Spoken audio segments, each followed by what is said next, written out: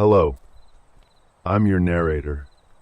You are entering a world that you may have heard of, where the night has a pulse and immortality is never clean. New Orleans breathes like a living thing. Iron balconies, candlelit rooms, humid streets that remember every sin you have ever committed.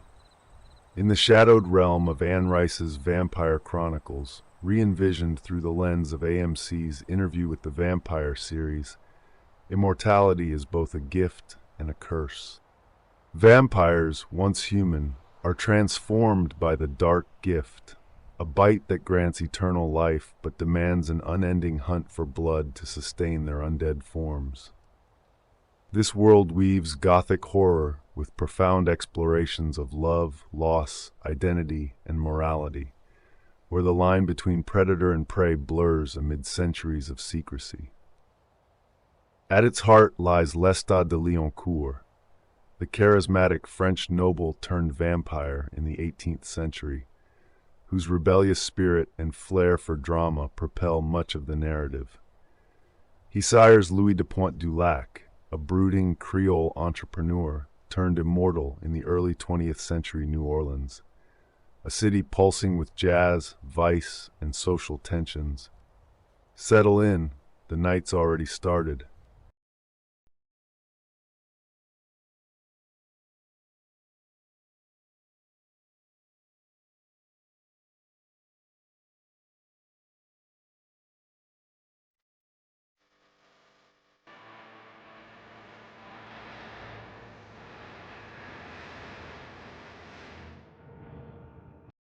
The Moonlight.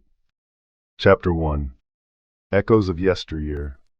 I sat now in the dim glow of my Dubai penthouse, the city's artificial lights sprawling below like a false dawn.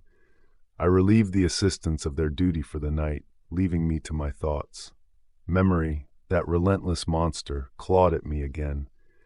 It whispered of love's lost, not to time, but to the curse we carried.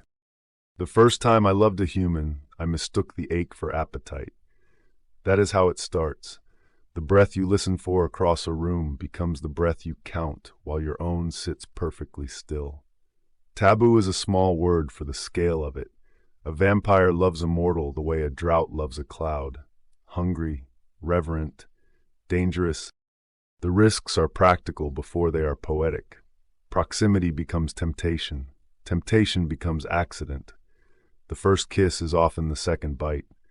Our blood is a long fuse that burns towards sex, and sex is a door that opens back toward blood. Even the most careful of us begin to read a lover's pulse like a diary. Mortals feel the wrongness early, the way we don't sweat, the way we don't sway, the way a room goes colder when we enter it. The pattern ends where it always ends, death or turning, and neither ending belongs to the human who started the story. We love them because they end. They love us because we don't. Loustat collected mortals like rare records. Antoinette had been but one in a parade of conquests, a sultry siren with her husky voice and knowing eyes. His tastes ran to extremes. The women were always temptresses, edged with danger, their curves and cunning a match for his own. The men? They were paragons of masculinity, broad-shouldered laborers, soldiers to soft as daffodil poetic type. Loustat knew to keep his male lovers away from me, and their entanglements brief. As for me, I called my arrangements flings, and then I flung them, into the river, into the ground, into the mouth of a century that doesn't remember. A cutting truth.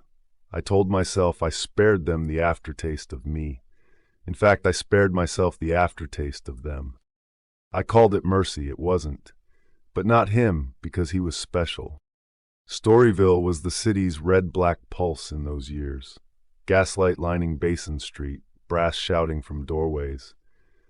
I went to count coin and quiet trouble, to make the council believe sin could be scheduled and taxed. He found me there once, and it rearranged the furniture of my heart for a season. Jonah Macon, he rolled back into my life rolling fog. It was 1917, and the azalea was a ledger in motion, coin counting itself with every laugh, glass, and drum brush. Ordinance 4118 had gummed up the week with pious men threatening livelihoods they visited nightly. I played host and defendant while useful parasites made their cases for righteousness between sips of rye. The room ran on tobacco and citrus, a Sazerac's ghost from somebody's hand. A knock. Finn's hat came in before his face. "There's a gentleman asking for you, Mr. Dulac, a man in uniform." The trumpet's wail cut through the haze of the azalea like a siren's call, pulling me from the back room's bitter negotiations. I stepped into the main hall, where the air thickened with the sweat of soldiers and the spice of rye, gas lamps casting long shadows over faces flushed with impending war. And there he was, seated alone at a table, his uniform a stark brown wool against the flamboyant carmine suit I wore that night, boots caked with the memory of distant mud, a relic from fields we once roamed as boys. Jonah Macon was a fragment of my mortal self, one of the few who had glimpsed the truth beneath my carefully built walls. In those human years, I had expected him to follow the path laid for men like us in New Orleans. Suppress the urges, marry, father children, bury the longing in silence. I might have walked that road myself, had the dark gift not claimed me first. But immortality had sharpened every sense, and as I approached, the vampire stirred at his scent, a warm fig laced with a strong yet sweet aroma vibrating through his mahogany skin like a hidden current. The urge to feed rose, easy to suppress in the crowded room, but the deeper hunger, the one tied to stolen glances and forbidden touches, proved harder to quell. From behind him the words escaped me like a breath I didn't need. "Good Lord." He turned, his face deepened by manhood, lines etched by time I no longer felt. A smile broke across my lips, one I hadn't worn since mortality, astonishment mingling with a rush of old affection. "Jonah?" "Louis de Pointe Dulac." His voice carried that heavy drawl, deepened by age and smoke. He rose, and we embraced, tight, lingering in that netherworld between brotherly warmth and something unspoken, electric. Eyes bore into us from the crowd, the mind gift whispering their judgments, but I pushed them aside, focusing on the heat of him against my eternal chill. With a wide-toothed grin, he teased, "Told Grace you wouldn't remember me." How could I forget? Of the few men in my mortal life, Jonah had come closest to breaching my heart's defenses, a wall erected not just for secrecy but to guard against the inevitable shatter. His smile disarmed me still, pulling me back to sugar-cane whispers and twilight confessions. Course I remember, the uniform's weight hit me then, a mix of pride for his courage, fear for his fragility, excitement at this unexpected reunion. "You're enlisted? Ain't you good at noticing what's plain?" he said, and the old grin threatened the regulation line of his mouth.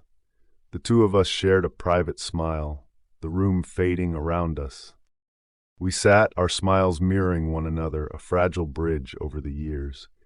Then my sister's name surfaced in my thoughts. "You seen Grace?" "Saw her this morning, getting the yard ready for a birthday party." Birthdays had blurred for me.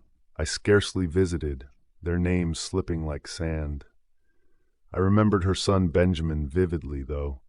For the night I nearly fed on him in his infancy, a horror that echoed eternally in the chambers of my guilt. "Oh, yeah, right, twins. She got twin girls."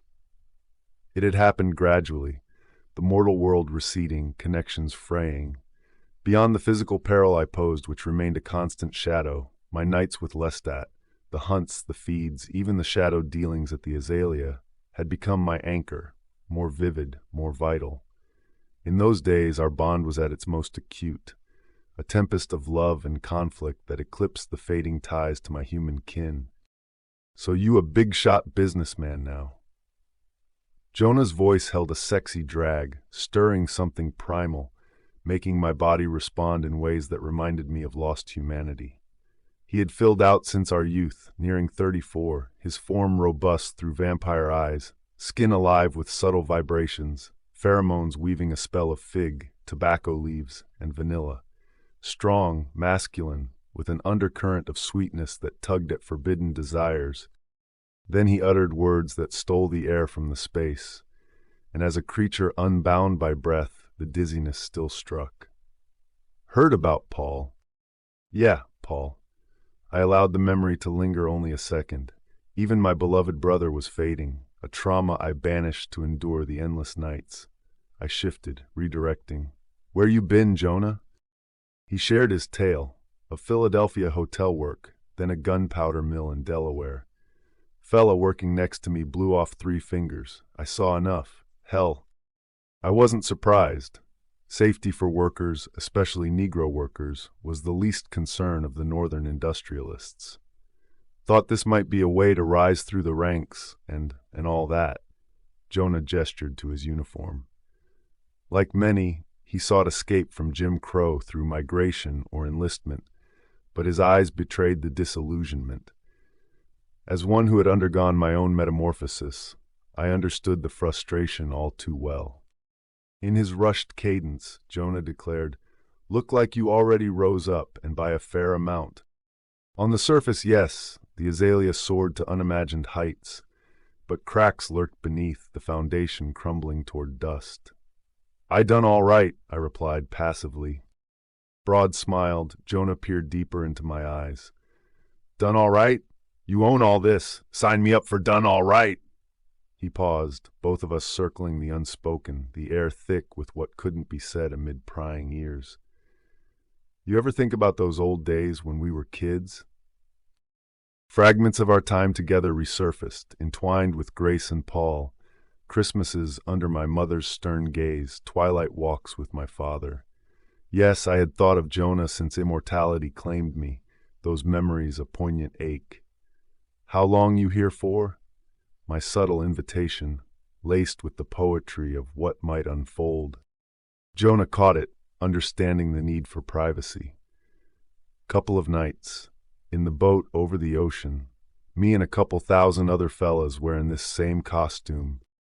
The flirt in me, undying as the vampire, leaned closer, candlelight dancing on my features. "You think this is nice? Wait till you see my pretty automobile." Chapter 2. Easy Living Louis. The engine of the Rolls-Royce purred like a contented predator as we left the azalea's glow behind, the French Quarter's gas lamps flickering in the rear view like dying embers. It was 11:30, the air thick and warm at 78 degrees, a sultry blanket that clung to everything in New Orleans this time of year. The city's pulse faded gradually as we drove north. First, the clamor of Liberty Street's sporting houses giving way to quieter residential blocks, where wrought iron balconies loomed like skeletal fingers over the sidewalks. Then the buildings thinned, the cobblestones smoothing into rutted dirt roads, the scent shifting from spilled rye and perfume to the earthy damp of moss and brackish water. Streetlights became sparse, swallowed by the encroaching dark of the countryside, until the bayou's wild whisper took over, sounds of the wild filling the night like an unending chorus. The car's black body, with its coffin-nose grille gleaming under the moon, cut through it all. A lavish shadow gifted by Loustat, a symbol of the somber isolation that had become my existence. I mostly listened as Jonah spoke of his life up north, his voice a steady rhythm against the bumps of the road. The Rolls handled them with ease, its suspension absorbing the jolts like whispers in the dark. He painted Philadelphia in broad strokes. The Negroes there so different from down south, everyone hustling, barely a hello exchanged on the crowded streets. "They all moving too fast, Lou. No time for nothing but work and worry." He didn't like it, he said, the grit and the grind. If I wanted a dirty city full of hookers, I'd have stayed right here in New Orleans. His fast tongue threw jokes like darts, each one landing with a spark that pulled laughter from me. Genuine, unbidden smiles that cracked the veneer I'd worn since my turning. It felt human, that laughter, a fleeting warmth in the eternal chill. Then our hands brushed as he gestured, his skin alive with heat against my icy fingers. Hands ice cold, Louis? I make you that nervous? Jonah asked, his tone teasing, but his eyes searching. A little, I admitted, and it wasn't evasion. Everything about this reunion terrified me. The pull of old affections clashing with the beast inside. The risk of letting a mortal this close when eternity had sharpened my edges to lethal points. No, just my health is a little different. I half lied, steering away from the truth like the car navigated the darkening road. Like with the eyes, Jonah probed gently, his concern a soft blade. You got it, barely go out in the sun because my eyes are too sensitive. The words tasted like ash, a partial veil over the deeper curse. But he accepted it, nodding as the city lights vanished entirely behind us, the bayou's wild expanse unfolding like a secret we were driving straight into. My eyes kept darting to him during that 15-minute drive, the road ahead a blur of shadows and headlight-dappled leaves. Luckily, I didn't hit anything, the vampire's reflexes a silent guardian against my distraction. But it wasn't Jonah's stories that held me. It was the pulse at his neck, a rhythmic thunder that drowned out his words, calling to the hunger like a siren's song. I traced it with my gaze, the way it fluttered beneath his warm brown skin, alive and insistent. His uniform clung to him slightly askew, as if tailored for a different man, but it accentuated the muscles of his form, the broad shoulders honed by labor and war, the subtle swell of his chest rising with each breath. It was a misfit that made him all the more real, all the more tempting in his mortality, a contrast to the flawless eternity Loustat and I inhabited. I wanted to kill him, not out of hatred, never that. In the 7 years since my turning, of the over 200 souls I'd taken, a number that haunts me still, each one a scar on the odyssey of my recollection, nearly all had been from malice or dispassion.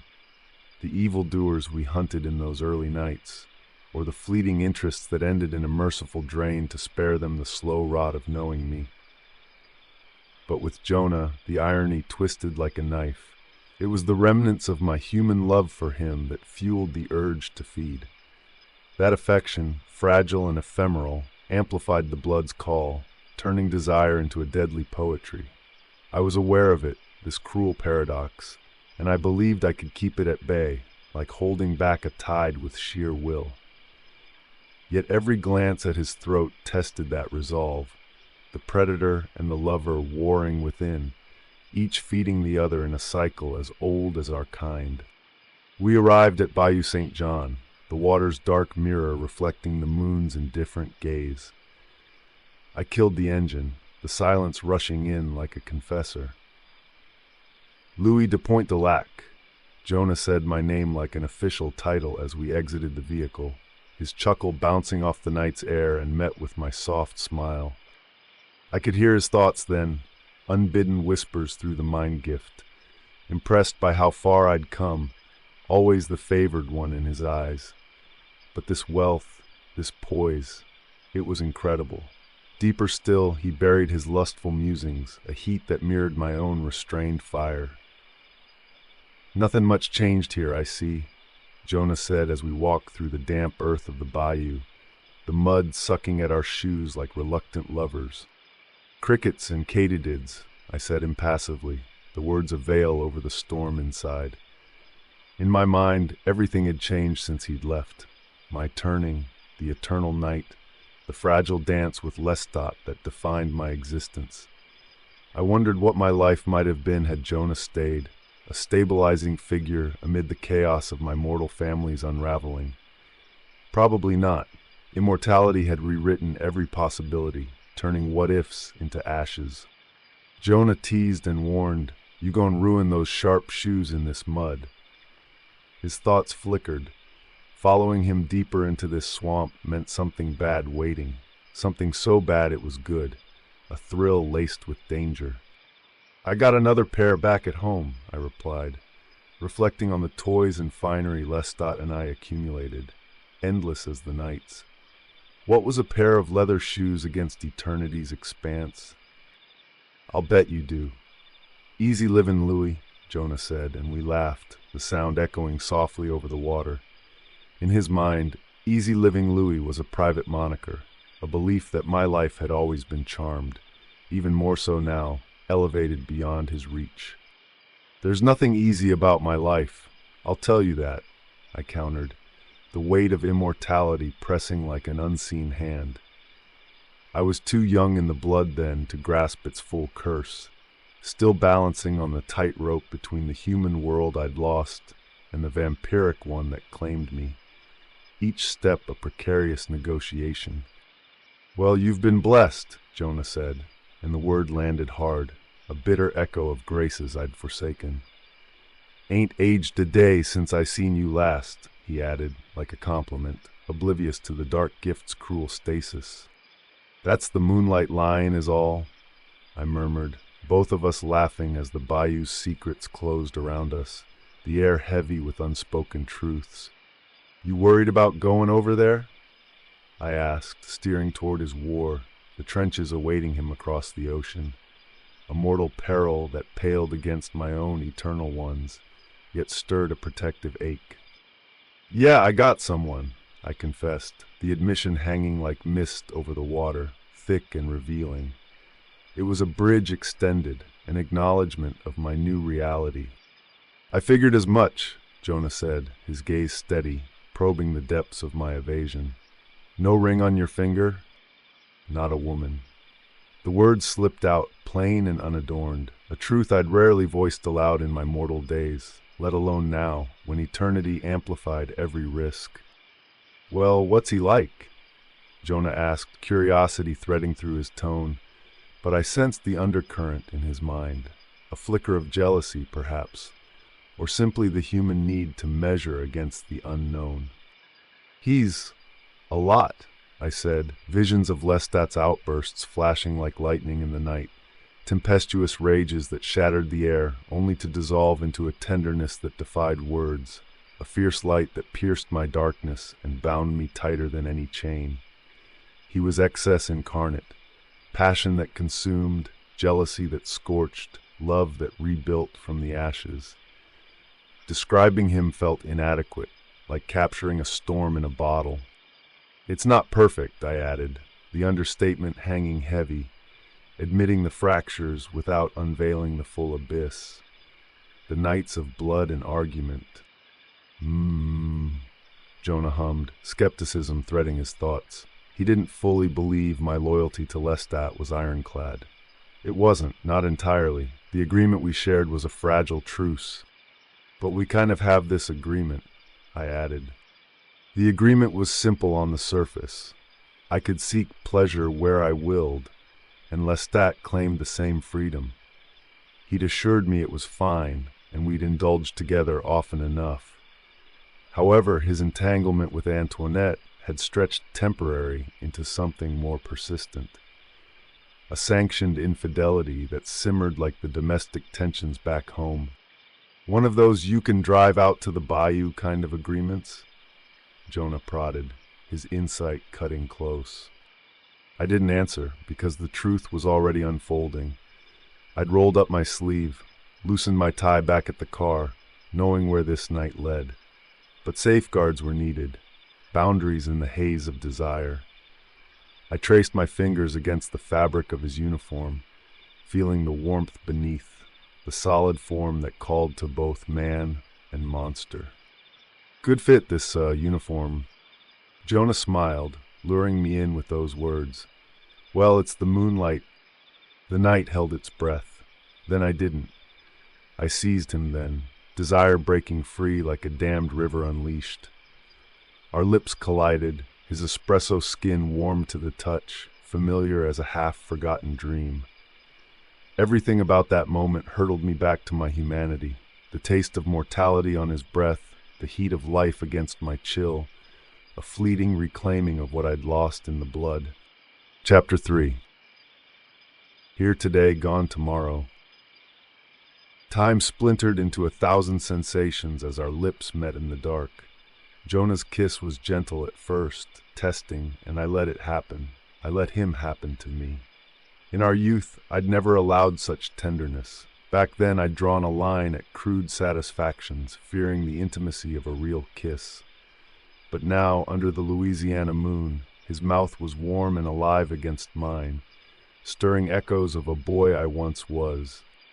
I first realized my desires at 14, stealing chaste touches with Samuel behind the sugarcane fields. Our bond was innocent explorations, unsullied by full consequence. He left for Biloxi before I turned 18. With Jonah, innocence had died with my mortality. Hunger replaced it. Vampire thirst threaded with mortal yearning, each fueling the other. He freed me from the last of my clothing with a deftness that drew a gasp from my throat. Then Jonah's mouth was on me, enveloping me, hot and wet and perfect. I shuddered, my hand gripping his head. Pleasure lanced through me, sudden and bright, coiling with the ever-present thirst in my core. I had long suspected that in vampires the line between lust and bloodlust was perilously thin. Here was proof. As Jonah took me deeper, a ragged moan tore from my lips, and I realized I was baring my teeth to the night. The points of my fangs pressed against my lower lip, aching to pierce, to feed. Instinctively, my free hand moved to Jonah's closely cropped hair, not to push him away, but to touch, to feel the heat and reality of him, to ground myself in this moment. His tongue and lips worked a rhythm that sent sparks skittering up my spine. My vision blurred. Somewhere in the haze, I felt my consciousness reaching outward, as if the ecstasy had unlocked the doors of my mind gift. Jonah's surface thoughts washed over me. Desire, raw and urgent, underscored by marvel at me. My Louis, he was thinking, more sensation than speech. The thrill of devouring me in his own way, the pride at drawing out my pleasure, and beneath it a steadfast adoration that humbled and frightened me in equal measure. His devotion only sharpened the twin blades of my longing and hunger. I swayed on my feet, letting out a harsh breath. The world tilted, and for a split second I wasn't in the bayou at all. I was back in another dim, sweltering room some years ago, with another man's rough hands on my undead skin. The memory struck without mercy. It had been shortly after my turning, when I first dared to lie with a mortal. He was an Irish stevedore fresh off the docks, hair the color of rust and eyes a lively green, until they weren't. In my naivety, I'd charmed him to my bed with little effort, drunk on newfound confidence. What followed was supposed to be just a dalliance, bodies entwined in shadow, chasing a mutual release. But I had been so hungry, so overwhelmed by sensation after sensation, his heartbeat pounding against me, his sweat and scent flooding my senses, that I lost control. Passion's crescendo became a frenzy. I sank my fangs into his throat at the height of it, and ecstasy turned to horror as the hot rush of his blood filled my mouth. By the time I came to my senses, I was holding a corpse, a beautiful face gone slack, green eyes staring like dull marbles into nothing.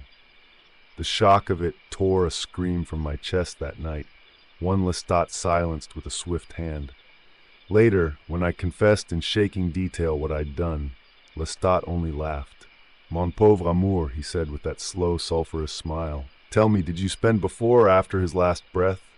Avant l'adieu, ou juste après le silence?" His cruel poetry rang in my ears even now. I remember I had retched with guilt, while Loustat clucked that I'd learned control with time. He was right to a point. I did learn, but I never forgot the cost of that lesson. A strangled sound escaped me, pleasure twisted with panic. My hand tightened in Jonah's hair, not meaning to yank, but he sensed something and began to pull back, concern cutting through his haze of lust. I hold him in place. No, don't stop. If he stopped now, if he looked up and saw the horror in my face, the want, the hunger. I didn't trust myself to speak. Instead, I guided him gently to continue, rolling my hips forward with a soft grunt meant to reassure. Jonah's hesitation vanished. He resumed his attentions with renewed fervor, hollowing his cheeks around me, sending a bolt of white-hot bliss through my body. I choked out a moan, my composure fraying. The taste of that long-ago sin still lingered on my tongue in memory, spurring me to remain vigilant. Not him. I will not hurt him. I chanted it internally like a prayer. The pleasure mounted, electric and immediate. I could feel an orgasm coiling within me, ancient instincts entwining with carnal need. Every draw of Jonah's mouth threatened to shatter the careful balance I'd fought to maintain. My fangs ached like twin daggers in my gums. I could almost picture sinking them into the tender flesh of his shoulder, the hot gush filling my mouth as No. My eyes flew open, and I realized I was trembling violently. Jonah's hands gripped my thighs to steady me, mistaking the reason. The final wave was cresting. I was seconds away. In a last act of desperation, as that tidal ecstasy began to crash over me, I wrenched my wrist up to my mouth and bit deep. My teeth punctured my own flesh effortlessly. The taste of my blood, cold, coppery, tinged with the essence of all the animals I'd fed on lately, flooded my mouth. It wasn't nourishing, not the way human blood would have been, but it was something. Pain lanced up my arm, entwining with the surging pleasure as my release hit. I muffled a cry against my bleeding wrist. The night around us seemed to vibrate. A chorus of cicadas swelled as if in harmony with the shudder that tore through me. I released into Jonah's eager mouth with a guttural groan, my body jerking with the force of it. The sensation was more intense than any climax I'd had as a human. Vampirism made everything sharper, more consuming, and for a brief moment, my vision whited out. Somewhere in that blinding rush, I heard Jonah's low hum of satisfaction as he took all I gave him. Jonah rose unsteadily to his feet, one hand braced on my shoulder. He was breathing hard, face flushed in the moonlight. "Louis, you done because it was hard to tell?" he started, voice husky. I raised my eyebrow, devilishly matched with a smirk. I wasn't sure if it was a question or an offering. I could smell myself on his breath, a strangely intimate thing that sent a ripple of both pride and shame through me. My body was humming with satiation, both lust sated and blood hunger tamped down for now. And miraculously, Jonah was alive and unhurt. My careful choreography of restraint had held. Relief flooded me, so palpable I nearly laughed with it. But Jonah's gaze had fallen to my hand, to the dark, wet sheen on my wrist and the spots of red staining the sleeve. His eyes widened. "Shit, Louis, are you hurt?" he asked, alarm pushing the heat from his voice. He reached for my arm, but I drew it back, clenching that hand into a fist to hide the healing punctures. "It's nothing," I lied swiftly, trying to sound nonchalant between ragged breaths. "Just nicked myself on that willow bark behind me." I nodded toward the twisted tree looming over us. "I'm okay," I insisted, searching his face. "More than okay." A slow smile found my lips, genuine and languid with the afterglow. Jonah looked at me skeptically for half a second, then down at my wrist again. The bleeding had stopped. Only a smear of blood remained. Already the skin beneath was unbroken, smooth. In the poor light, he might not discern that detail, but his brow furrowed. He knew something was off, but as always, Jonah chose not to pry too deep. Instead, he exhaled a short, anxious laugh. I rushed myself, tucking my shirt back in, refastening my trousers with fingers that still trembled slightly. Jonah adjusted his own uniform jacket, brushing dirt and leaf litter from his knees. An awkward silence threatened to rise.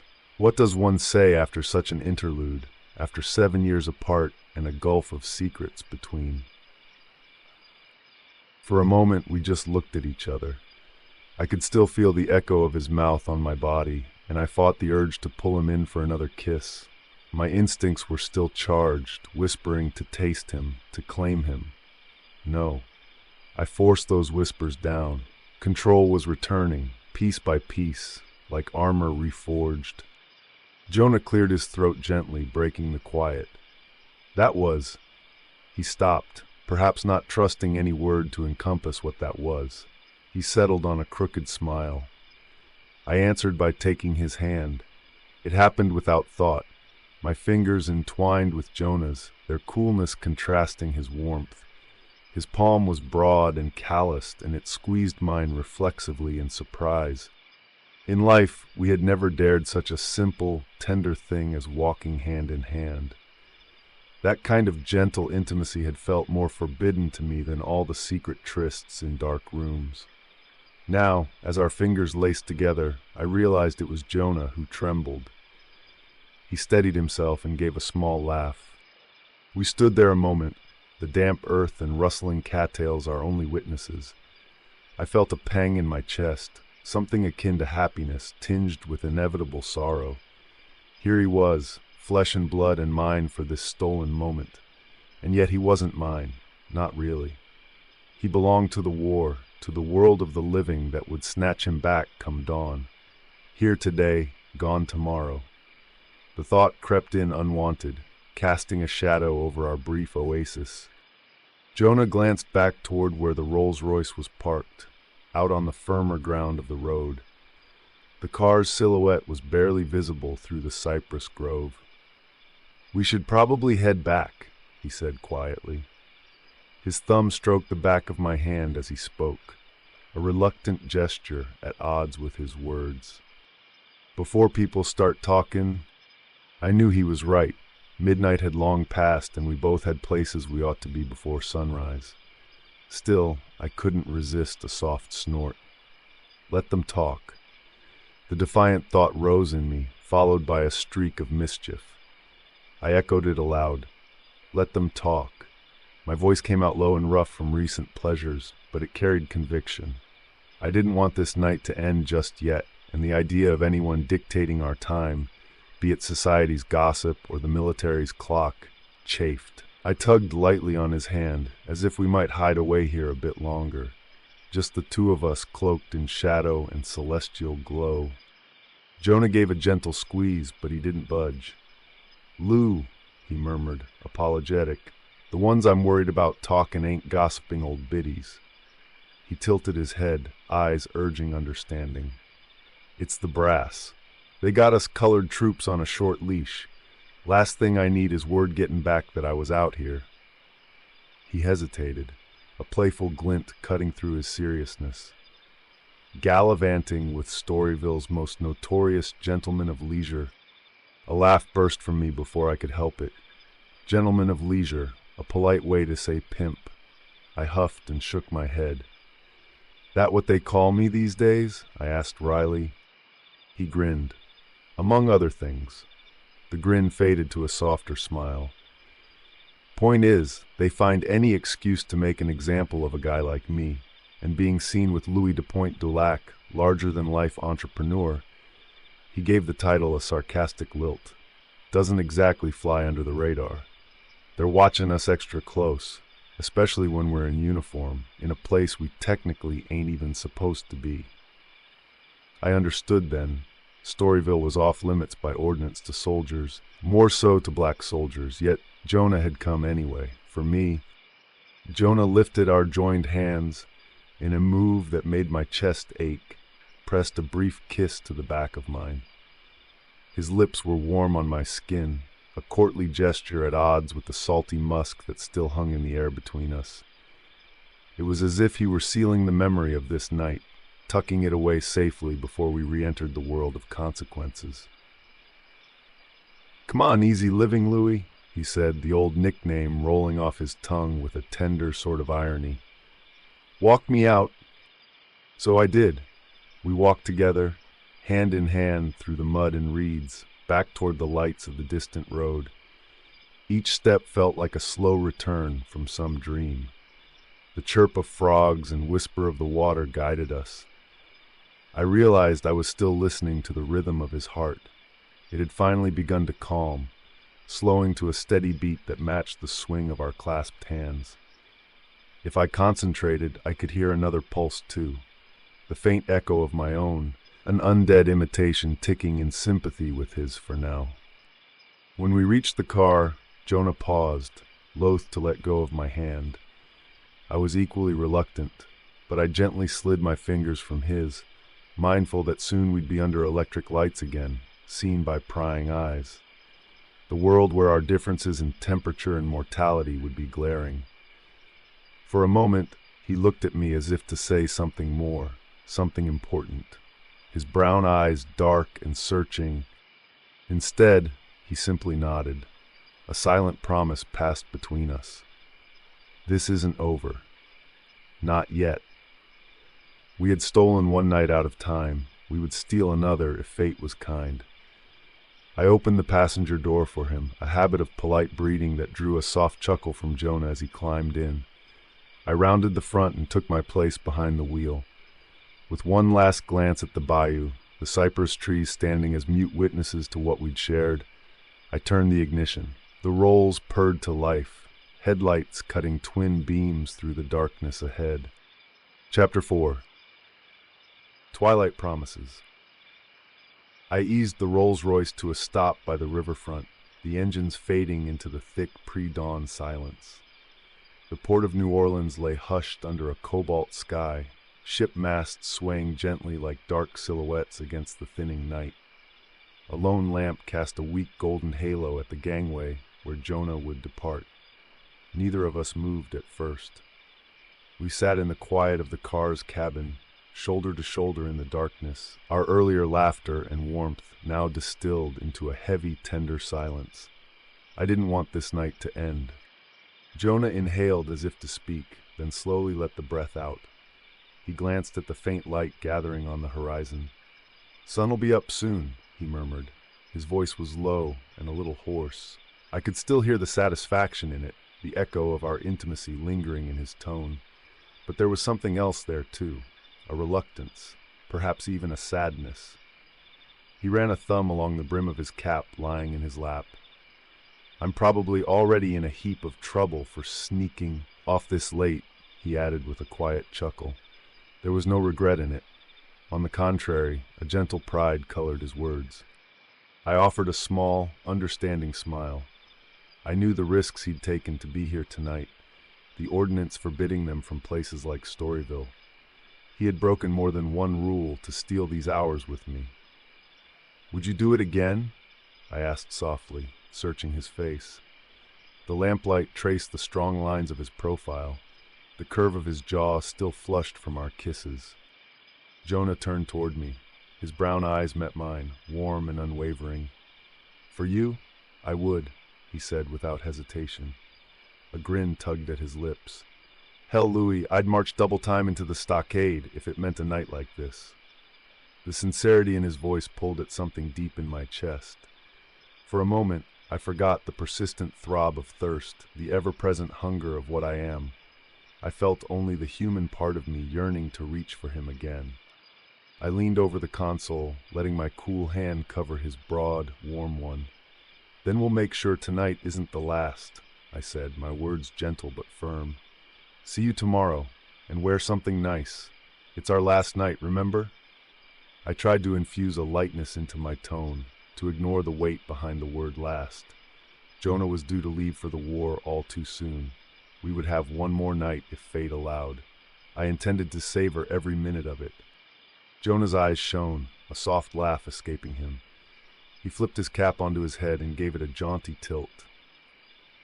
"Easy livin', Louis," he teased, the old nickname floating out with affectionate irony. He opened the passenger door and stepped out onto the cobblestones. Turning back, he flashed me that familiar crooked smile, mischievous, a little wistful. "Don't keep me waiting tomorrow here," he added, tapping 2 fingers to the brim of his cap in a mock salute. I nodded, throat tight. "I won't," I promised. For a second, propriety and fear of prying eyes were forgotten. I climbed out as well, coming around the car. In the dim light, I dared to reach for his hand one last time. Our fingers squeezed together, a brief, fierce pressure.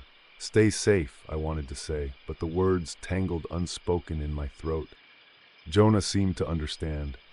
He answered by brushing my knuckles with his thumb. "Good night, Louis," he said softly. The smile he gave me then was bright and heartbreakingly brave, as if this parting were just another goodbye, and not the precipice of unknown dangers.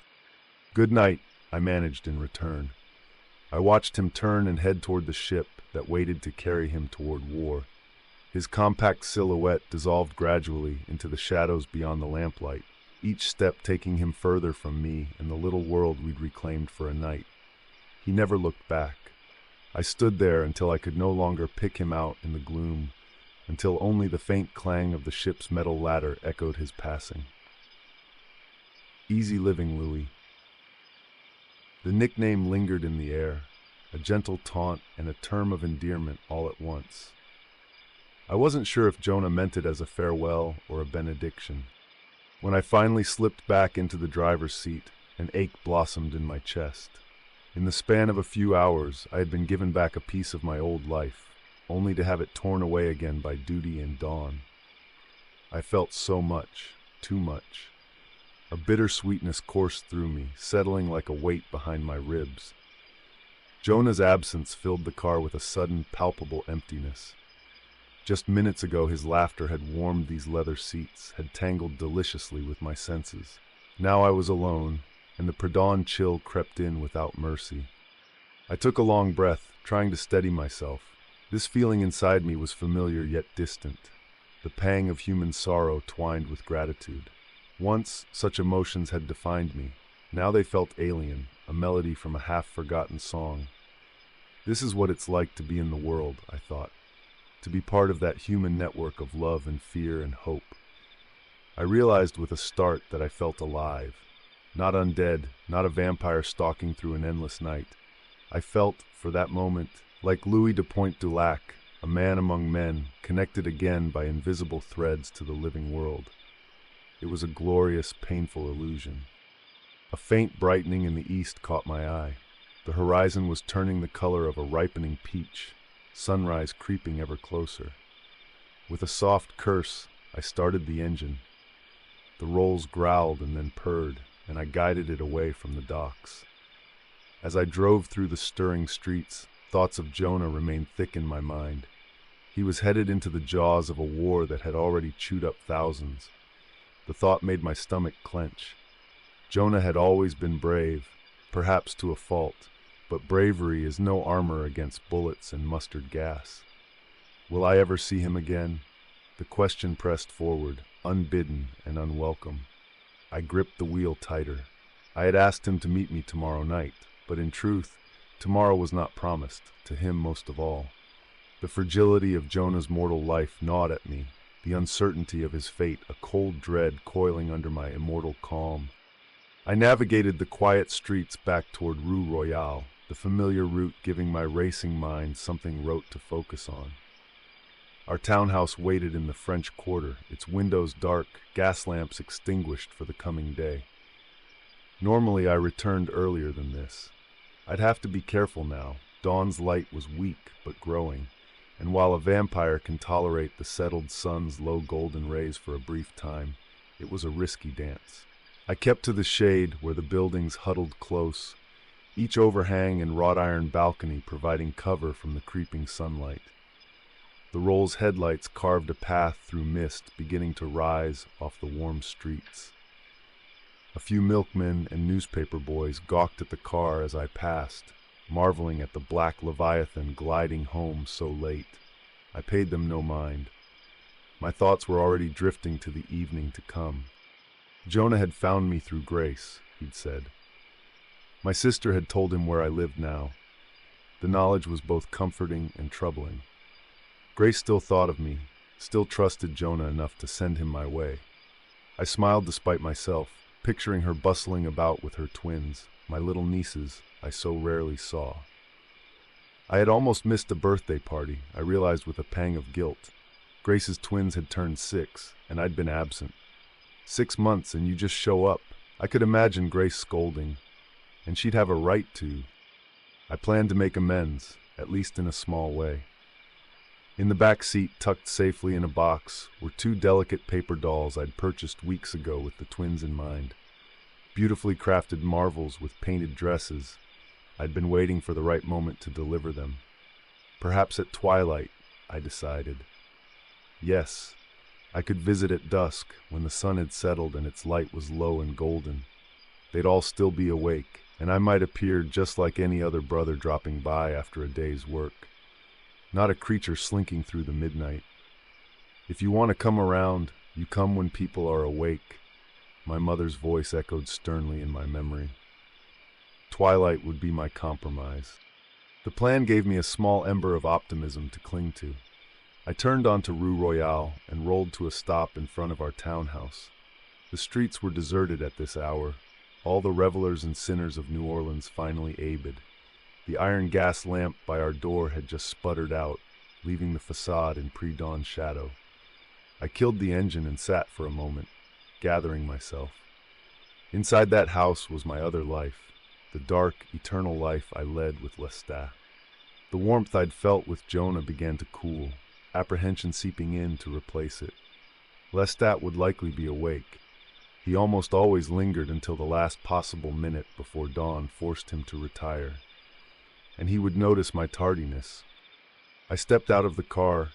The humid air clung to me like a second skin as I hurried to the door.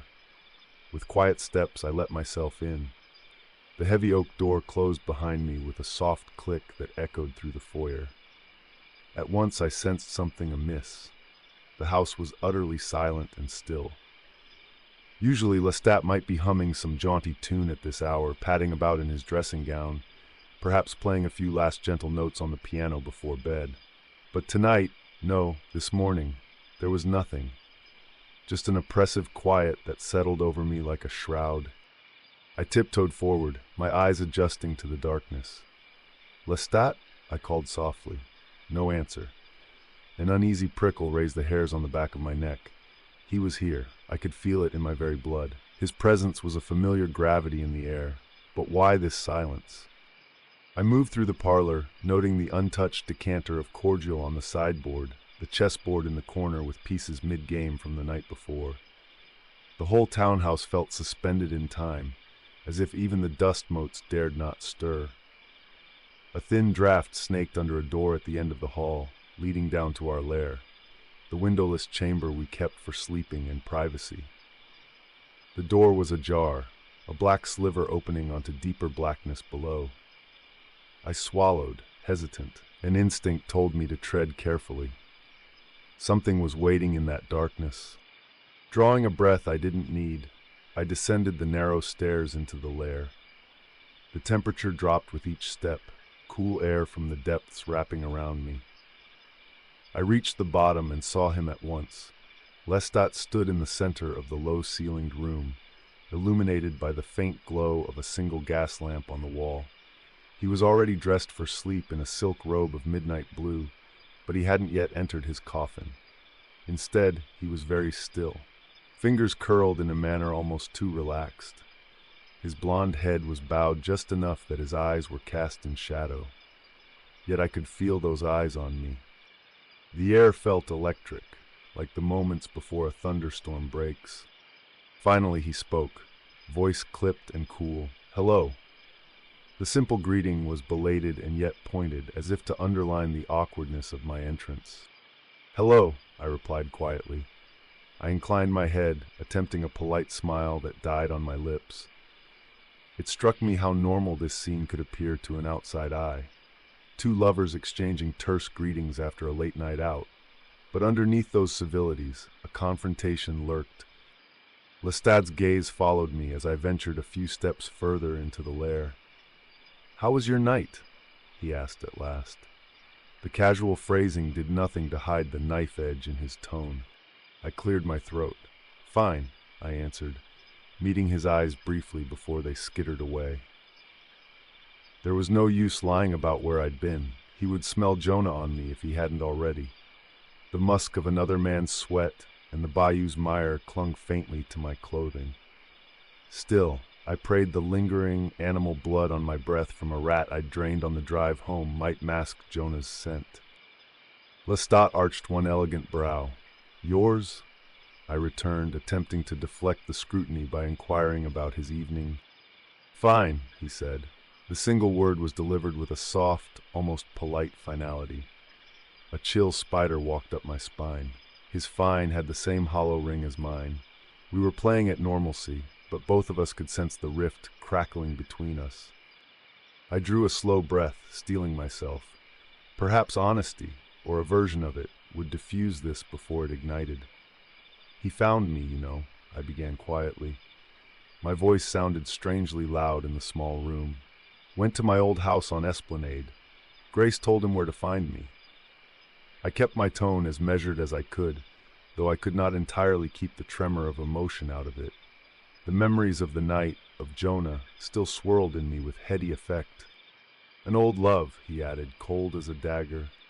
I never before used that word to describe my time with Jonah, but I suspect it was. My eyes flicked to Loustat's face. His expression was impassive, marble-like. I pressed on. We had a few early fumbles. He was 16. I was older. We both knew, even then, we were a little different. The corner of my mouth twitched up in a faltering attempt at a smile, trying to inject a hint of levity into the confession. What I described as fumbles felt anything but trivial now. Loustat responded only with a soft, neutral noise, a monosyllabic The air fell still again. I couldn't decipher that sound. Disapproval, jealousy, or just acknowledgement. His face remained a smooth mask, offering no clear insight. The tension between us tightened another notch, stretching taut like a rope. I lingered near the foot of my coffin, unsure whether to sit or continue standing. My hands found each other and clasped behind my back to keep from fidgeting. I realized I was holding my breath, an old mortal habit that resurfaces in moments of stress. For all Loustat's apparent composure, the air around him practically vibrated with restrained emotion. I could feel the effort it cost him to keep his temper leashed. I ventured another approach, grasping for normalcy. "How's Antoinette?" I asked lightly. The question came out of nowhere, a non sequitur that betrayed my nervousness. Antoinette was a jazz singer Loustat had been enamored with recently, a passing fancy, or so I'd tried to convince myself. In truth, mentioning her was a diversionary tactic. If we spoke of her, maybe we wouldn't have to speak about Jonah, about what I had done tonight. Loustat's eyes narrowed just a touch. Perhaps he recognized my deflection for what it was. Still, he answered with an elegant shrug. "Tedious," he said, voice lilting with dismissive boredom. A surprised blink crossed my eyes. He had been positively rapt with Antoinette's charms only nights ago, praising her voice, her figure. Now tedious fell from his lips like a dead weight. Loustat wasn't finished. He went on, tone airy and unconcerned. "No, I don't see that happening again. These affairs always flame out." I stood there, absorbing his words. These affairs. The way he said it almost sounded like a reassurance. To me or to himself, I wasn't sure. He had drawn a neat little box around his liaison with Antoinette and set it aside as a dalliance done and dusted. Normally that admission would have brought me relief or even delight, but tonight it left me cold.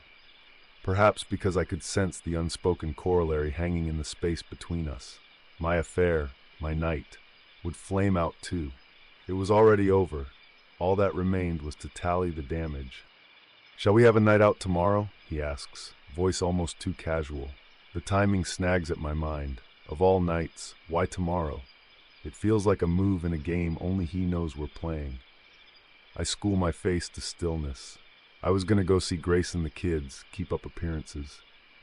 The excuse slips out steadily. It isn't a lie. I will visit my sister at dusk, but the real errand lies beyond. Jonah, one last time before he ships out. Loustat's smile flickers at the edges. I sense displeasure coiled beneath his gracious nod. I add softly, "How about after?" offering him the remainder of my night. "Fine. Lock us in, would you?" His agreement is swift, clipped. As I head towards the vaulted, I noticed his boots. In the lantern's light, I notice mud caked on the leather, a dark rim of bayou clay. My stomach tightens. Many streets here are unpaved, I tell myself. The mud could be from anywhere. Still, a prickle of unease slides up my spine as I latch the heavy vault door behind us. The iron bolts thud home with a grim finality. In the hush, Loustat has already settled into his silk-lined coffin. I linger by the vault entrance a moment longer, fingers resting on the cool metal lock. Jonah is out there, warm, mortal, oblivious to the danger he's in. I know the pattern of Loustat's jealousies, the sharp edge of his affections. Miss Lily had been smiling one day and dead the next. Jonah could be gone just as easily. With dread pooling cold in my gut, I slip into my own coffin and pull the lid closed. Darkness folding over me like a shroud, wrapping me in the fear that Jonah will share Miss Lily's fate. Chapter 5. Hopeless. I awoke that evening with a weight on my chest. 7 years to the day since I first met Loustat, and the world I knew had changed beyond recognition. Loustat de Liancourt existed on his own planet, dragging me along in his orbit. New Orleans, my home, had become a playground for his whims. In those early nights I was enthralled. Now I often felt like a bee trapped in amber. I asked myself if I loved him, and the answer was an overwhelming yes. Yet I couldn't deny the cruelty beneath his charm. Loustat reveled in the hunt, in the kill, sometimes with a sadism that made my stomach turn. He said it was all part of our nature, but I knew better. Not even immortality justified the gleeful way he toyed with life. I struggled with the bloodlust in those days precisely because he relished it so much. It was agony to force myself awake before sundown. I clawed my way out of the protective darkness around 5:30 in the evening, well before my usual hour. Rising early left me weak and anxious. Every instinct in my body rebelled against the dying sunlight that still bled into the sky. But I had no choice. Today was important. Loustat was already awake when I crept from my coffin at dusk. He lounged in his midnight blue robe, open over a bare chest, as flawless and lethal as a blade wrapped in silk. "Up rather early, aren't we, my love?" he drawled, an amused glint in his eye. He warned me this was no way to start the night. I muttered something about Grace's little girls celebrating their birthday. Loustat rolled his eyes, bored by the mention of my mortal family. The slight prickled at me. His casual disdain for anything that wasn't him cut deeper than usual tonight. He smirked and asked, "Planning to pay them a visit as a charcoal briquette?" I shot him a dark look as I fixed my cufflinks. "I'll be leaving at twilight. I can manage," I replied. I had perhaps an hour before true dark, barely enough time to see Grace and the children safely. Loustat shrugged and reminded me of an engagement we had later that night. I promised I would meet him as planned, but the words felt hollow even as I spoke them. He watched from the bed, eyes heavy-lidded with disinterest as I dressed. I chose a dark plum-colored suit with a matching tie, a rich, somber shade closer to dried blood than wine. It was a change from the bright, confident colors I'd worn in Storyville's heyday. Now this elegant, ominous suit felt more fitting for the man I was becoming. I added my red-tinted sunglasses to hide the telltale gleam of my vampire eyes. Fully armed against the remnants of daylight, I hurried out. The waning sunlight pricked at my skin, even through the tinted glass of the automobile. I sped away from Rue Royale toward the familiar streets of the 7th Ward. It had been months since I last saw my family. The previous visit had ended in a bitter quarrel with my mother. Her contempt for my lifestyle had grown more brazen with each passing month. She'd accused me of gallivanting around town with some white man instead of attending to family obligations. She sneered that if my father were alive, he'd be disgusted by what I'd become. I swallowed her insults that night, chaining the beast inside me.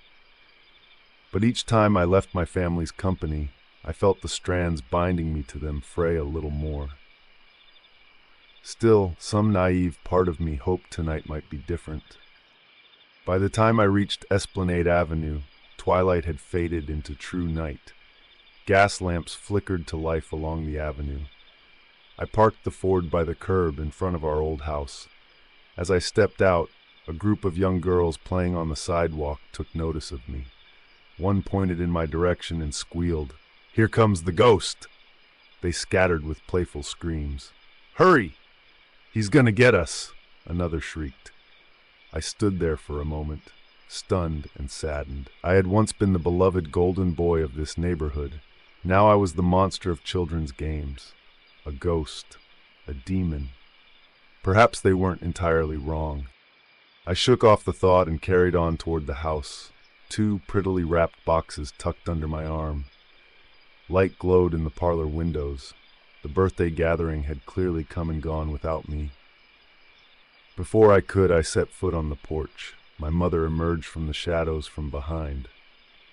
Florence de Pointe du Lac, stoic, sharp-eyed even in her advancing age, regarded me as if I were a stranger.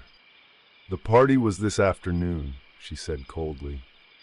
I refused to force a polite smile. Seems my invitation got lost in the mail.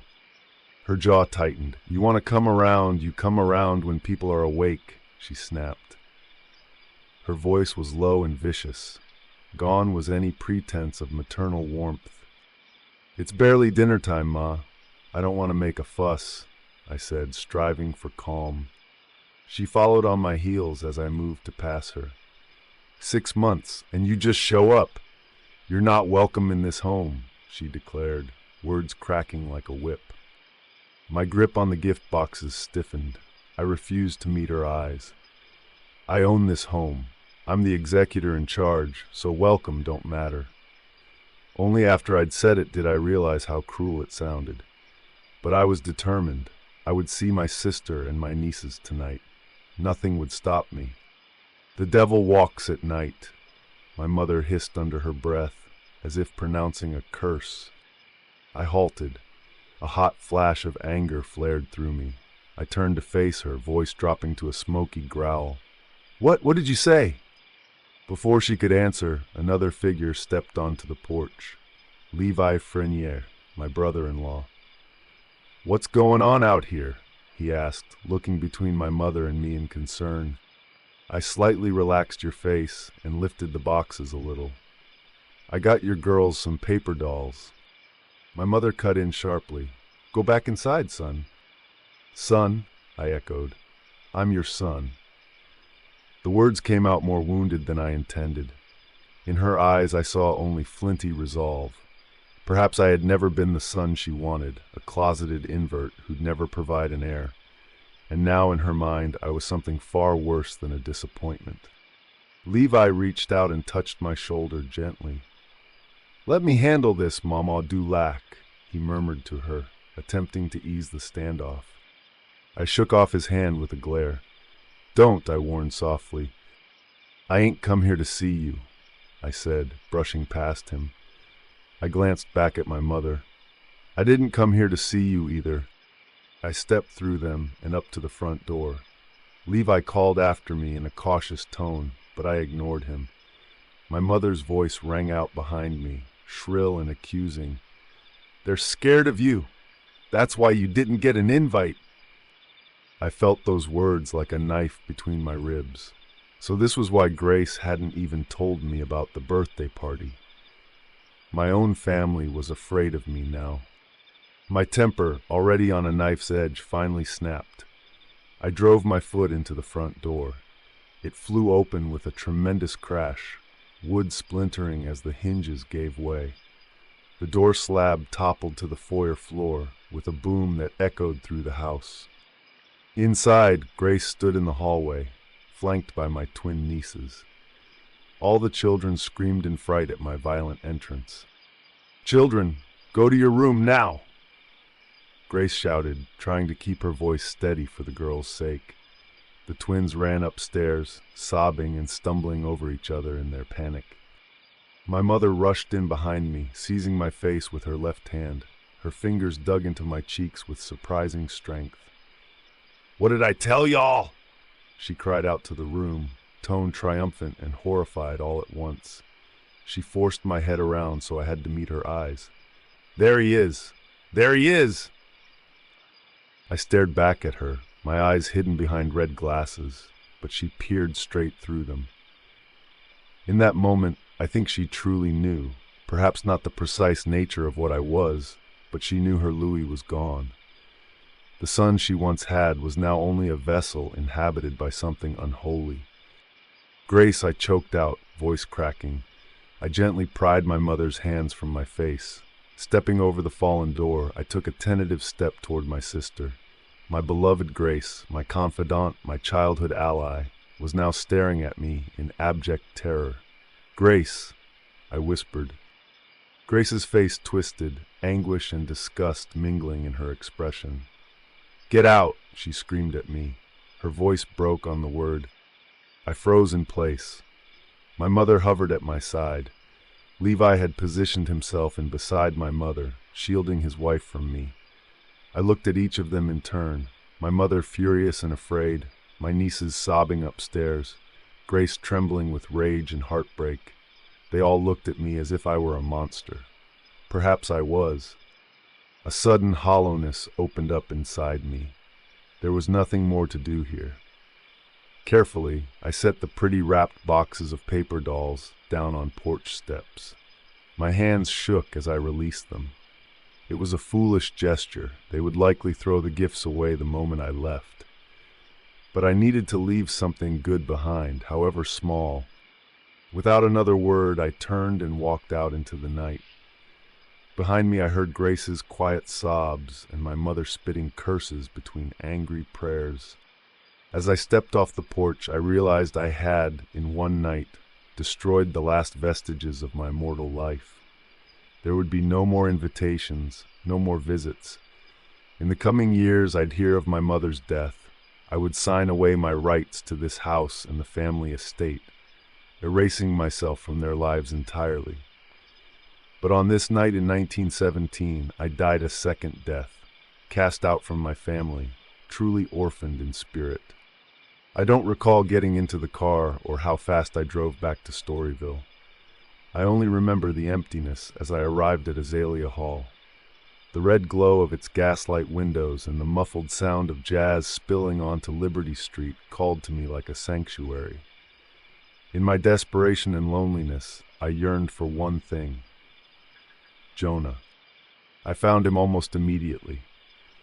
The moment I stepped through Azalea's doors, I caught the familiar warm scent of him, bay rum, a trace of tobacco, and that ineffable sweetness of life pulsing under his skin. I listened past the tinny piano and brassy horns coming from the parlor. There, in a dim corner, sat Jonah in his olive-green suit, a half-empty drink before him. A candle on the table cast soft light across his thoughtful face. He was alone, absorbed in the band's sultry rendition of Dixie. Just seeing him eased some of the tightness in my chest. I approached quietly, sliding into the seat beside him. Jonah started in surprise. "Louis," he said, breaking into a grin as he recognized me. "I'm sorry I'm late," I said softly. I tried to sound casual, but I heard the tremor in my voice. I greeted him warmly, but my voice revealed some level of unease. Jonah clasped my hand in a friendly shake. His grip lingered a beat longer than decorum allowed. That touch conveyed understanding, concern, and maybe a longing neither of us dared put into words. He studied my face. "I thought you weren't going to show," he admitted, relief and worry mingling in his tone. "I even stopped by Grace's on my way, just to see if you might be there, because I couldn't wait to see you." I tensed at the mention of Grace's house. He must have heard about the birthday gathering. Perhaps he dropped by amid the aftermath of my disastrous visit. I didn't want to think about what he might have learned, and I certainly didn't want to talk about it. Not here, not with him. I managed a tight smile and gently squeezed his shoulder. "Why don't we go somewhere more private to talk?" I suggested. He nodded, and I led him away from the bustling parlor, down the corridor toward my office. As we walked, I tried to lighten the mood by pointing out Azalea's newly refurbished woodwork and the gilt-framed paintings along the walls. Jonah humored me with a soft chuckle, remarking that I'd always had an eye for finer things. At the office door, we encountered Bricktop, who was just leaving with the night's ledger tucked under her arm. She took one look at Jonah and me and smirked knowingly. "Evening, Mr. Dulac. Is Loustat in the building?" she asked, arching an eyebrow. Jonah stiffened slightly beside me. I cleared my throat. "I haven't seen Loustat tonight. If he does show up, do me a favor. Keep him busy, all right?" I gave her a look that brooked no argument. Bricktop chuckled under her breath. "You got it, boss." With a wink at Jonah, she swept past us to give us privacy. I closed the door behind her, shutting out the noise of the brothel. Jonah stood in the center of the office, hands clasped in front of him, uncertain. The green-shaded desk lamp cast an intimate glow over the burgundy leather armchairs, the mahogany desk strewn with papers, the crystal decanter of bourbon. "Have a seat," I offered quietly. He sank into one of the armchairs. I went around to the other side of the desk, if only to put a little distance between us while I gathered my thoughts. My nerves were still raw, my emotions whiplashing from what had happened at the house. I busied myself by pouring 2 tumblers of bourbon. Finally, I handed him a glass and took one for myself, settling in the chair opposite him. Jonah waited patiently, eyes never leaving my face. I drew a slow breath. "Jonah, I'm afraid I won't be able to spend the night with you like I thought." The words came out quietly, laden with regret. Something happened, and plans changed. Concern flashed in his expression. "Is everything all right? What happened?" He leaned forward as if willing me to confide in him. "Was it Loustat?" He spoke Laustat's name carefully, but it felt like a crack of thunder in that small room. I tensed despite myself. I had never mentioned Loustat to Jonah until 2 nights ago, when I'd blurted out that I was committed to someone. The fact that Jonah now spoke his name told me Grace must have filled in some blanks for him. I took a sip of bourbon to steady myself. The alcohol slid down my throat with a comforting burn. "I told you the other night, I'm with someone," I said, meeting Jonah's gaze. "Yes, Loustat and we're together." Jonah nodded tersely. "I remember what you said," he replied, and there was an edge to his voice I'd never heard before. His usually warm baritone had gone cold and stiff. His tone sparked my temper. How could I explain any of this to him when I barely understood it myself? "Then what the hell do you expect from me, Jonah?" I snapped, more harshly than I intended. I set my glass down hard on the desk. The room went very still. A muscle in Jonah's jaw twitched. For a long moment, we sat in tense silence, the lamplight flickering between us. When Jonah finally spoke, his words came quietly, but they pierced straight to the heart. "Do you ever think about the fact that I loved you first? That I've been in love with you since I was 17 years old?" My breath caught. I felt as if the floor had dropped out from under me. He had never said it outright before, though I had always known. Hearing it now, spoken aloud after so many years, was almost more than I could bear. Memories of simpler days, stolen glances on hot summer nights, tentative brushes of hands when no one was looking, flooded back, tinged with the bittersweet ache of what might have been. I closed my eyes. That was a long time ago," I whispered. My voice sounded hollow to my own ears. Jonah surged to his feet and began to pace the small space. He dragged a hand over his face. "I always knew you were out of my league," he said with a bitter laugh. "So damn above me it wasn't even funny. But I was like a little boy chasing after a butterfly, blind to everything except you. I followed you for years, Louis." He shook his head, and when he looked at me again, I saw tears in his eyes. "Now I've got other, far more dangerous things to follow." He reached for the door. My heart clenched. Jonah was going to leave, and in a matter of days he'd be bound for the battlefields of Europe. Perhaps I would never see him again.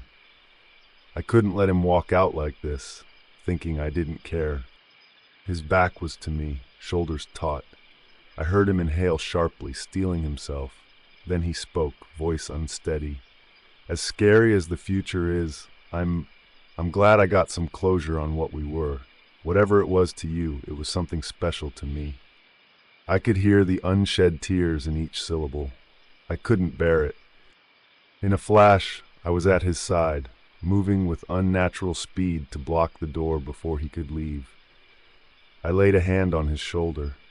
He flinched. I'm not sure if it was at the sudden coolness of my touch or at how swiftly I had appeared. Gently, I urged him to face me. By God, I wanted to tell him the whole truth in that moment. What I was, why I could never give him the life he deserved. But that truth would only bring him more pain. He was leaving to fight a war. I would not let him depart with a broken heart as well. I took a breath and offered him the closest thing to honesty I could. Jonah, you came back into my life at the worst possible time. I gave a shaky, rueful smile. I'm a mess. My family isn't speaking to me. After tonight, God knows if they ever will again. Azalea Hall might look like it's thriving, but honestly, there are cracks in the foundation everywhere I turn. I realized I was rambling and forced myself to meet his eyes. You can't just show up after years and expect everything to be the same. You must know that... Jonah opened his mouth to protest, but I pressed on, my voice softening. Still, you have shaken me these past 2 days. Seeing you again, feeling all these old feelings rushing back, I won't pretend it meant nothing. It meant a great deal. It means a great deal. His eyes searched mine. I saw a flicker of hope rekindle in them. What are you saying, Louis? I drew closer to him. What I have with Loustat, I struggled for the words. It's important to me, yes, but I don't know where it's going, truth be told. I do know I can't just say goodbye to you forever, Jonah. My voice shook, but I hurried on. What you and I had, it predates Loustat. It predates everything, and out of respect for that, for us, I think when you come back, we owe it to ourselves to see where we stand. I gripped his shoulder a little tighter, willing him to understand. But you have to come back to me. Promise me you'll come back. Tears brimmed in Jonah's eyes. He raised a hand as if to touch my face, then let it fall. A long silence passed between us, heavy with emotion. I could hear the faint thump of his heart. It was racing. Unable to resist, I leaned in. I wanted so badly to kiss him, to pour all my regret and yearning and fragile hope into a parting kiss he could carry with him into the trenches. But Jonah gently pressed 2 fingers to my chest, stopping me. A damp, shaky laugh escaped him. I'll collect that kiss when I get back, he murmured. I closed my eyes and nodded. A small, genuine smile, my first of the night, crept onto my face. He would come back. He had to. Jonah squared his shoulders, seeming lighter than before. He gave me one final, tender look. Then he opened the door. As he stepped out, he paused and glanced over his shoulder, a hint of his old playful grin appearing. What, no advice for me, Louis? Not going to tell me to be careful? He asked wryly. I huffed a soft laugh and shook my head. Give him hell, Jonah. He held my gaze for a heartbeat, eyes shining. Yes, sir, he said quietly. And then he was gone. I stood there in the doorway of my office long after his footsteps faded, alone in the hush of Azalea Hall. The melancholy strains of a trumpet floated through the halls, underscoring the emptiness I felt. In one night I had lost nearly everything, my family's love, my own confidence, and now the warm presence of Jonah by my side. I was adrift in despair.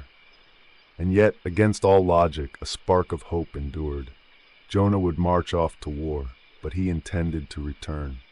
He carried a piece of my hope with him, a hope I hadn't realized I still held. Hopeless, I whispered into the silent room, tasting the bitterness of the word. Perhaps I was. But if Jonah could still see something in me worth loving after all this time, maybe, just maybe, I wasn't beyond saving yet. Chapter 6. Dancing Hearts. It was late night, barely 11 o'clock, but already early for us. I was weary, clutching the emptiness that had replaced my heart. Memories churned in my mind. Grace's shattered tears, my family's final goodbye, Jonah's last smile. The whimsy of the evening had turned to ash. I was ready to retire, to return home, though part of me felt like fleeing from it all. On the street, thoughts of Jonah pulled at me, longing, lust, fear. He had come back into my life like a warm breeze, stirring something wild in me. Now he was gone, off to fight a war, leaving me empty and trembling. Would he be safe? I worried for him as a surgeon prays for an easy cut. We had shared a closeness I'd never admit, and his departure felt like losing the ground beneath me. Fear for his safety would haunt many nights ahead. Closing in on our townhouse, a strange sound stopped me in my tracks. Music, a rollicking, drunken anthem, seeped through the heavy door. I froze, nostrils flaring as aromas flooded me. Musk and cheap tobacco, spilled liquor, sweat on young flesh. By the scent alone, I knew over a dozen men were crowded in Loustat's parlor, whooping along. What in God's name was going on? I waited a moment, pressing myself against the wood, and used my faint gift to peer into their minds. Then I twisted the doorknob and burst into the salon. My anger jangled to life like a captured beast. "What is this?" I demanded, voice sharp as a blade. The room was alive. Soldiers lined every wall and couch, nearly all in the same brown service uniforms as Jonah's. They sang raucously, slurring lyrics and slapping each other's shoulders. Loustat presided at the piano, resplendent in a French blue vest. His eyes sparkled viciously as he sang out the refrain, first of all, at the call when the war began. The men joined in with a roar. Pat enlisted in the army as a fighting man. The melody, patriotic and profane, mingled with the sweat and smoke in the air. I stood stunned amid the chaos, heart hammering. These mortal boys paraded in my house as if they owned my life. The sight filled me with rage, a perversion of everything I strived to be. Through their laughter, I saw fragments of Jonah's face in each stranger's smile. I knew many of these men would soon be dead in France, and it twisted my stomach. Rage bubbled up inside me, rising in the silence that followed my words. Loustat's gaze locked on mine over the piano keys. He raised an eyebrow as if daring me to challenge the show. Then with a flourish, he left the bench and crossed the parquet toward me. He moved like a Pied Piper of madness. Without warning, I seized him by the hips and pulled him into my grip. He caught the front of his waist between my fingers. In an instant, we were trapped in a wild dance, my fury fueling his flips and twirls, until I wondered who was leading whom. He dragged me away from the drunken audience, but he didn't stop singing. In fact, he flung back his head and belted the next line with feral joy. "And when we see the enemy, we'll shoot them in the rear." His defiant voice echoed off the walls behind us. Finally, I faced him again, breathless and furious. "What are you thinking?" I snapped, eyes blazing. Loustat met my glare with mock curiosity, tilting his head. Then he suddenly grabbed my cheek, the same possessive way my mother used to pull me close, and whispered, "Well, I thought we could have an orgy." His mouth quirked wickedly. "You can fuck them, and I can eat them." I flung his hand away, disgust blooming in my gut. He always had an answer, as if lust explained everything. I shot back, "What about the coffin room?" He gave me a disdainful look. "Well, that would require curiosity and intelligence," he said with a shrug. He swept his gaze over the crowd as if expecting them to figure it out. Then, loud enough for all to hear, he declared, "All these murderous slobs want is more wine and a German on their bayonets." Loustat roared, "Kill the Huns!" A drunk soldier echoed it. "Kill the Huns!" My stomach lurched at the violence in the air.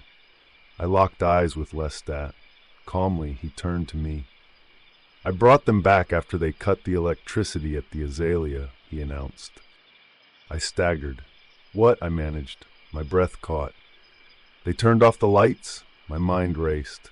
Bricktop had warned me to watch for trouble. Now my business was threatened. From the corner of my eye, Loustat retrieved a folded newspaper from his pocket and slid it into my hand. "Miss Bricktop wanted you to have this," he said quietly. "I think she's on to us." My fingers closed around the notice of temporary closure for the Azalea. Rage and panic knotted inside me. I whirled back to Loustat, fury raw on my face. "Get him out of here," I growled. He raised one brow and gave a sly smile. "Well, now that I know you have a type, I thought you'd be pleased," he drawled. My face flushed at the cruel joke. It was the final straw. I couldn't hold back. "Loustat!" I barked, voice echoing off the empty walls. His grin dropped. His eyes hardened, and with a swift motion of his hand, the air in the room grew thick. One by one, the soldiers became lethargic, as if a heavy fog had descended. They placed their glasses down and filed toward the door like marionettes. I watched 14 of them shuffle out the front, abandoning their bottles on the counter as they left. When the last man disappeared into the night, silence fell like a veil. Loustat slumped onto the piano bench, breath coming in ragged pants. He leaned back, eyes fluttering shut. I saw a single dark drop run from his temple. The strain of his power had opened a wound. He forced a cracked whisper from his lips, singing softly. "Oh joy, oh boy, where do we go from here?" I scowled. "Not funny," I muttered. He opened his eyes and gave me a weary, crooked smile. "What can I say? I'm a lot. I'm not perfect," he replied quietly. I stepped toward him, fists still clenched. "I knew it," I hissed, voice trembling with accusation. "I knew you were there." He looked up, defeated. "Yes," Loustat admitted softly, "I was there." I pressed the attack, eyes narrowed. "You're jealous?" His face fell. "Yes," he whispered. "I don't like sharing yet." I let the silence cut him first, then I cut deeper. "What about Antoinette?" He went still, jaw set. "It's different," he said quietly.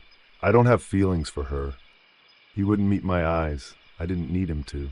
Antoinette was appetite, performance, not devotion. The lie here wasn't her, it was us. I steel myself and force the next words out, telling my half-truth. "He did me some face, and I drove him home," I finally confess. It doesn't sound convincing, the best I can manage, but it's all I have right now. Loustat's cheeks flame. His jaw tightens and he bolts upright, anger suddenly flashing in his eyes. "I heard your heart's dancing," he exclaims, voice cracking. His tone is accusing and hurt, not at all calm. The words tumble out of me before I even realize I'm speaking. "You watched the whole thing like some creeper." I scream back, stepping closer to him. Fury pulses through me now, scorching and pure. I can't stop staring at him, wanting him to feel every ounce of betrayal I'm feeling. How dare he? I think, seeing the shame on my own cheeks. Jonah's face was burning in my mind, and Loustat had been there, watching. He turned our most private moment into a spectacle. He didn't give me room to breathe. "And then I watched you pull over and drain a dog and run down an alleyway for 2 more rats," he said, each word clipped like he was itemizing my poverty. "This is not a life." I'm right on top of him. "That's 'cause you took my life," I roar. My fist tightens around the closure notice Loustat handed me. The paper crumples under my fingers, crunching up to a knot as tears sting my eyes. I keep yelling over the tremor in my voice. I got nothing. I lost everything. I lost my brother. I lost my family. Paul's face flashes in my mind. The last thing he said before he threw himself off the roof of my family home was Loustat came for our souls. And he no doubt took mine. I finish, voice raw with grief, about to lose the last fucking thing I care about. It's all too much. Silence crashes down over us. I slump onto the leather couch, utterly spent. Dark stars flash behind my eyes as my anger fades into something numb and hollow. Loustat rises slowly and moves behind me. He settles on the edge of the couch and gently lays a hand on my shoulder. It's light, hesitant, nothing like the violence of a moment ago. My skin prickles at the touch. After a long moment, he whispers, "Luis, do you still hate me?" His voice is low, trembling. The question hangs between us. I can't bring myself to answer. My hands still tremble in my lap. Of course I hate you, I think, for pushing me to this. I bury my face in my hands, unable to look. There are so many words I want to say, but I can't find them. Instead, I just sit there, chest heaving, not moving. He sighs softly into my hair. "I do sometimes," he says, voice breaking. The words tumble out of him like a confession. He sounds heartbroken, almost afraid. I taste the silence between us. Without thinking, I rise and move to him. Loustat sits back on his knees, still behind the couch. Tentatively, I wrap my arms around him.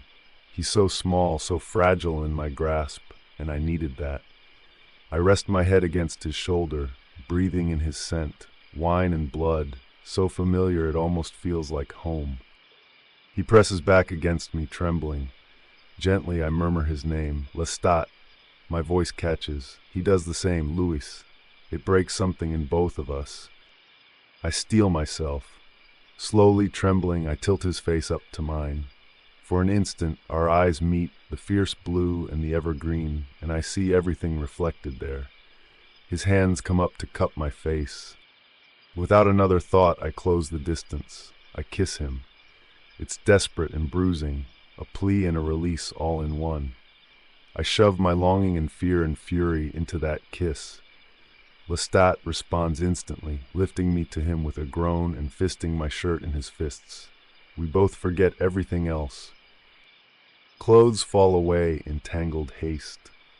We press together on the couch until I'm astride him. His body moves under me, hard and alive. I bite at the base of his throat, tasting him on my tongue even before my fangs find his skin. He moans softly, a sound of surrender and need that shatters the last of my defiance. In that moment, all my heartbreak blurs into a single feral need. I trail kisses from the cut of his collar up to the cup of his ear. Something inside me finally loosens its grip, and I let myself fall into this desperate, urgent ecstasy. The world narrows to the press of his warm skin, the beat of his heart under my palm. We move together, urgent and hungry. Blood leaks down my lips from the punctures I made on his neck. It fills me with a fierce heat. He gasps and arches beneath me. I hold on to him just as hard, desperate to keep us here in this breathless moment. Our bodies tremble and then shudder together. We collapse into each other's arms in a ragged exhale. The heat bled off us and the room returned. Cold dark walls, the soft hiss of the gas lamp. Still deep night, hours yet before sunrise. Loustat lay loose-limbed beneath my hand, a sated predator pretending at peace. I eased to his back and fitted myself along him, palms spread over his ribs to keep him anchored to this bed, this hour, this choice. The argument didn't end. It changed shape. The notice on the floor, your heart's dancing, you took my life, all still here, just quieted under the weight of skin and breath. The crumpled notice on the floor, I heard your heart's dancing, the old wound of you took my life. None of it resolved. We had simply changed the weapon. I'd done what I know works, fed one hunger to starve the other. If his mouth was on me, it wasn't on Jonah. If his pulse slowed under my hand, he wasn't out in the streets making mine stop. Copper still ghosted my tongue, sandalwood clung to his throat. He made a small involuntary sound and turned into my hold, and for a breath I let myself be held too. Not forgiveness. Contact. A tourniquet. Relief slid in, thin, guilty, undeniable. Jonah was alive tonight. I had bought him a few dark hours with my body and a handful of lies. But the ledger kept adding columns. A ship at dawn, a continent of guns and gas, the bright stupidity of heroism. If jealousy didn't kill him, the war might. I pressed my forehead between Loustat's shoulder blades and counted the slow rise and fall until my own breathing matched it. This wasn't reunion. It was a ceasefire, a stalemate signed in sweat and silence. I kept my arm around him as if the hold itself were a spell, and I let the night keep us, buying one more hour for a man who would be gone by morning. It would be nearly 15 years before I saw Jonah again. The Great War ended and New Orleans changed beyond recognition. Storyville itself vanished, an old wound repurposed, raised to make way for a newer world they would one day call gentrification. By 1922, Jonah returned, but by then I was a ghost in this city. He had no way to find me, just as I preferred. Claudia had grown alongside us.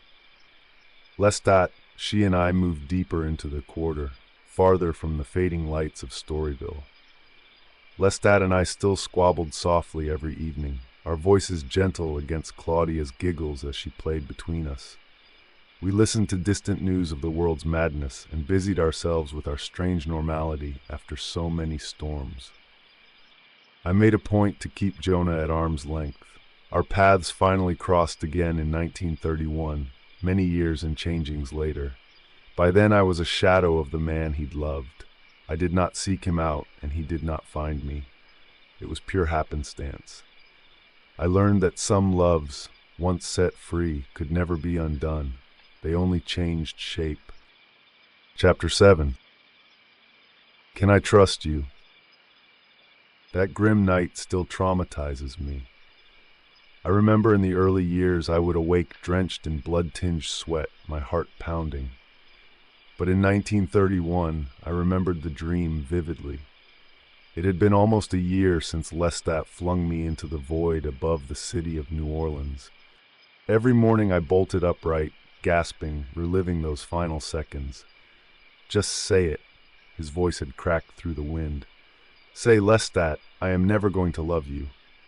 I remembered his eyes, wild with pain. It would help me a great deal to hear that from your lips, he begged, choking on rage. Your quivering, hateful lips. I screamed, let go of me. He hesitated for a heartbeat, as if wounded, then whispered, anything for you. And I plummeted. I woke each time before hitting the ground, chest heaving. Despair had settled in my bones long ago. Loustat's betrayal had only cemented it. Hope felt distant, like a stranger's memory. After that night, Loustat returned with roses and apologies, but Claudia and I needed nothing from him.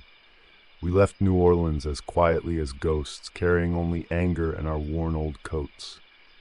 In September 1931, we slipped downriver to Lafayette, seeking anonymity in its endless cotton fields. The summer air there was suffocating, thick with heat, mosquitoes, and cicadas. Claudia prowled the alleys hunting rats and picking only the worst of men to drink from, but I refused. I had promised we'd stick to animals, but hunger gnawed at me nonetheless. It had been weeks since I had fed on any human. That night, the ache clawed at my insides again. I had killed a shabby alley cat a block ago, but its blood had barely steadied me. I wiped the last of it from my chin and tried to breathe. Then something in the humid air snapped my attention. My senses flared like fire. A rich, earthy scent drifted on the breeze, the smell of sweat and damp cotton, and unmistakably him, his scent. My heart lurched. Without thinking, I followed it deeper into the night. Moonlight streamed down between pine boughs, spilling over the vast cotton fields like liquid silver. Each row of white bowls shifted and rustled. At the center of the field stood a proud plantation house, its white pillared porch glowing with lantern light. From inside came muffled laughter and the clink of glasses, no doubt a late dinner party winding down. But I didn't stray toward the house. The scent pulled me onward through the maze of cotton. There, under a lone lantern, bent over a wicker basket, I saw him. Jonah Macon, alive. He was older, lean, and toughened by years of labor, but it was unmistakably the same face I knew. His denim overalls were patched and stained, his shirt soaked with sweat. The lantern light played over his focused features as he sorted bowls of cotton, humming softly. I watched him for a moment, the way a hunter watches, not to strike, but because I could not yet believe he was real. "Long time no see, Jonah," I said. He jerked so hard he almost overturned the basket. Cotton spilled across the dirt like snow. He spun, eyes wide, his body dropping instinctively into defense before he even saw my face. "Who's there?" he demanded, voice low but sharp. "You with Mr. Linden?" I stepped forward, letting the lantern catch my clothes. "No, sir," I said, and the word felt strange in my mouth after all the years. "Don't know no Mr. Linden, but I'm glad you made it back home. I should have been there to see you." He squinted through the spill of yellow light. His mouth opened. "Louis?" he breathed. "Louis de Pointe du Lac?"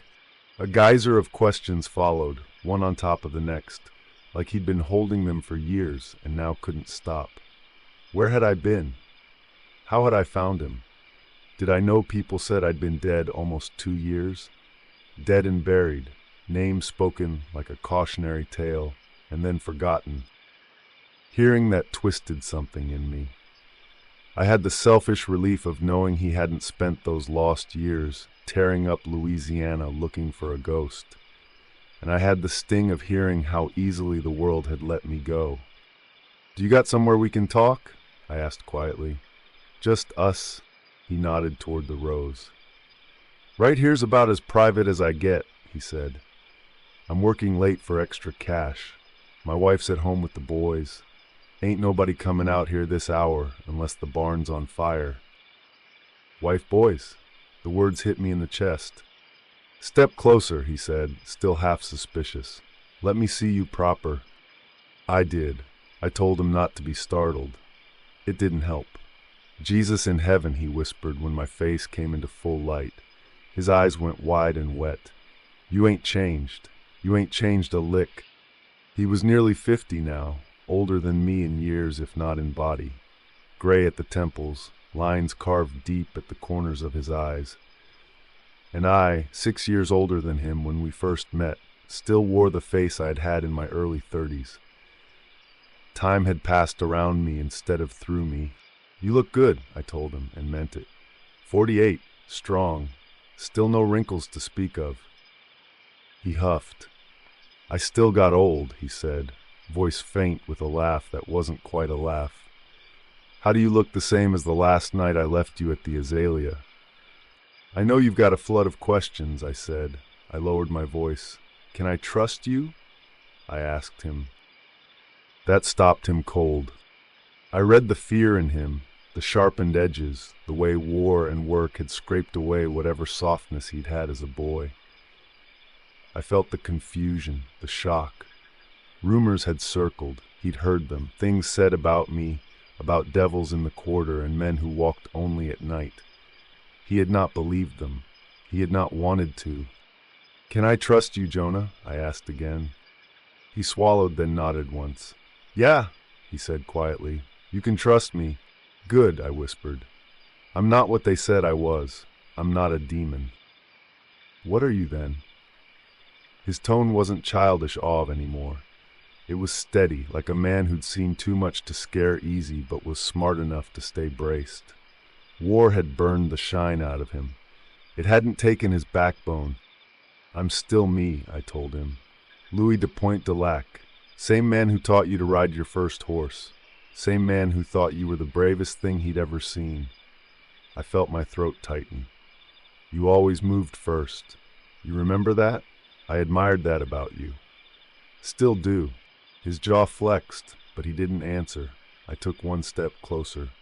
"But I'm not alive," I said. The truth sat low in me like iron. "Not in the way you are." He opened his mouth, but nothing came out. He took an involuntary step back until he bumped against the lamppost. "I died, Jonah," I said, and my voice finally broke. "I died in 1910, and then I became something else, something more. I let the truth sit there between us." My maker's is Loustat, I went on. Saying his name out loud in front of Jonah felt like exposing our deepest secret. He found me when I was alone and angry and tired of being stepped on by men who smiled while they did it. He drank from me, and I from him. And when it was over, I wasn't a man anymore. I was a vampire. He let out a short, unbelieving scoff, so I showed him, not cruel. Just enough I let my fangs slip down. The change is fast. A flash of white in the mouth, a little bit too long, a little bit too sharp to be human. His breath hitched. He staggered back one step, then another, nearly tripping over the crate. I raised both hands in surrender.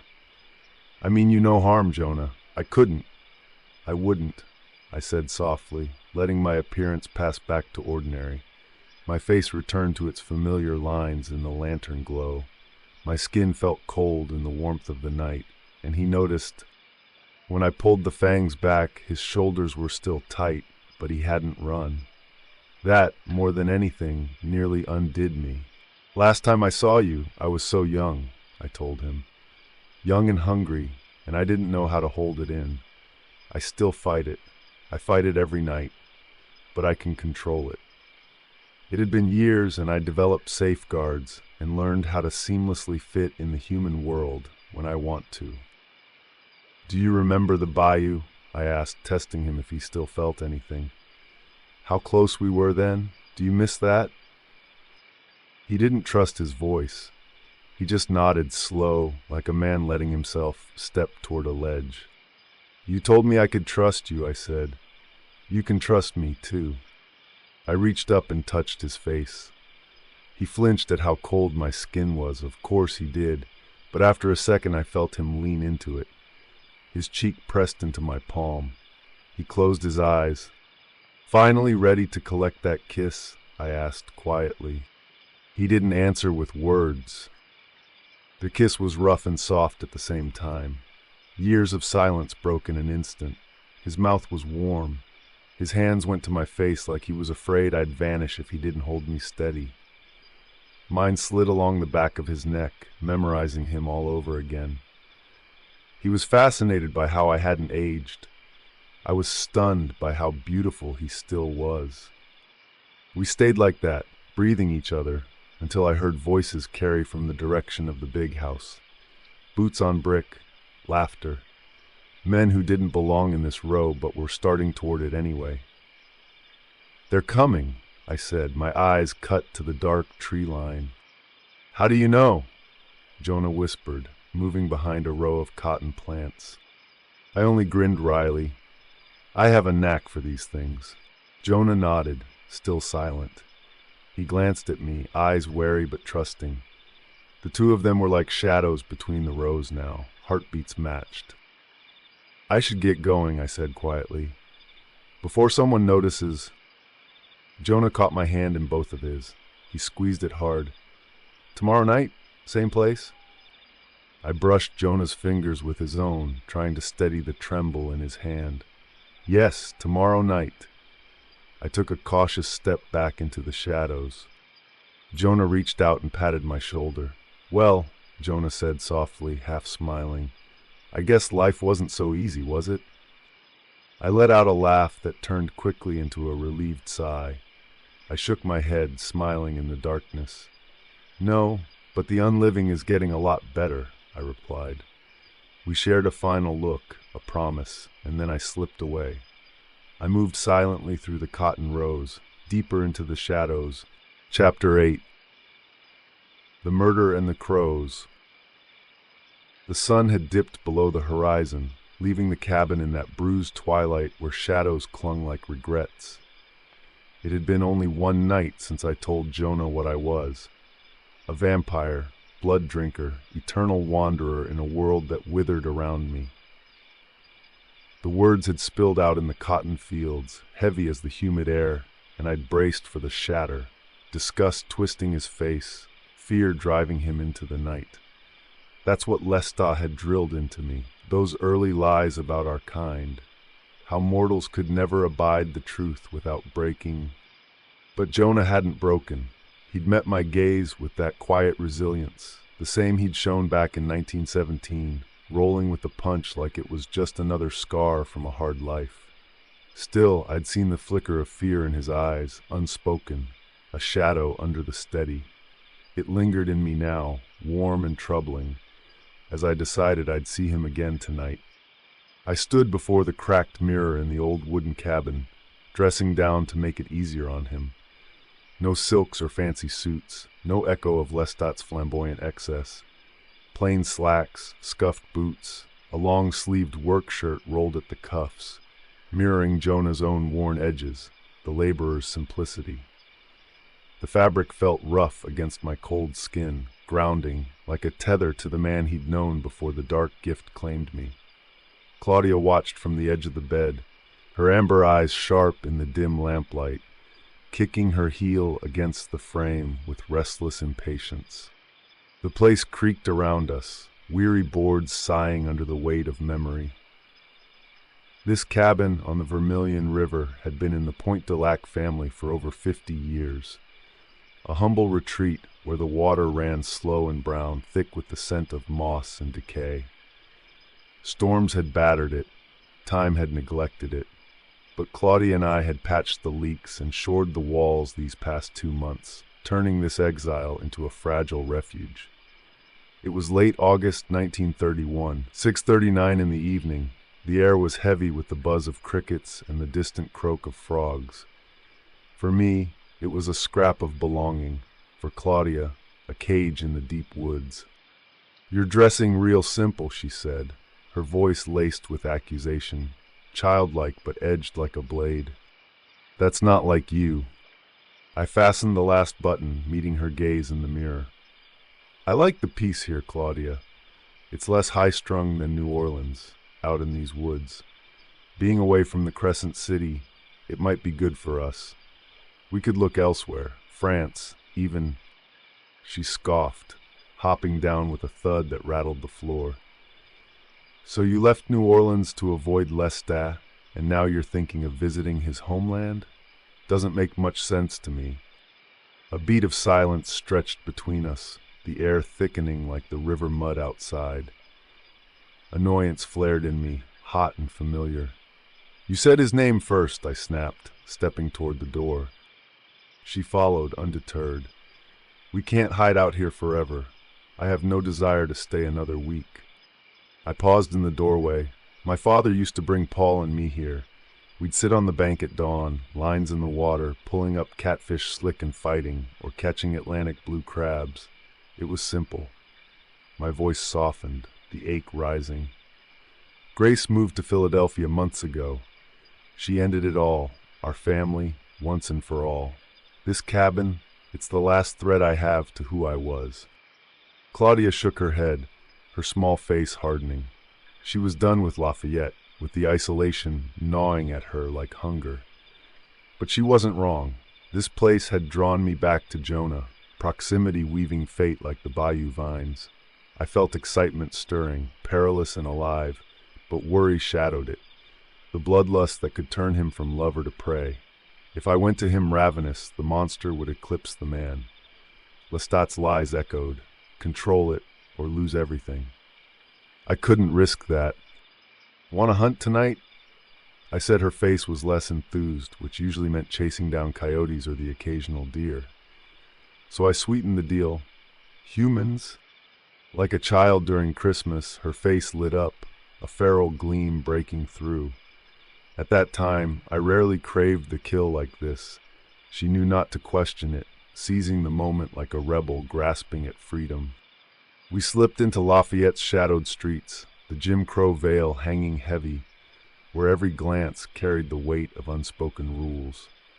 The town pulsed with a quiet menace, its social power structures woven tight, none tighter than the Klan, whose influence had peaked in the 1920s with brazen parades at Springvale Cemetery, crosses blazing like false stars. By 1931, they'd slunk into the shadows, but their hold lingered. Knights in police uniforms enforcing order, politicians nodding to their whispers in smoke-filled rooms, even milkmen delivering more than dairy, carrying warnings to those who stepped out of line. It was no fringe hate. It was the backbone of the parish, a web that ensnared black lives like ours once had been, turning survival into a daily calculation. Luck, or Claudia's keen mind, found us near First Baptist Church on Lee Street, its red brick facade looming sternly under the flickering gas lamps, the steeple piercing the sky like a judgment. Mitch McDougal ambled out with his wife, arm in arm, his clan ties no secret in these parts. He wore the badge of a deputy on weekdays and rallied votes for segregationist councilmen on weekends. Claudia caught their thoughts first, the wife's gaze snagging on her amber eyes, those unnatural glows that drew mortals in before repelling them. At first enamored, a murmur of, "Such pretty eyes on that child," but it soured quickly into ugly mutters about uppity Negro children who stared too boldly, forgetting their place under the era's boot. Claudia didn't flinch, didn't shrink or avert her gaze as Jim Crow demanded of the living like us once were. She stared back, aggressive, her small frame radiating defiance like a lit fuse in dry grass. Her giggle sliced the air, high and mocking, a spark in the powder keg that could ignite the whole street. Mitch erupted then, his face flushing red as the church bricks, insults and threats flying at me like spit. "Control your pickaninny, boy, or we'll teach her manners ourselves." The words burned ash in my mouth, echoes of the humiliations I'd swallowed as a mortal man. But I played the part, apologizing for my daughter's rudeness with a bowed head, the performance a bitter shield to avoid witnesses and escalation. All the while, Claudia's laughter rang out, innocent and mocking, amusing herself with their fragile mortal rage. We melted into the alleys, tracking them home under the cover of Spanish moss-draped oaks, the air thick with their smug entitlement, the kind bred from unchecked power, from knowing the law wore their robes after dark. Their modest house glowed with lantern light, the scent of roast beef wafting through open windows, a domestic scene ripe for disruption. They were midway through dinner, forks paused mid-bite in surprise when we struck, swift, silent, the door yielding like paper.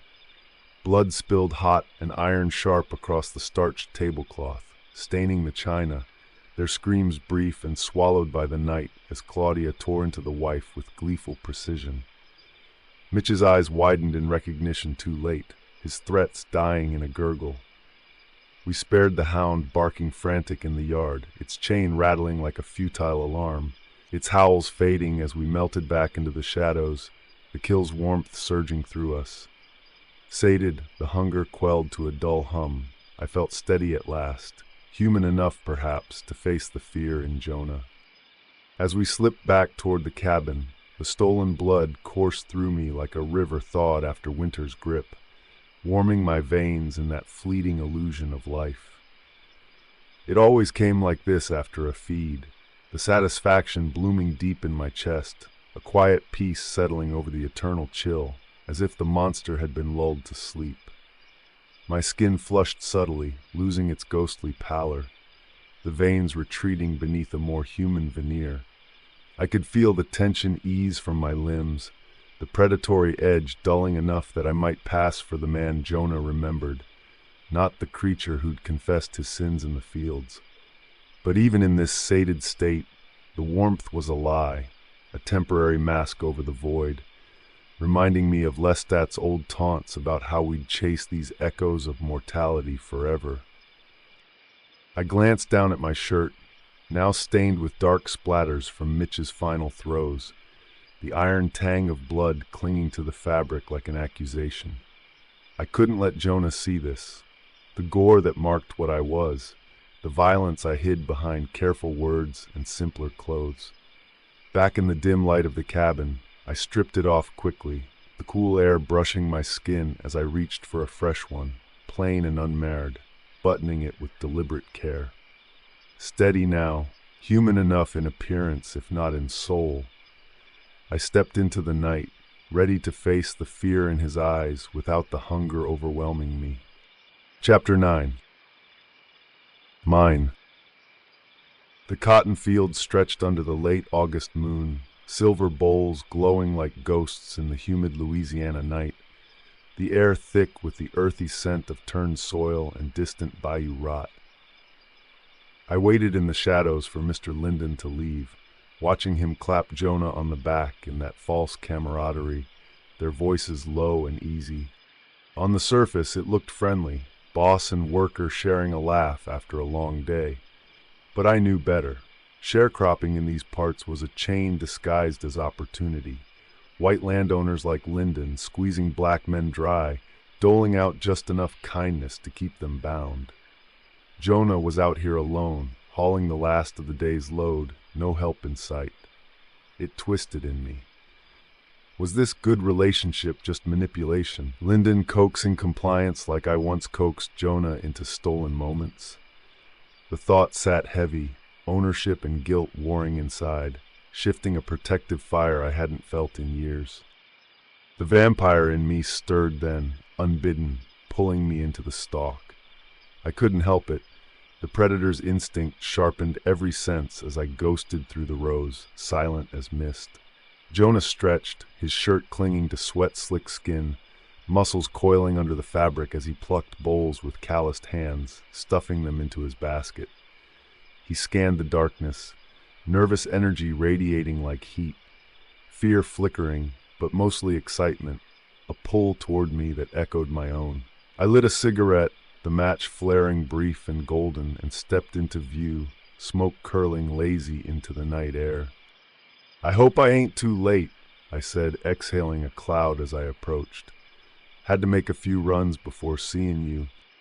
Jonah's face broke into a smile, smitten and soft in the moonlight. "I'm just glad you showed up at all. Perfect timing. Mr. Linden and his family turn in around 9 p.m. They should have privacy now." He glanced at his basket. "But I still got lots of work to do." I rolled up my sleeves, the fabric whispering against my skin. "How many bales you need to fill to call it done?" He wiped his brow. "Half a bale left, so another 130 pounds. I smiled slyly, taking the basket from his hands. In a blur of unnatural speed, I darted through the rows, fingers flashing like shadows, plucking bowls in fistfuls that piled high in moments. Less than 4 minutes, and I'd cleared what would have broken a man's back over hours. Jonah stared, mouth agape, marveling at the power. I probed his mind, no fear, just amazement, a spark of awe that warmed me deeper than blood. I dusted my hands on my pants, unscratched, uncut, impossible for any human picker. "Now you got no reason you can't talk to me," I said, dusting my hands with finality. "No more distractions." Jonah smiled and nodded. I stepped closer, the words tumbling out before I could cage them. "You're as handsome as the last time I saw you." Silence hung between us, thick as molasses. I'd spent my mortal life denying this pull, burying affection under layers of shame. Saying it now felt like crossing a forbidden bridge. Jonah deflected. "You're lying, I'm old now, almost 50. I smiled, searching his face in the dim light. "You blushing at that?" It was too dark even for my eyes to catch the flush fully. Jonah teased back, his voice carrying a playful lilt tempered by the weight of our shared secrets, the words slipping out like a gentle challenge in the still night air. "You probably wouldn't see it anyhow, even in the daylight." A beat of quiet fell between us, heavy with unspoken truths, the distant hum of crickets filling the void as I let the moment stretch, my mind flickering to the eternal curse that had stolen the sun from me. Then his tone shifted, serious now, curiosity edging into concern like shadows creeping across the field. "So you can't walk in sunlight, like guy in the picture show? Nosferatu?" "Everything in movies and books ain't true," I said. "But it's true I haven't seen a sunrise since Paul died." Jonah's eyes widened, shock etching his features. "The same day you lost your brother, you lost yourself?" The words hung heavy, stirring the abyss within me. The raw truth that Paul's fall from the roof had not only shattered my family but sealed my fate. turning grief into an eternal companion, twisted by Loustat's dark gift into something undead and unrelenting. It clawed at me, this compounded loss, the guilt of failing to protect him after our father's death, now frozen in immortality like a scream echoing forever. I couldn't bear to linger there, the pain threatening to pull me under, so I grasped for any diversion to escape its grip. "Let's walk," I suggested, steering us away. We moved side by side through the rows, the soft crunch of earth underfoot, catching up like ghosts reclaiming lost time. Jonah said when he returned stateside he'd tried to find me. With Storyville gone, it made it a challenge, and asking Grace got him shut down cold. She'd said I was the last person he needed to see. He figured she'd learned our nature and hated him for it. Being a fruit in New Orleans ain't easy. "Grace knew about our relationship," I said. The word landed heavy, first time I'd named it aloud. Between Mother and Paul, she'd have been the most accepting. She's probably more concerned about the other changes I went through. I admitted I hadn't told her outright, but she suspected that I was different. Not exactly human, maybe possessed by the devil.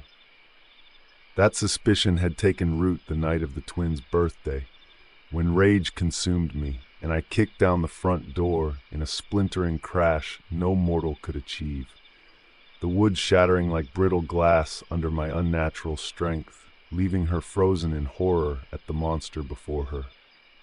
I told him, though, I didn't think I was possessed.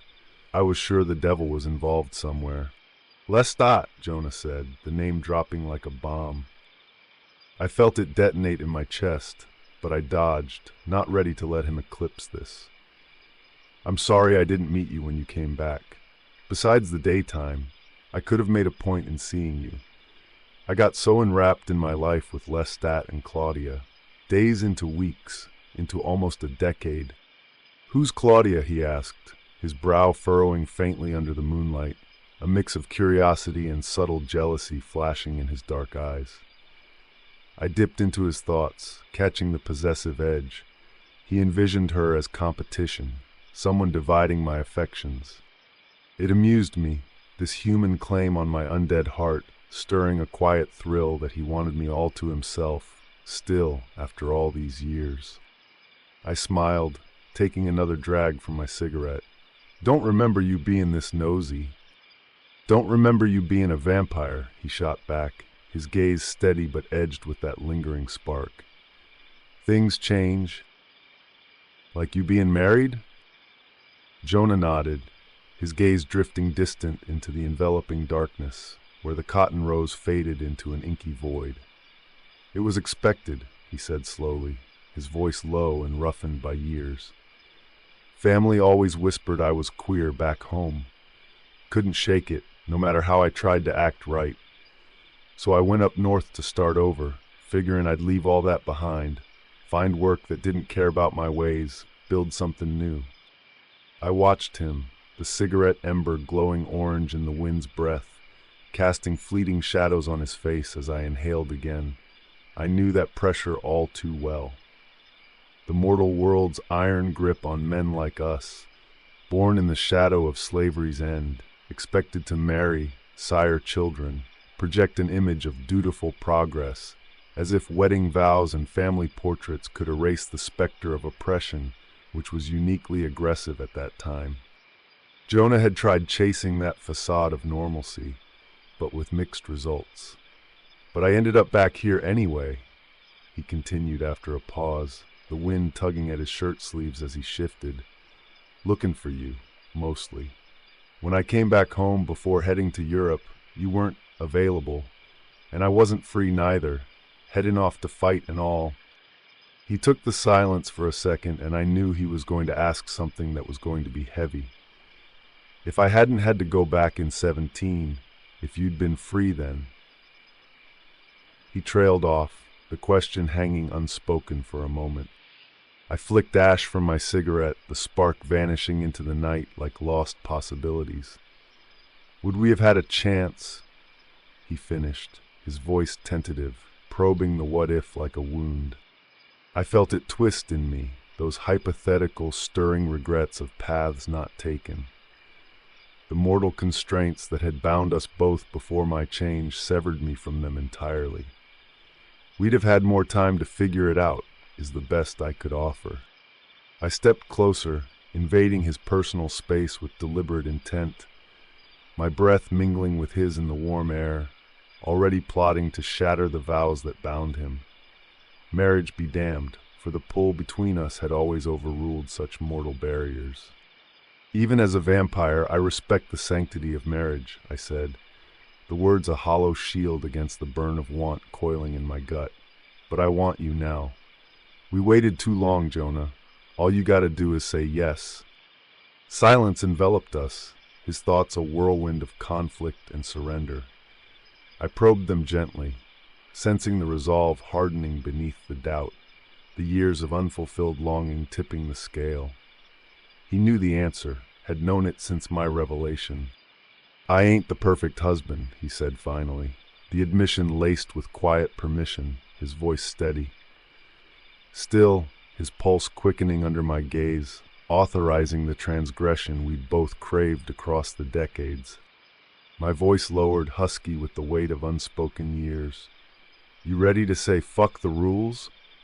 I'm standing here, ain't I? His response carried a quiet defiance, his thoughts swirling with a mix of trepidation and raw hunger, mirroring my own internal storm. The vampire's possessiveness clashing with lingering humanity, both craving this reclaiming. I shed my shirt, then pants, standing bare under the stars, toasted wheat skin luminous in the pale light, every contour preserved in undead perfection, inviting his gaze. Jonah's eyes drank me in, tracing the lines of my chest and hips with a reverence that stirred something primal in me. And just like the old days, he followed my lead, disrobing, revealing a body honed by relentless toil, barely softened by time. Broad shoulders tapering to a strong waist, an anchor tattoo on his left bicep, a badge of survival of the Great War.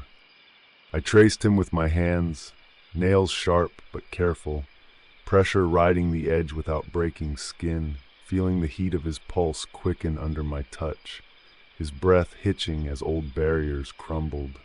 We kissed, intense, a collision of lips that unleashed a mosaic flood of emotions and memories through the mind gift. First glimpses of Jonah and his brothers working as temp laborers on the plantation, furtive glances to secret rendezvous in the bayous. Woven through it all were flashes of now, the salty tang of his sweat on my tongue as I deepened the kiss, his moan vibrating against my mouth as I trailed lips down his neck, teeth grazing the vulnerable throb of his throat. The danger pulsed there, a vampire's lethal proximity, fangs aching to release and pierce. But Jonah surrendered anyway, arching into me with gritty abandon, his hands gripping my back, nails digging in just enough to draw a growl from my throat. Tell me you want me, I murmured, assertive, my hand gripping his shoulder with possessive firmness, not crushing but unyielding, a shadow of the darkness emerging. I want you, he declared, his voice steady and fervent, eyes locking on mine with the weight of years unspoken, a vow that echoed through the night like a heartbeat reclaimed. Tell me you love me. Desperation edged my voice, for in that moment I needed it more than blood. The affirmation that someone, this man from my mortal past, could see the monster and still offer love, filling the void Loustat had carved in my soul. I always have. Show me, I hissed, the demand escalating like a storm building, my grip tightening as I pulled him closer, insisting he prove he still belonged to me, body and soul, in this forbidden reunion. He turned, yielding with a shiver that rippled through his frame, and I embraced him from behind, lips hot on his neck. My body, still warm from the earlier kill, pressed against his, bloodlust sated, but desire roaring. I entered him slowly, his groan electric and deep, vibrating through us both as the surge of skin on skin, sweat slick and urgent, pulled me under like a current. His human pheromones enveloped me, musky and alive, fangs baring instinctively as climax built, intense, overwhelming, our rhythms sinking in a frenzy of thrusts and gasps. We peaked together, bodies arching in unison, panting ragged in the dark, him ensnared in my unyielding grip, the stars above bearing silent witness to our release. "You're in trouble now," Jonah gasped, his breath ragged and warm against my skin, body still quivering in the aftermath, the vulnerability in his voice piercing the night's quiet like a confession long held back. "Now, I never want you to let me go." The words hung between us, heavy with the weight of mortal longing, stirring a storm in my chest. The ache of knowing I could promise eternity but deliver only shadows. His plea echoing the human fragility I'd lost forever. "I won't," I said. The lie slipped out smooth as silk, even as it twisted inside me like a blade, wishing with every fiber of my undead being that it weren't a deception, that I could defy the dawn and hold him in this stolen moment indefinitely. Chapter 10. Beautiful secret. The moonlight lacquered the cotton like spilled mercury. The field held the heat of the day and the heat of us, a damp hush steaming off the rows while we buttoned what we'd unbuttoned. I palmed Jonah's hip, a quiet aftershock, then patted his backside like a dare. The hum of our shared passion lingered in every touch, every glance, like the echo of a song we'd both forgotten but now remembered in full harmony. In Jonah's arms, I felt the fragments of my lost humanity piecing back together, the warmth of laughter, the simplicity of desire without the shadow of bloodlust. It was as if, for these stolen moments, I could reclaim the man I'd been before the curse, before the endless nights that had carved me hollow. "Tag, you're it," I said, the old edge back in my tongue before using unearthly speed into the cotton field. "You cheatin', Lou." Jonah says to the air I had already vanished into darkness, his voice almost warning him like a naughty child, a playful scold laced with affection, as if I were a mischievous boy sneaking sweets rather than a creature of the night. "Guilty as charged," I teased back, only my voice bouncing off the night. I slipped away, just a blur through the furred leaves, then let my voice trail like a ribbon for him to follow. My unnatural speed a whisper under the star-pricked sky, my words dangling like lures. "I'll keep talking, Chair. It'll be the easiest hunt you'll ever have." My voice echoed somewhat in the night, carrying on the breeze like a distant melody, teasing and inviting. Jonah's head darted from place to place as he tried to locate me, his eyes scanning the silvered rose, ears attuned to every rustle, every faint syllable that danced through the air. The beast in me liked this, the stalk without the strike, the pounce without the tear. Animals roughhouse, they don't always draw blood. I let that thought soothe the part of me that wanted more than hands and mouth. How long could we linger in this fragile illusion of innocence, I pondered, where love felt pure and untainted. Yet in my heart, I clung to the hope that this dance could stretch indefinitely. "Where you been all these years?" he called, pushing through rows that shushed like skirts. His steps were deliberate, parting the cotton like a man wading through memories, his breath quickening with the thrill of the pursuit. "Home mostly, New Orleans. Went to Chicago for a few months in 28. As the cotton brushed my sleeve like hushed confidences, I reflected on the burdens of my kind's wanderings, the need for secrecy in transit, the avoidance of daylight's betrayal, the constant vigilance against those who might hunt us under the cover of crowds or lonely roads. "And you, during the war?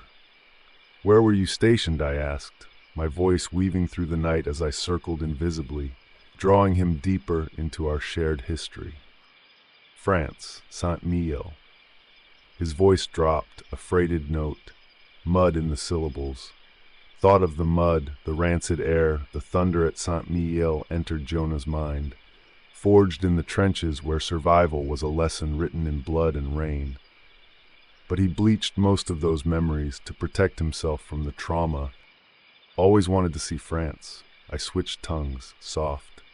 Ton français s'est amélioré? My words rolling out with a teasing lilt, leaning in close as if the language itself was a caress. Mieux que le tien, apparemment, Jonah replied, rough with his delivery, but still understandable. He yelped when I reappeared behind him, close enough to feel the warmth at his neck. The sharp intake of his breath amused me. I was struck by how composed he remained, his body tensing only momentarily before relaxing, a testament to the poise he'd honed in battlefields far from this quiet field. I smiled devilishly, and for a moment we just stared into each other's souls. Time had been a thief to both of us. I should have been honest sooner, I finally said. Back then I barely understood myself. I let the words hang, heavy with the weight of unspoken regrets, the air between us thickening as I recalled the confusion of those early nights, the struggle to reconcile the man I'd been with the monster I'd become. How the years had floated by. Images of Claudia's peal of delight on our first Christmas, then the three of us prowling the night as a makeshift family, blood bonding us in savage harmony, and finally the betrayal's plummet, Laustat's grip releasing me to the merciless sky, the ground rushing up like judgment, each image a stab, swiftly banished to preserve this precious now. Somewhere a coyote yipped, 2 quick notes, and Jonah flinched. It's still just us, I said. I'd hear the porch hinge thinking of squealing before the door opens. He shook his head, half a laugh. What can't you do? Long division, I said, and the dark let go a little as we both shared a laugh. I slid an arm across his shoulders and guided us through the whispering rows, letting the night cool what we'd lit. Listen to me, I said, making it a promise. We need to set guidelines tonight. What's ours and which lines we never cross. These rules are for both of our safety. I thought your kind lived forever.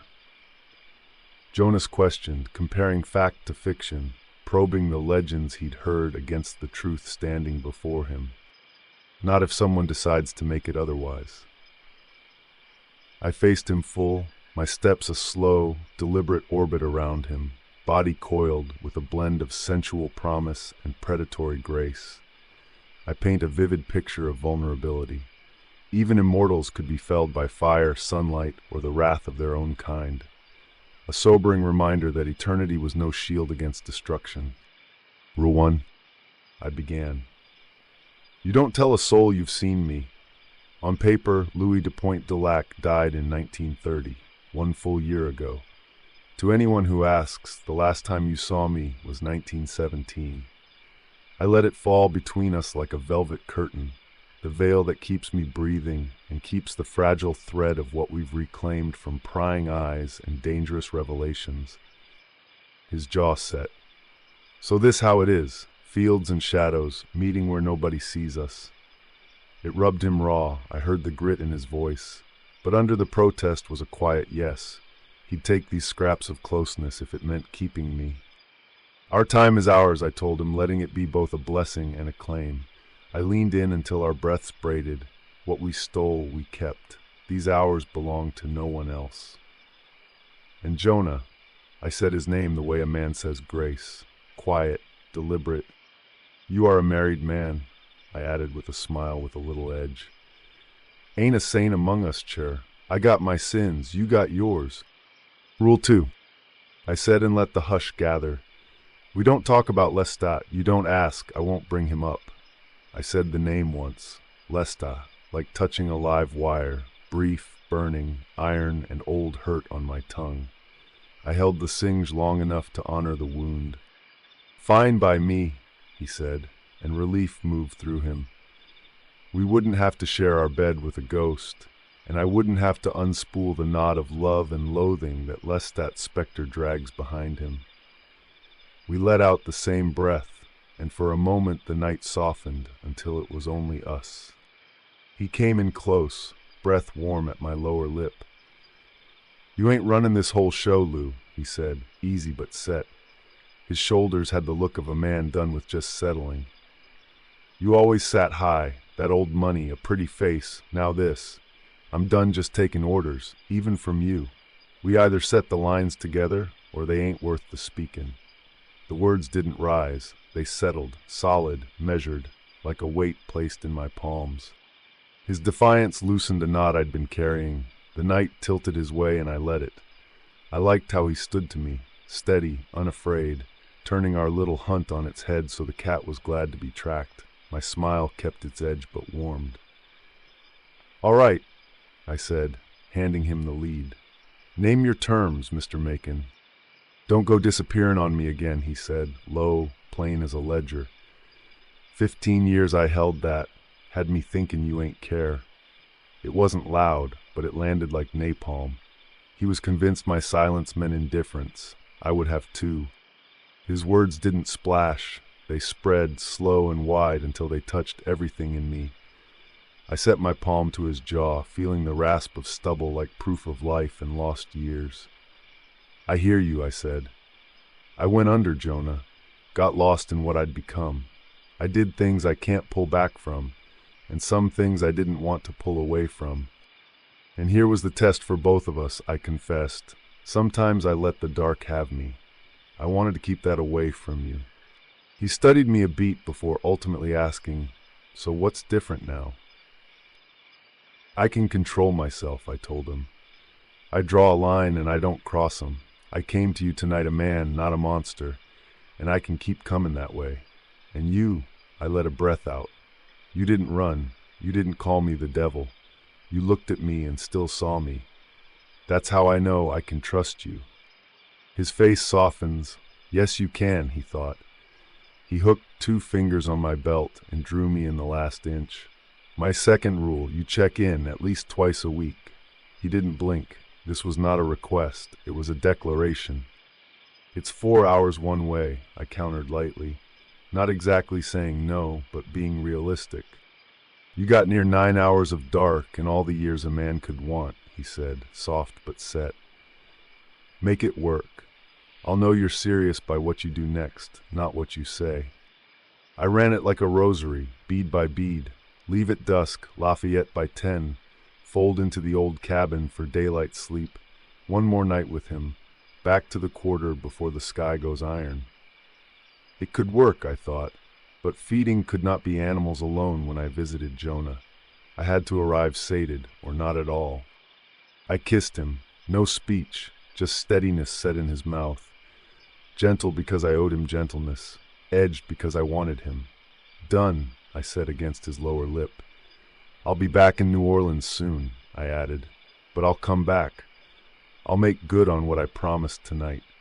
He studied me the way a soldier reads a map and a lover reads a face, measuring routes, testing truth, and I let him because I meant every mile of it. "One more rule," I said, softer and revealing a shade of sorrow. "You can never, ever ask me to turn you." I didn't dress it pretty.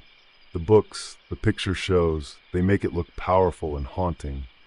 They don't tell you how time goes around you and never through you. It's a cold kind of forever, and it eats the tender parts first. He looked away, and the wind lifted a few cotton tufts, little ghosts up and down again. I didn't reach for his thoughts. I didn't need to.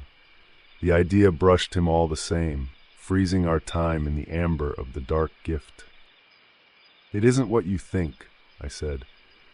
"You see a young face. I carry a weary soul." I let that truth stand between us a moment, then gave him more of it. "The man you knew is a memory. I still hold fragments of him. The being that endures is something different, harder. I won't make you live behind the glass with me." He searched my eyes. He longed for the brown-eyed man he'd loved, human and warm. But before him were the malachite green eyes that belonged to what I'd become. Both wore my bones, both spoke in my voice. Were they the same life carried forward, or 2 selves sharing one mask? He swallowed.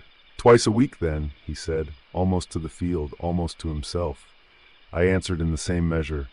"Twice a week." We let it pass between us again, not for sense, but for binding. echoes braided like signatures. Jonah broke the hush. "I want more than meetups in the middle of nowhere," he said. "If I gotta be a secret, make it a beautiful secret." The phrase hung like perfume. I kissed him, smiling against his mouth. "What's that mean to you?" "It means you gon' step up, do better than tumbling in fields," he said. "Didn't hear you complaining," I teased. He blushed and replied with a reflexive nibble on my bottom lip. "What do you expect, flowers and candy?" He allowed me to stew in my facetious comment. "That's for you to figure, Romeo." "Bossy," I said, and liked the feel of it.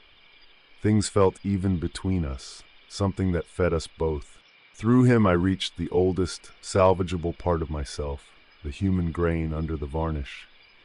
Through me, my unchanging face offered him the youth time had shorted, a little of what was stolen paid back in borrowed hours.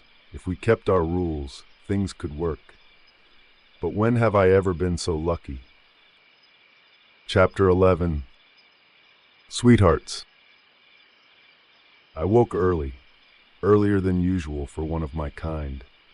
The last violet shades of day still clung to the sky beyond the shutters, but I was restless, hungry, and eager. In the near dark of my bedroom, I caught a rat skittering under the settee and fed quickly, wiping the blood from my lips with a handkerchief. The meager warmth from the animal quieted the edge of my thirst. Tonight had to be perfect. I could not risk any slip. I shuddered at the thought of losing control in his arms. Not Jonah. Never him. In the mirror's faint reflection, where I cast only a dim image, I straightened my lapis-colored suit. It was a handsome new ensemble, deep blue like the evening sky with fine navy and gold pinstripes that glinted when the light caught them. I chose it with care, remembering how Jonah once smiled at me in a blue Sunday coat years ago. A dab of pomade slicked back my hair in a neat wave, and I patted a little cologne onto my neck and wrists, sandalwood to cover the faint musk of old dust and rat blood. As I fastened the gold cufflinks, I felt a prickle at the back of my neck. I turned to find Claudia leaning in my doorway, arms crossed, observing my every move. Her dark eyes narrowed. "Heading back to Lafayette?" she asked, voice syrupy with suspicion. She already knew the answer. We both did. I hesitated, fingers paused on my cuff. Claudia had a talent for ferreting out secrets. It was only a matter of time before she sniffed out this one. I forced a light tone. "Just for some air," I lied softly. "A drive west of the city, maybe." I avoided her gaze by fussing with my pocket square. There was no use denying it outright. She'd smell the falsehood. Claudia stepped into the room, a slip of a girl in a rose-colored dress that contrasted with the steel in her voice. "You must really love that country air, seeing as you always going there." She mimicked my drawl with a raised eyebrow. "You keep going there, something bad gon' find you." A retort caught in my throat. How long had she been tracking my nocturnal disappearances? If she had noticed, who else might soon? I gave a non-committal hum and turned away to pick up my satchel. Inside, I tucked the pomade and cologne, small luxuries for my weekend travels. My journal and a fresh shirt joined them. I could feel Claudia's stare boring into my back. She exhaled sharply through her nose, a sound of disapproval, but said nothing further. In the tense silence, I felt her unspoken question. "Why won't you tell me the truth?" Guilt coiled in my stomach. Claudia was my fledgling, my responsibility, and my ally in this uneasy household. But some secrets, this secret I kept even from her. Tonight would mark the third time in a month I stole away to Lafayette. The past few months had settled into a clandestine rhythm. Jonah and I exchanging letters via trusted couriers, arranging brief weekends under fragile excuses, a business trip to Baton Rouge, a family errand to Lafayette, lies upon lies laid out to cover the trail of my desire. Each time I left just after dusk on Friday and returned before dawn Sunday, sated by Jonah's company and the illusion of a life that could never be mine. It was a dangerous game, but Jonah's warm laughter and the memory of his arms around me last we met were irresistible lures. And tonight promised something special. Jonah had the house to himself. His wife, Dinah, and their children were visiting kin in Tallulah, leaving him alone on the farm for the first time in ages. The thought of having Jonah's modest home all to ourselves, without prying eyes or hurried farewells, had my dead heart fluttering with something like life. I glided past Claudia with a gentle pat on her shoulder by way of goodbye. She caught my hand as I went by, squeezing once. A plea or a warning, perhaps both. "I won't be long," I offered quietly. She released me, and I did not look back as I slipped out of my room. Descending the staircase, I noted fresh flowers arranged on the sideboard in the foyer, lavender sprigs and white jasmine. A card propped among them bore Loustat's elegant script. "Poor Louis." I ignored the bouquet, though the jasmine's sweet note tugged at some part of me. Each evening lately had brought some new token. A book of Baudelaire's poetry on my pillow, a silk cravat draped over my chair, exotic teas I no longer drank set out at my old place at the table. These were Loustat's apologies and seductions in equal measure, gifts and pleasantries in place of the genuine remorse I hungered for. I gave none of them acknowledgement.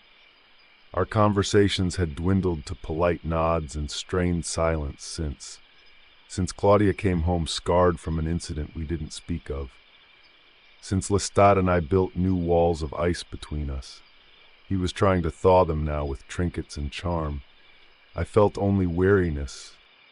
At the door, dusk's last light bled amber across the sky. I paused, hat in hand. Loustat was nowhere to be seen, likely still shuttered in his own chamber or out stalking an early evening meal. Good. If I timed my departure just so, I could avoid a stalking Loustat watching the coming goings of the townhouse. I slipped out the front door into the humid twilight. The horizon glowed a dim gold beyond the rooftops, but the sun itself had sunk below, granting me safety. I hurried to the Cadillac parked discreetly in the carriage house. It was Loustat's pride, a midnight blue roadster polished to a mirror shine. The engine roared to life, and I guided the automobile out onto Esplanade, merging into the sparse evening traffic heading west. As the city gave way to cypress groves and darkening fields, I felt tension unwinding. The air rushing in through the window was thick with the scent of wet earth and distant cane sugar. Freed from New Orleans's cloying ties, I allowed myself to anticipate the night's promise. My mind drifted to Jonah, how his eyes would light up at seeing me, the timbre of his laugh, the feel of his calloused hand engulfing mine. A flicker of doubt intruded. How much longer could we keep this up without Loustat's knowledge? I tightened my grip on the wheel. I did not want to spoil these moments with dread. Not yet. For now, Loustat was a non-presence. Claudia was merely suspicious, and Jonah was hope. I would cling to that hope a little longer. 4 hours later, I turned down a dirt lane flanked by tall oaks. Jonah's home sat at the end of it, a humble white clapboard house perched on the edge of Mr. Linden's vast property. Lantern light glowed faintly in one window. As I rolled to a stop, I saw Jonah step out onto the porch, his broad figure backlit by the warm lamp inside. He wore a cream-colored summer suit, the jacket unbuttoned and the tie loose at his neck. The sight of him, strong jaw, rich brown skin against the pale suit, and an expectant smile tugging at his lips, sent a thrill through me. I barely had the car door shut before Jonah was off the porch, striding through the evening gloom to meet me. "You made good time," he called softly, mindful of the quiet country night. I did. I slowed to a stop before him, my grin matching his. "Afraid I'd find you fast asleep?" He chuckled. "Oh, I'm up all right," he replied, a sly warmth in his tone. Up close, I could see the playful spark in his dark eyes. Impulsively, I reached to take his hand and pulled him a step closer, leaning in as if to steal a quick kiss. Jonah gave a low laugh, but turned his face aside at the last moment, my lips grazing his cheek instead. He squeezed my hand. "Someone might see," he warned gently, tilting his head toward the silhouette of the main house far across the fields. The Linden estate was a good distance off and shrouded in darkness, but Jonah was ever cautious. I huffed in mock impatience, my breath ghosting over his ear. "No one's watching. It's just us." The night was still, and my preternatural ears detected no heartbeats or human footsteps for a half a mile at least. I felt bold, relieved by the cover of night and solitude. I tried again, pressing a light kiss to Jonah's lips. He yielded this time, a soft sound of contentment escaping him before he pulled back. His eyes swept over me, taking in the sharp cut of my suit. With a low whistle of appreciation, he murmured, "Nice threads, I'm a little jealous." He tugged teasingly at my lapel.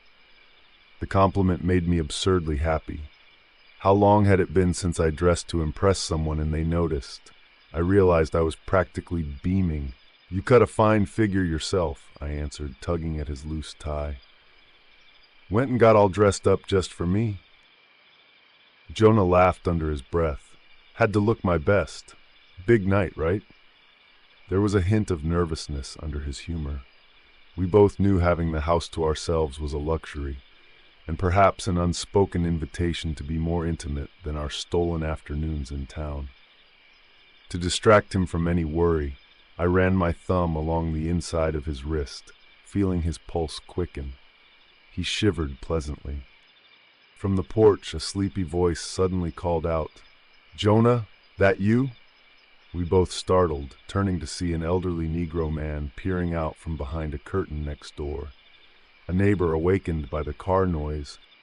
Jonah raised his voice politely. "Yes, sir. Just getting in. Sorry to disturb you." He waved and the curtain closed. The old man likely saw nothing in the dark beyond two vague shapes. Jonah sighed and cast me a wry look. "See, can't be too careful. Folks around here sleep light."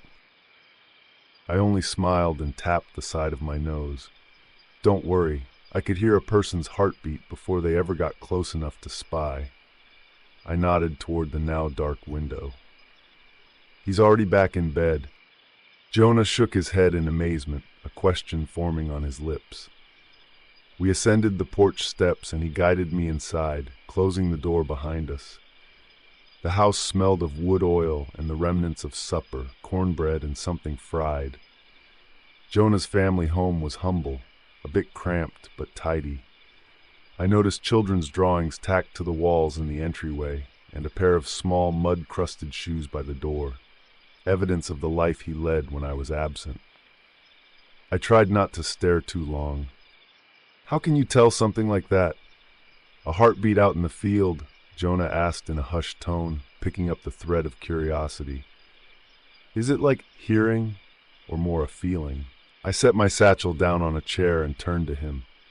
He truly wanted to know more about what I was. His openness, his lack of fear in asking, endeared him to me even more. "Both," I answered. "My hearing is far sharper than any human's. I can pick out the slightest sounds, heartbeats, yes, but also the scrape of a boot on grass from half a mile, or the wings of a moth in the thicket." I stepped closer as I spoke, lowering my voice.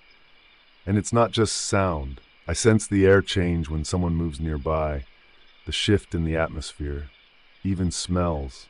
I inhaled pointedly, leaning into Jonah's neck just above his collar.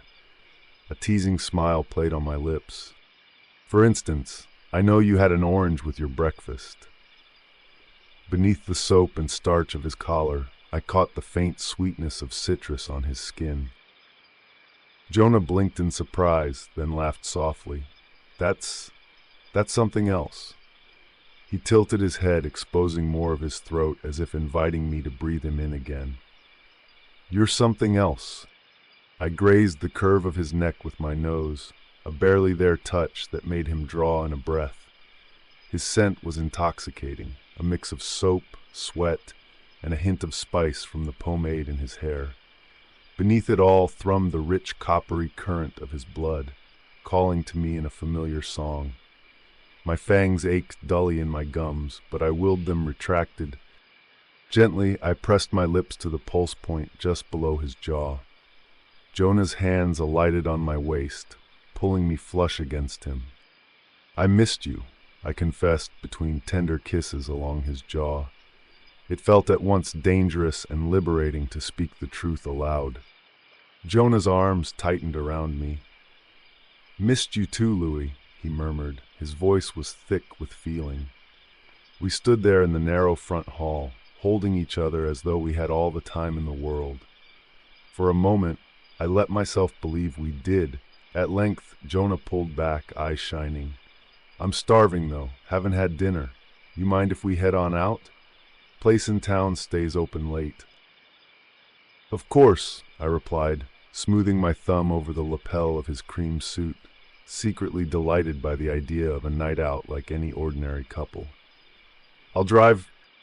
We arrived at the Evangeline Hotel in downtown Lafayette just after 9. The Evangeline was one of the few fine establishments here owned and operated by black proprietors, a jewel in the heart of the colored district. It offered a safety of sorts. Within its warmly lit dining hall, our dark faces drew no second glances. Our reserved table for two, no derision. A jazz quartet played softly in the corner, and a slender singer in a yellow gown crooned a soulful tune on the small stage. The low buzz of convivial conversation, clinking glasses, and distant laughter enveloped us as we took our seats. Jonah ordered a rare steak with potatoes, and I encouraged him with a smile. "Get what you like. Tonight is on me," I insisted, slipping a few bills into the waitress's hand before Jonah could protest. I recognized her as one of the regular staff. She knew me as a quiet gentleman from New Orleans who came occasionally, always at night, always generous with tips. If she found anything odd about the fact that I never ordered more than a drink, she was kind enough not to show it. As Jonah heartily dug into his meal, I swirled a glass of cognac and watched him with open affection. He ate with gusto, slicing into the juicy meat, his eyes occasionally flicking up to meet mine with a shy smile when he caught me staring. I couldn't help it. There was such life in him. Every motion, every expression brimming with the vitality of a man in his prime. Across the table, I basked in his warmth like a man long starved of sunlight. A cigarette dangled between my fingers, the smoke curling upward in lazy ribbons. I didn't truly need it, but it gave my hands something to do. Jonah finished his plate and leaned back with a satisfied sigh. "They don't cook it this good back home," he said, patting his stomach lightly. "Dinah's a fine cook, but she won't sear a steak this rare. Says it's not safe." He chuckled, then seemed to catch himself mentioning his wife. His gaze darted to mine, gauging my reaction. I kept my face neutral and took a slow sip of cognac. At the mention of his wife, I felt a fleeting pang, not of jealousy exactly, but of reality. Dinah, the woman who wore his ring, who bore his children, whose place in his life was legitimate where mine was secret. Yet Jonah's tone when speaking of her was polite, perfunctory even. He quickly moved on. "The kids, Zachariah and Henry, they'd have loved this hotel.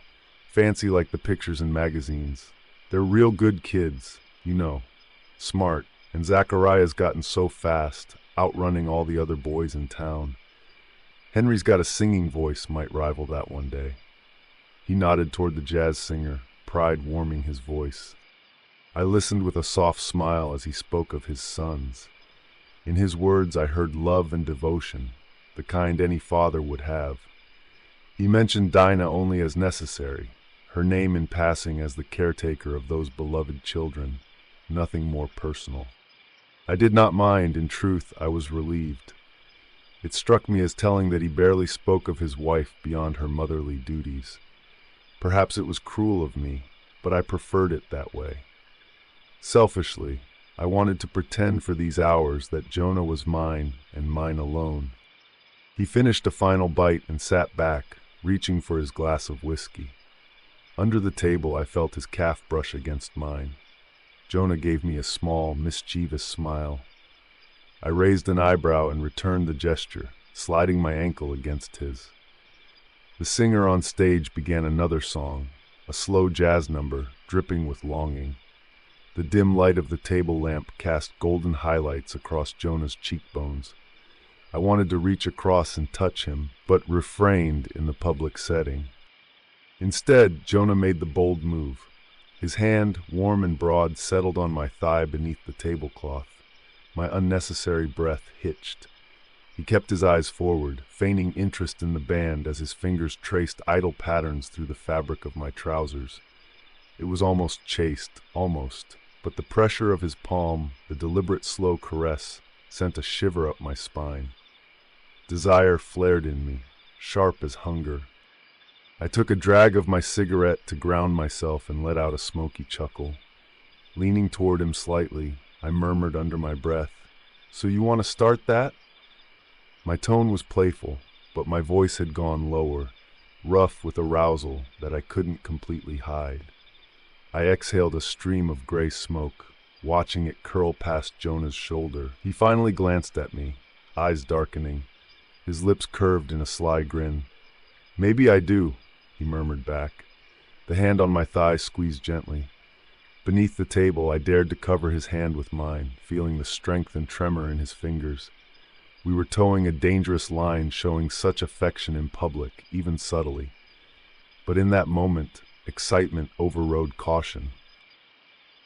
We lingered for another 20 minutes, Jonah nursing his whiskey and I my cognac, exchanging flirtations in low voices. By the time we left the Evangeline Hotel, the moon was high and our restraint was wearing thin. Jonah's arm brushed against mine as we walked to the car, and I could hear the unsteady rhythm of his heart. He was nervous, eager. I felt it too, a tension building in my core that wasn't hunger for blood, but something equally primal. The drive back to Jonah's farm passed in what seemed an instant. Before I knew it, I was pulling the car to a stop beneath the canopy of oak trees outside his house. The world was silent, save for the chorus of crickets and the ticking of the car's cooling engine. We stepped out into the heavy night air. Over the treetops, a few stars winked between streaky clouds. Jonah walked ahead of me up the porch steps, then turned when he realized I had stopped at the bottom. I was standing there looking at the house, a simple, sturdy home that by daylight would be ringed by children's toys and laundry on the line. In the darkness now, it was easy to imagine it belonged just to Jonah, just to us. But a phantom weight pressed on my chest, and I could almost sense the echoes of his children's laughter within, the specter of his wife's careful touch on the curtains and rocking chair. I hesitated, one foot on the first step. Some instinct rooted me in place, a vampire's superstition, perhaps. This was not my domain. I had never been invited properly inside when the family was present. We'd always kept to the porch or the yard before. To enter now felt like crossing into forbidden territory. Jonah extended his hand down to me, confusion knitting his brow. "Louis, you all right?" I realized I must have looked strange, loitering at his threshold. I forced a smile and accepted his outstretched hand. He pulled me up beside him with an easy strength. "I'm fine," I said quietly, "just taking it all in." I glanced once more at the closed door, then back to him.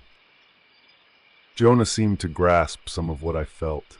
He gave my hand a reassuring squeeze. "Come in. I want you here, Louis." His voice was soft, but there was earnestness in it that melted my reluctance. With those words, an invitation freely given, the invisible barrier lifted. I followed him inside. The house was dim. Jonah had left only a single lamp on in the living room. It cast a golden circle onto a worn rug. Familiarity settled around me as I remembered the layout from previous brief visits. A small kitchen to the right, living area to the left, 2 tiny bedrooms down a short hall. Jonah led me to the couch. We sank onto it together, and he loosened his tie fully, tossing it aside. I undid the top buttons of my shirt, finally allowing myself to relax. He turned toward me, one arm stretched along the back of the couch. "I nearly forgot to tell you. I got some work in New Orleans next month," he said, keeping his voice low as if sharing a secret. "Boss is sending me down for Mardi Gras week to make deliveries and help out at the company's stall. I'll be in the city for a good stretch."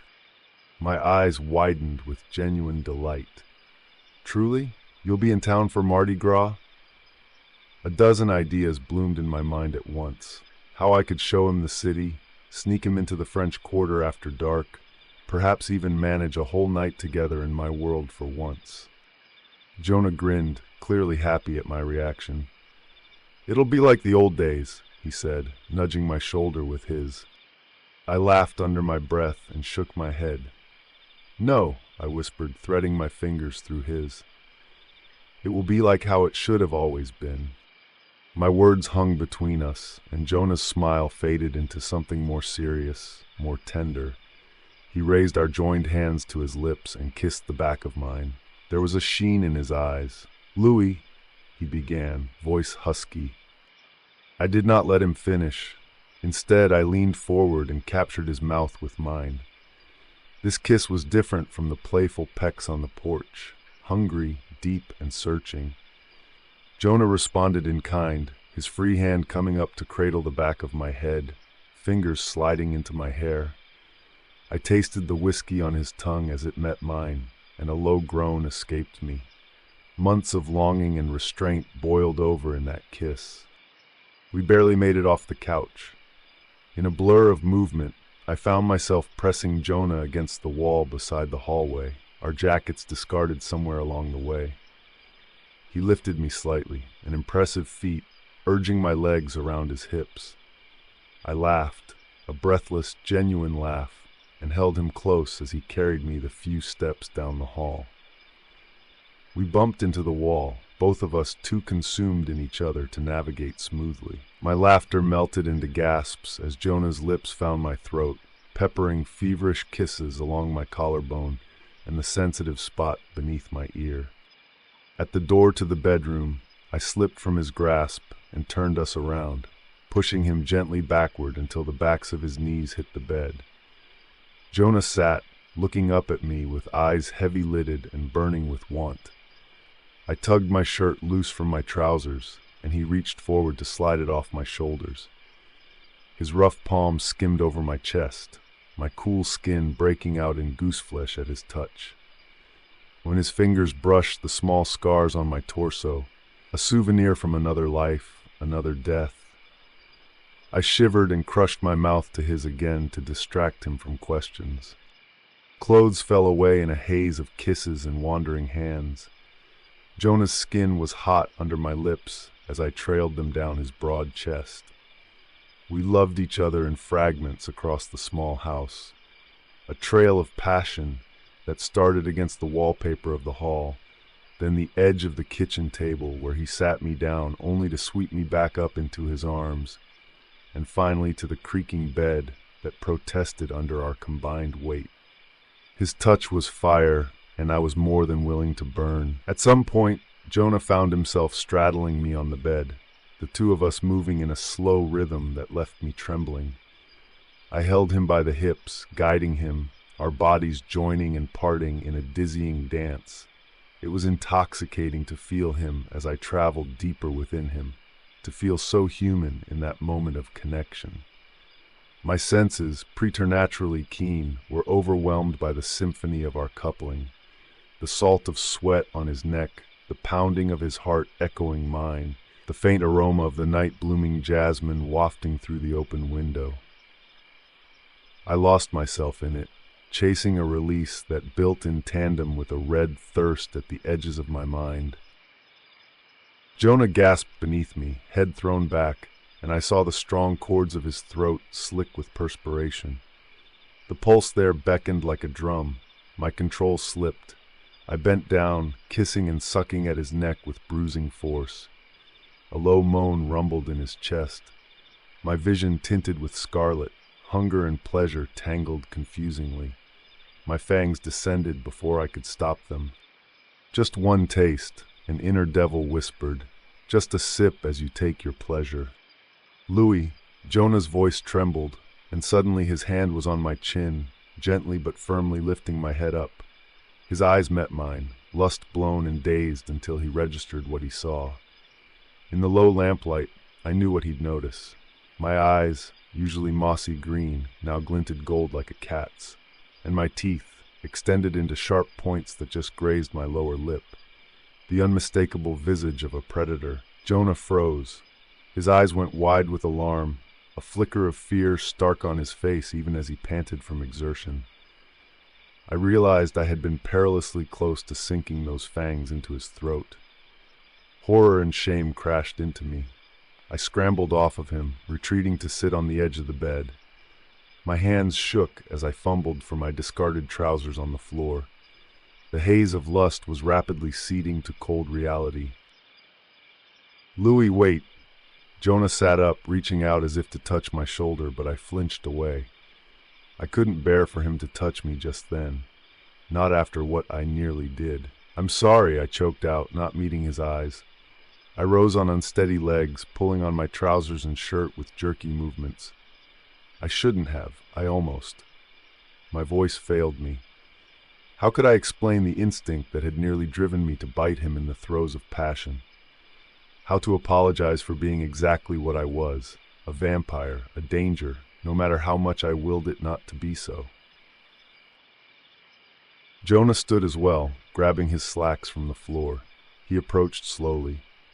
"It's okay," he said, but his voice was thin and unsure. But the tremor in his hands belied his confidence. "You just startled me, is all." I shook my head, finally daring to look at him. There was no hiding the lingering fear in his expression, and that sight cut me deeper than any knife. "No, it's not okay," I whispered. My eyes burned with unshed tears of frustration and self-loathing. "I could hurt you, Jonah, without meaning to. One slip, and I could."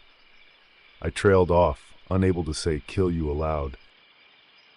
He closed the distance between us and gently cupped my face with both hands. I flinched at first, but his warmth steadied me. Jonah's thumbs brushed under my eyes. He forced a small smile. "You won't."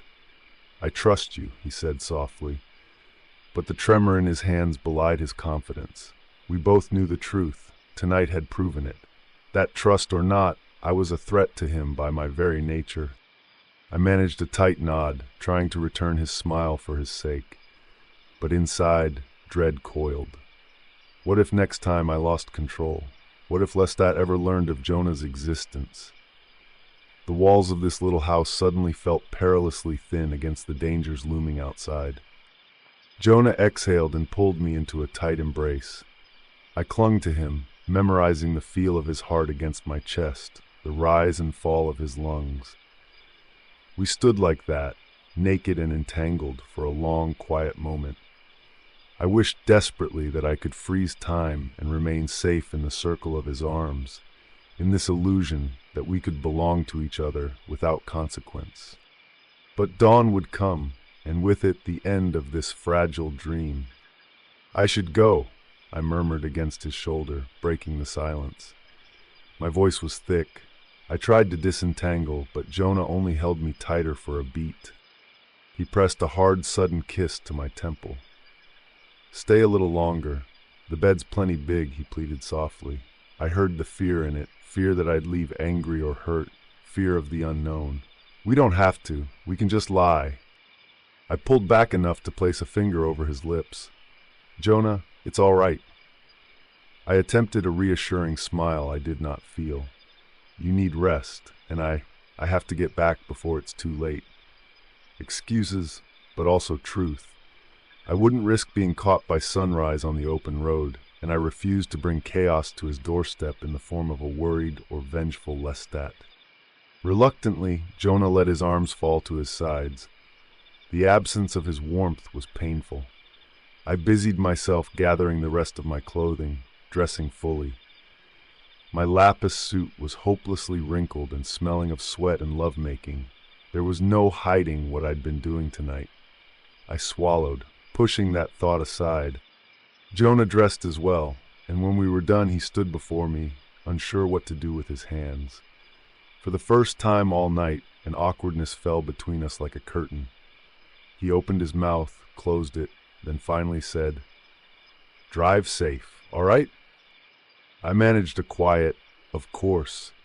There was more we both wanted to say, I sensed, but the words knotted in our throats. Instead, I reached out and straightened the collar of his shirt, a tender, familiar gesture. Jonah caught my hand in his and turned it to press a kiss to my palm. "Next time will be better," he whispered, an apology and a hope wrapped in one. I mustered a faint smile and squeezed his fingers. "Good night, Jonah."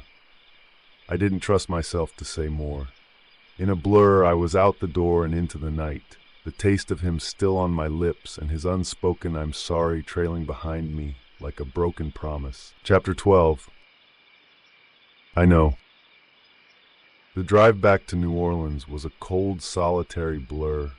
I kept the windows open, letting the chill pre-dawn air slap me awake whenever my mind threatened to drift into dangerous territories of regret.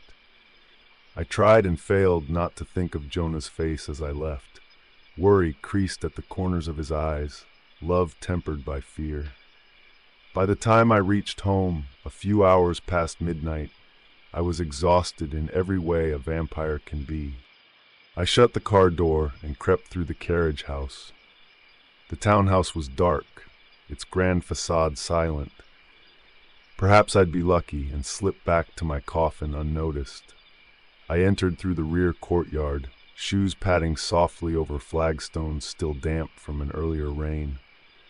Just as I eased the door open into the parlor, a small figure emerged from the shadows of the stairwell. Claudia stood there, arms folded tightly and foot tapping with impatience. She wore one of her expensive silk dresses under a wool coat, her hair carefully pinned. It struck me that she looked ready to go out, though the hour was late for even our kind to be leaving the house. Had she been about to follow me, or perhaps returning from her own escapade? The latter seemed unlikely. Her focus was laser-fixed on me. Her nostrils flared. I knew she could smell the night's activities on me. The cigarette smoke, the cologne now faded, the sweat and another man's scent mingling with my own. Her lip curled. Before I could summon a greeting, Claudia drawled, "Off to see your mortal again?" I closed the door softly behind me and removed my hat, trying for calm nonchalance. "It's late, darling. Shouldn't you be in by now?" I countered quietly, hanging my hat on the rack. I hoped to deflect her interrogation, but one look at her face told me she wouldn't be deterred. She stepped closer, eyes flashing. "Don't play dumb, Uncle Lou," she snapped, invoking the pet name she used when particularly annoyed with me. "You a coward now, Uncle Lou? Sneaking around like this?" Her words were knives wrapped in silk. "Dragging your feet instead of facing him." I stiffened. So she wanted to quarrel. I did not. Not tonight. "I have no idea what you're talking about," I muttered, moving past her toward the stairs. I was desperate for solitude, to wallow in my own self-reproach without an audience. Claudia shadowed me, quick and lithe. "Should I say it in French?" she hissed under her breath, and then in crisp French she spat. "Lâche. Coward." The word struck me harder in our mother tongue. I paused on the bottom stair, jaw clenched. A familiar anger sparked in me. "Go to bed, Claudia," I warned, not turning around. She ignored my warning. I felt her tug at the back of my coat, forcing me to face her. Her nostrils flared again, and she sneered. "I smell your mortal all over you." She practically spat the word mortal like it was filth. "His blood. Did your mortal even feed you?" Her eyes flicked to the faint stain on my collar, dried droplets of Jonah's blood from when I kissed his neck too roughly. Nothing escaped her notice. "That is none of your business," I growled, a mix of shame and irritation coloring my tone. I stepped back out of her grip. But Claudia persisted, relentless. "You think I haven't noticed? You come home each time smelling like him, looking half-starved and guilty." Her voice rose, then dropped to an urgent whisper, as if afraid Loustat might hear. "If I could find out about your mortal, how long do you think it will take for him to figure it out?" My eyes flared. Fear surged cold through me. I grabbed Claudia's thin shoulders and pulled her into the hallway corner, away from the open parlor door. "You've said nothing to Loustat, have you?" I whispered fiercely. She shook off my hold with a scowl. "Of course not. I ain't stupid, but I won't have to say a thing. You think Daddy Le—" She caught herself, curling her lip in distaste. "Loustat isn't blind. He spent months trying to swoon you, Louis. The reunion between you two is his obsession. He's gonna smell it, or catch you in a lie, or catch you with him." I opened my mouth to deny it, to produce some feeble insistence that I had it under control. But Claudia steamrolled on, her eyes bright with anger or fear, or both. "He will kill Jonah if he finds out," she whispered. "And he won't just kill him outright. Oh no. He'll make it hurt. He'll make it slow. He'll make it look like an accident, so you'll have nothing to pin on him." Her words came out in a rush, quiet but fervent, each one landing like a blow. "Stop," I breathed, my back thudding against the wall as I recoiled from her litany. But she didn't stop. Her voice wavered just a fraction. "You know I'm right. Loustat won't share you, Uncle Lou. Not with me, not with some mortal man, not with anybody. He'll burn the whole world down first." "Stop." Louder this time. I squeezed my eyes shut. I couldn't bear the vivid images her warning conjured. Jonah's lifeless body broken, bloodied, disposed of as nothing, and Laustat's charming smile feigning innocence through it all. Claudia reached for my hand, her own surprisingly steady as she wrapped it around mine. "We have to protect ourselves," she implored. "Protect him, if you care about him at all." That did it. Something in me snapped, a taut rope finally breaking. I yanked my hand from hers.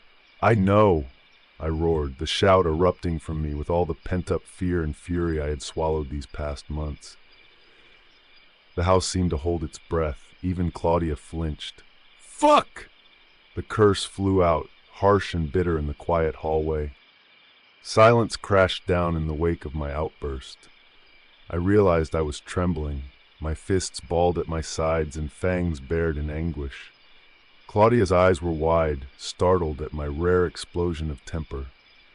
We stared at each other in the flickering gaslight from the wall sconce. Slowly I regained a modicum of composure. I closed my eyes, drawing a needless breath as though to calm a racing heart that no longer beat like a human. When I spoke again, my voice was as a broken whisper. "I know," I repeated. The fight bled out of me, leaving only despair. "I know," I said once more, softer. The echoes of those words carried a truth I had avoided too long. Claudia stepped forward and gently this time rested her hand atop mine. I didn't pull away. She was silent for a moment, choosing her next words carefully. When she spoke, her tone was measured, almost chillingly calm. "We'll never be free, Louis. Never safe to love who we want. Not so long as Loustat walks this earth." Her declaration hung in the air, stark and heavy. My eyes snapped to hers. In her young face I saw a resolve that frightened and relieved me all at once. The seed of an idea, terrible and liberating, took root in that instant. She was right. As much as it pained me, I knew she was right. Laustat's shadow would always be there, darkening any chance of happiness, of autonomy, of love outside of him. I swallowed hard. In Claudia's eyes I saw a reflection of my own grim understanding. We exchanged a single nod, small but enough. No more words passed between us. None were needed. Together we turned and crept up the stairs, leaving unspoken the dangerous resolution crystallizing between us. Behind us, the house remained silent, as if aware that a single sound might shatter the fragile accord we had just forged. In the darkness, I felt the weight of what was to come settle on my shoulders and welcomed it. because I knew, at last, what had to be done. Some nights later, I stood on the porch of my ancestral house nestled inside the 7th Ward, listening to the distant echoes of Mardi Gras revelry. A humid breeze carried the faint strains of a jazz trumpet and laughter from the city, but here among the cypress and night-blooming jasmine, it was quiet. I started walking west toward Jonah and the 6th Ward home of his cousin Nona. Focus, I commanded myself. I closed my eyes and reached out with the mind gift, sending a gentle summons into the night. In my mind's eye, I pictured Jonah Macon, his broad shoulders and warm smile, and I called. My silent plea drifted through the darkness like a prayer. Come to me, Jonah, please. I didn't dare step onto the porch. A dead man with an unaged face has no business at a family gathering. Instead, I closed my eyes and sent another gentle telepathic plea with the mind gift. Come to me, Jonah. A heartbeat, then another. At first, nothing. My dead heart sank with each passing second of silence. Perhaps he wouldn't come. Perhaps last month's scare frightened him beyond return. But then I felt it, a familiar presence tugging at the edge of my awareness. Footsteps crunched slowly up the gravel drive. I opened my eyes. Jonah emerged from the gloom beneath the oaks, lantern light from the porch catching him in a soft glow. He paused at the bottom of the steps, removing his cap with nervous fingers. His dark eyes found mine. "Evenin', Louis," he said quietly. His voice carried that honeyed drawl, deep and low, seasoned by years of hard work and late-night cigarettes. I drank in the sight of him, a few new strands of silver at his temples, a crease of worry on his brow. He looked tired from the week's labors, yet he was here. Relief and ache flooded me in equal measure. "Jonah," I replied, my voice just above a whisper. I realized I'd been clutching the porch rail. I forced myself to let go and offered a tentative smile. "You heard me?" He nodded, stepping up onto the porch. "Reckon I did, heard you, in here." He tapped 2 fingers to his temple, then to his chest, right over his heart. "Or maybe I just knew to come on my own." He tried for a smile, but it faltered. "Another one of those," he then whispered. "Vampire things?" "Yes, I suppose it was," I replied. There was a dryness to my voice, but the longing in my eyes conveyed my true feelings. Then we just waited and let those words hang in the atmosphere for a moment. The charged silence between us was filled with everything we left unsaid after our last meeting. I searched his eyes, those warm brown eyes. They brimmed with cautious emotion now. He was afraid, I realized, not of me or not only of me, but he felt the shift in our connection. I stepped closer, my polished shoes scuffing the warped wooden boards. "Thank you for coming out," I said softly. Up close I caught the scent of him. Soap, a trace of sweat, and the faint metallic tang of the city clinging to his clothes. Beneath it, his blood called to me in that subtle thrum I knew so well. I pushed the hunger aside. Tonight had to be different. Jonah cleared his throat, fidgeting with the cap in his hands. Didn't know if I should, after what happened. His eyes flickered to my face, skimming over my eyes as if checking for any hint of that golden predatory shine he witnessed. Finding none, he exhaled. But I figured, with Mardi Gras, I might not get another chance. The confession hit like a slap, but a fair one. "You might not," I agreed, voice tight. The truth hung between us, heavy and inevitable. This was our farewell. We both knew it without speaking the words. I reached out and gently covered his hand with mine, stilling the restless twisting of his cap.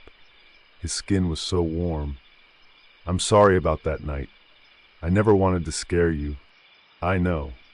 Jonah turned his hand to entwine our fingers, squeezing gently.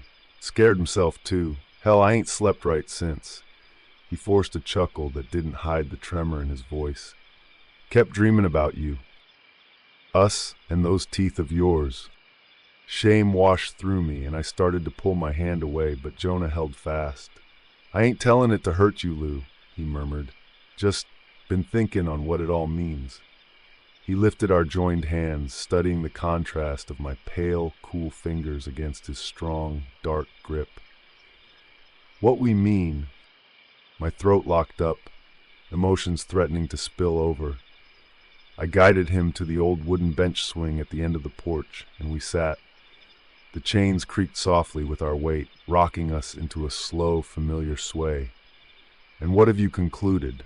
I asked, almost afraid of the answer.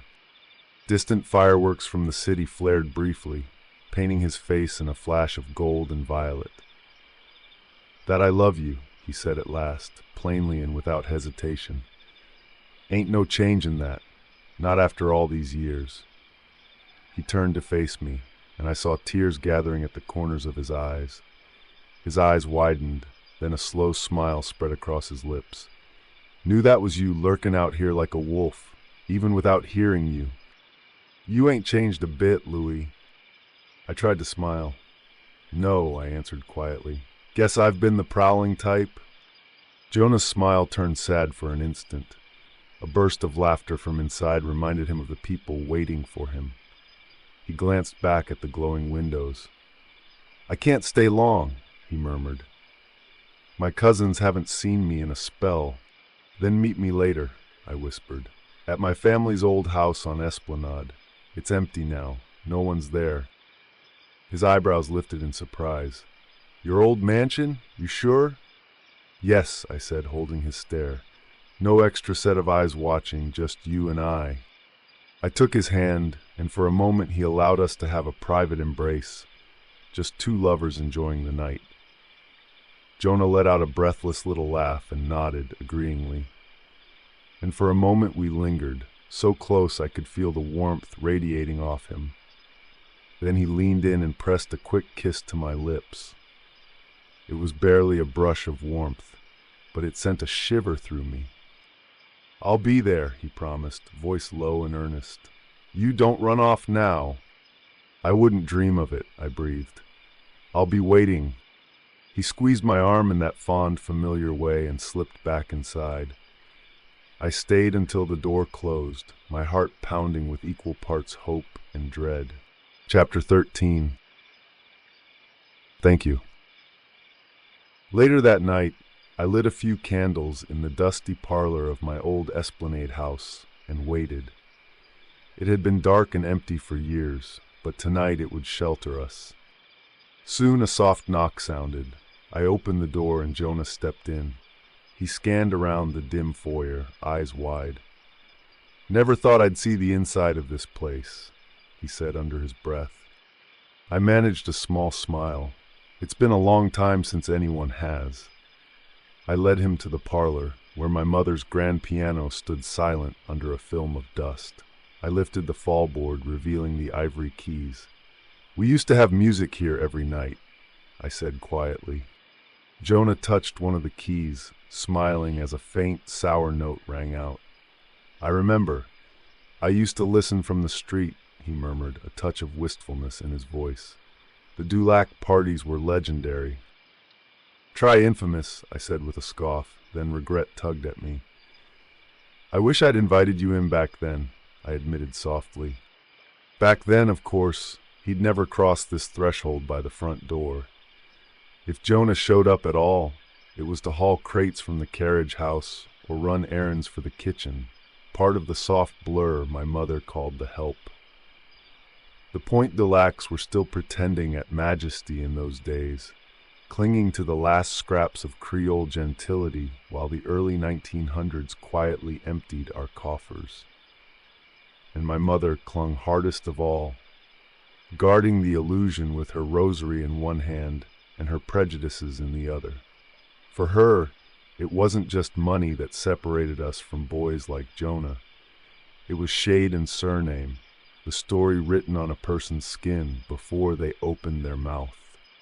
She tried to pass that sickness on to Grace, Paul, and myself like an heirloom, whispered warnings about those people at the gate, but it never quite took. Whatever distance she imagined between my family and Jonah's, I could never see it when he smiled up at the balcony. He took my hand and gave it a gentle squeeze. "We're here now," he replied, his eyes warm with understanding. I spread a blanket on the floor, and we settled there by candlelight. I poured him a glass of brandy from an old decanter, and we sat shoulder to shoulder in a comfortable silence, letting the reality of being together sink in. Finally, Jonah drew a breath. "My boys are nearly grown now," he said, turning the glass in his hands. 16 and 14. In a couple years they'll be out of the house. He trailed off, then looked at me with a hopeful smile. Maybe then I could slip away more often, have more nights like this, for us. My chest ached at the quiet yearning in his voice. I thought of all the lies I'd fed him during the early years, like scraps. How I used to tell him our fumbles in dark corners were mistakes brought on by drink, that I'd had too much, that we'd gone too far and it wouldn't happen again. Months of fucking him in borrowed rooms and on borrowed time, only to call it harmless folly afterward, something light and meaningless, when every touch drew me deeper under his gravity. Then the worst lie, whispered before he shipped out, that I'd see him when he came back from Europe, that we'd figure it out when the war was done. He returned to New Orleans alive and breathing, and I avoided him like a ghost avoids the churchyard, skirting the edges of his life so I wouldn't have to face what I'd promised. "I'd like that," I said anyway, squeezing his hand and hearing the falsehood in my own voice. It slid out smooth as silk, as practiced as any confession I'd given Father Matthias in childhood. He watched me, thumb tracing the rim of his glass. "Sometimes I think," he said slowly, "once the boys are grown, out on their own, maybe I could get a little place in town, just mine. Wonder what it'd be like if it was just us. Not squeezing in between shifts and no more cotton." "You're not the only one tied up, Jonah," I answered, my voice too careful. "I have someone who depends on me, a child of sorts." His brows shot up. "Since when vampires got children?" he huffed, half laugh. Then, taking a bit to reflect privately, "Well, a year ago I didn't even believe in no vampires, so I guess I don't know a damn thing." I couldn't help a small, crooked smile. "If it were just you," I asked, turning his words back on him. "No kids, no." For a second his name emerges in my mind, but I banish Loustat from my psyche almost instantly. But in the shadows of my pupils, Jonah registers his name. "You would still have me, man and monster?" He didn't flinch. "Forever, if I could." The answer split me open. One of our rules, we didn't discuss turning Jonah, sat between us like a third presence. I found myself wondering, not for the first time, whether I loved him because our time was finite, because our time had edges, because every touch was sharpened by the knowledge it would end. Jonah's eyes held my gaze, open and unguarded, like he'd just placed his whole life in my hands without realizing it. I felt something in me give way. Words would only cheapen it. So I leaned in, closed the last inches of space between us, and let my mouth answer what my coward's tongue couldn't. Our kisses soon turned urgent. Jonah's eyes searched mine for answers. Absolution. I did my best to provide reassurance, but my gestures and motions at times felt unsure, limp. Perhaps he sensed my apprehension. How could he not? He asked, "Easy living, Louis," he said like a coronation. "Are you sure you are ready for the long haul with me?" I silenced him with a soft kiss. His words melted into a quiet moan as he responded, mouth warm and eager against mine. "Oh, I'm sure," I whispered when we parted for breath. Jonah traced a calloused thumb over my cheek. He pulled me into a deeper kiss, and I tasted salty tears in our kiss. Our desperation ignited like dried grass to flame. Soon we were stumbling through the parlor, shedding the trappings of our separate lives piece by piece. I shrugged off my coat and undid my starched collar. He kicked off his scuffed shoes and pulled his shirt over his head. Our mouths barely parted as we navigated down the hall to my old bedroom. Inside, the lights from the celebration and the newly installed electric street lights spilled through a gap in the curtains, illuminating the small, makeshift bed made of blankets and pillows. We collapsed onto it in a tangle of limbs. Jonah's skin was hot under my roaming hands, every scar and muscle telling the story of years I missed. I kissed a line down his broad chest, savoring the sheen of sweat and the intoxicating drum of blood in his veins. He gasped my name, rough and sweet, as I took him in hand and stroked slowly, reverently. "God, Louis," he groaned, arching into my touch. I slid back up to capture his mouth again, and he flipped us with a surge of strength, pressing me into the mattress.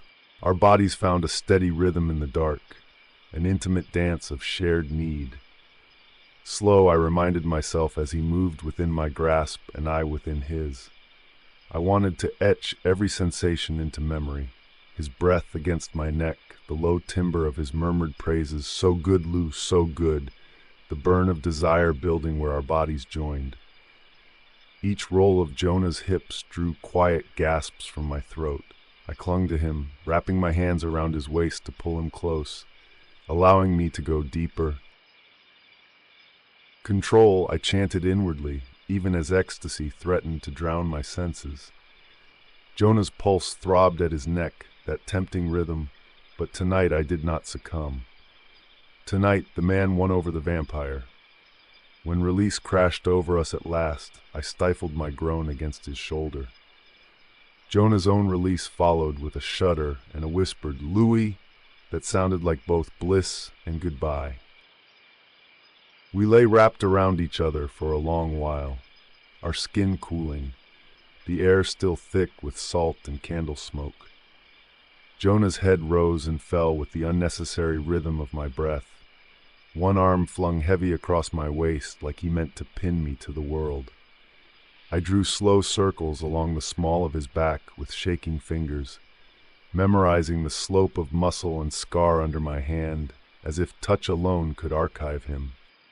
After a time, I realized he was humming, a low, frayed thread of sound against my chest. An old love song from the Bayou days, half forgotten by the world but not by us. I'd heard it on porches and in cane fields when we were younger. Now it came back to me wrapped in his older voice, worn at the edges. My chest tightened so sharply I had to close my eyes. I bent and pressed a kiss into his damp hair, tasting sweat and the ghost of river nights long gone. He sighed and rolled away, the spell thinning. "Can't stay in this floorboard bed forever," he muttered, reaching for his shirt. We dressed slowly, like men putting armor back on. "How long you in town?" I asked, smoothing the wrinkles from his collar. "Couple more days," he said. "Then back to Lafayette. Boys'll eat the house if I stay gone too long." On the surface, fond exasperation. Underneath, where his thoughts brushed against mine, I sensed the same reluctant not yet I felt in my own bones. I buttoned my cuffs, avoiding his eyes. "I've been thinking of going west," I said lightly. "Hollywood, maybe. See the starlets. Pretend for a night or two there's no Jim Crow. See how they make the talkies." Jonah huffed a soft laugh, bending to tug on his shoes. "You'd fit in out there," he said, "all dressed up, looking like trouble." His mind, however, whispered something else entirely. So this was how it ends. We traded small, ordinary comments about parades he hadn't seen yet, joints he wanted to eat at before he left town, as we straightened each other's clothes. Casual talk, easy on the ear, but every gesture felt like a goodbye folded inside a joke. By the time his tie lay neat against his chest and my lapels lay flat under his palms, the room smelled less of sex and more of departure. We slipped out of the house and back into the swell of the night. Mardi Gras was a living thing around us, brass horns blaring, tambourines jangling, voices braided together in laughter and hoarse song. Colored lanterns swung from balconies, casting the street in bruised purples and golds. Jonah's hand settled at the small of my back, firm and easy, guiding me through the crush like I was something precious he meant to keep upright. To anyone watching, we must have looked like what we were, two men a little too close, moving in step. A few eyes lingered on us, disapproving, curious, and each time I felt the old instinct to shrink. Instead, I let my eyes slide back over them, pupils gone wide and dark as the river at midnight. They flinched, looked away. The vampire was very close to the surface, but for once he belonged to someone. "Look at us," Jonah chuckled near my ear, his breath warm against my cheek. "Walking down canal like a pair of sweethearts." "Let 'em look," I murmured. No one's fool enough to bother a man whose lover is a vampire. It was meant as a tease, but it was also a warning. The air was thick with the scent of sweat and powder, and underneath it all, blood. It throbbed in the crowd like a second drumline, arteries pulsing at throats, hearts kicking against ribs. Hunger rose hard and hot in me, a low, insistent burn. Any other night I might have slipped into an alley with a stranger and come back clean. Tonight I kept my focus pinned to Jonah's heartbeat, the particular cadence of him. Whatever else I was his creature first. Eventually, the press of bodies became too much even for him. "Come on," Jonah said, fingers curling around my sleeve. "My feet need a minute." He tugged me into a narrow side alley, cooler and dimmer, where the riot of sound dulled to a bass-heavy rumble. The bricks sweated moisture. Beads and paper masks lay crushed underfoot. Jonah leaned back against the wall, chest rising and falling, face flushed with exertion and happiness. "Tonight's been like a dream," he said, looking at me instead of the lights beyond the alley's mouth. "I wish it didn't have to end." "So do I whispered, a dryness to my tone that tasted like ash. He reached out, thumb brushing my cheek. "Maybe it don't have to," he breathed. "Once the boys are out the house, once things settle, maybe I could get away more. We could have more nights like this. Maybe years. Decades." The hope in his voice was a knife. "Time is fleeting, Jonah," I managed, my voice fraying at the edges. "For you, for us, for anything that dared to grow in the shadow of what I am. All the more reason to take what we can get," he said, softer now, like he was afraid a louder voice might scare the night away. He stepped in until his warmth lined up with my coolness, shoulder to hip, and laid his palm flat over my chest. His thumb moved in a slow arc, as if it might coax life back into something long since surrendered. He looked at me like that, close, certain, utterly unarmed, and I thought how little the dark gift had changed between us. Even at 16, before fangs and coffins and the taste of blood, a word from me could send Jonah running toward me or away. He'd been under my spell back when my only power was a pretty suit and a Pointe du Lac surname. His faith, his human hope, broke something loose in me. I caught him by the lapels and pulled him into a final searing kiss. For one suspended instant, I let myself fall into the fantasy. Some small apartment in town, mornings with coffee instead of carnage, nights where I came home to him. A life where we had, as he said, years of nights, and no force could ever separate us. Then the vision curdled under the weight of what I am. I tore my mouth from his, breathing ragged purely out of habit, and framed his face in my hands. His skin was hot beneath my fingers, damp at the temples. I struggled to see him clearly through the blur of bloody tears. "Jonah," I whispered, voice wrecked. "Forgive me?" His brow furrowed, concern blooming already. "Louis, for what?" I didn't let the question finish. If I heard it, I knew I'd falter. Summoning every ounce of will, I reached past skin and bone and pushed the mind gift into him. His eyes widened for a split second, then the pupils blew wide, and the confusion smoothed out of his face like a hand passing over water. The strong body I'd just held so tightly slackened under my touch, all that vibrant will leaning its whole weight into me.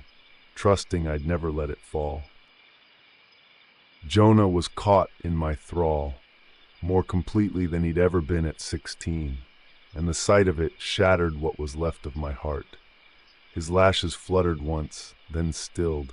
His breath eased into that slow, even rise and fall. All the little tensions I'd learned in his body over the years melted out of him. He leaned into my hands like a man resting against a church pillar, certain it would hold. Crimson tears slipped hot down my cheeks.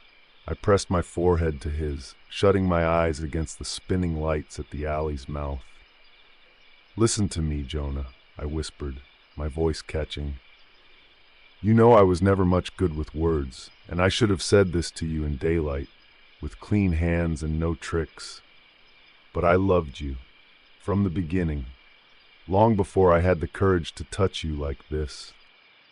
My thumbs traced the curve of his cheekbones as the compulsion folded deeper into him. We didn't have enough time, we never could have, not with what I am. But the time we did have, those nights in Lafayette, this foolish evening in a dead man's home, was precious to me.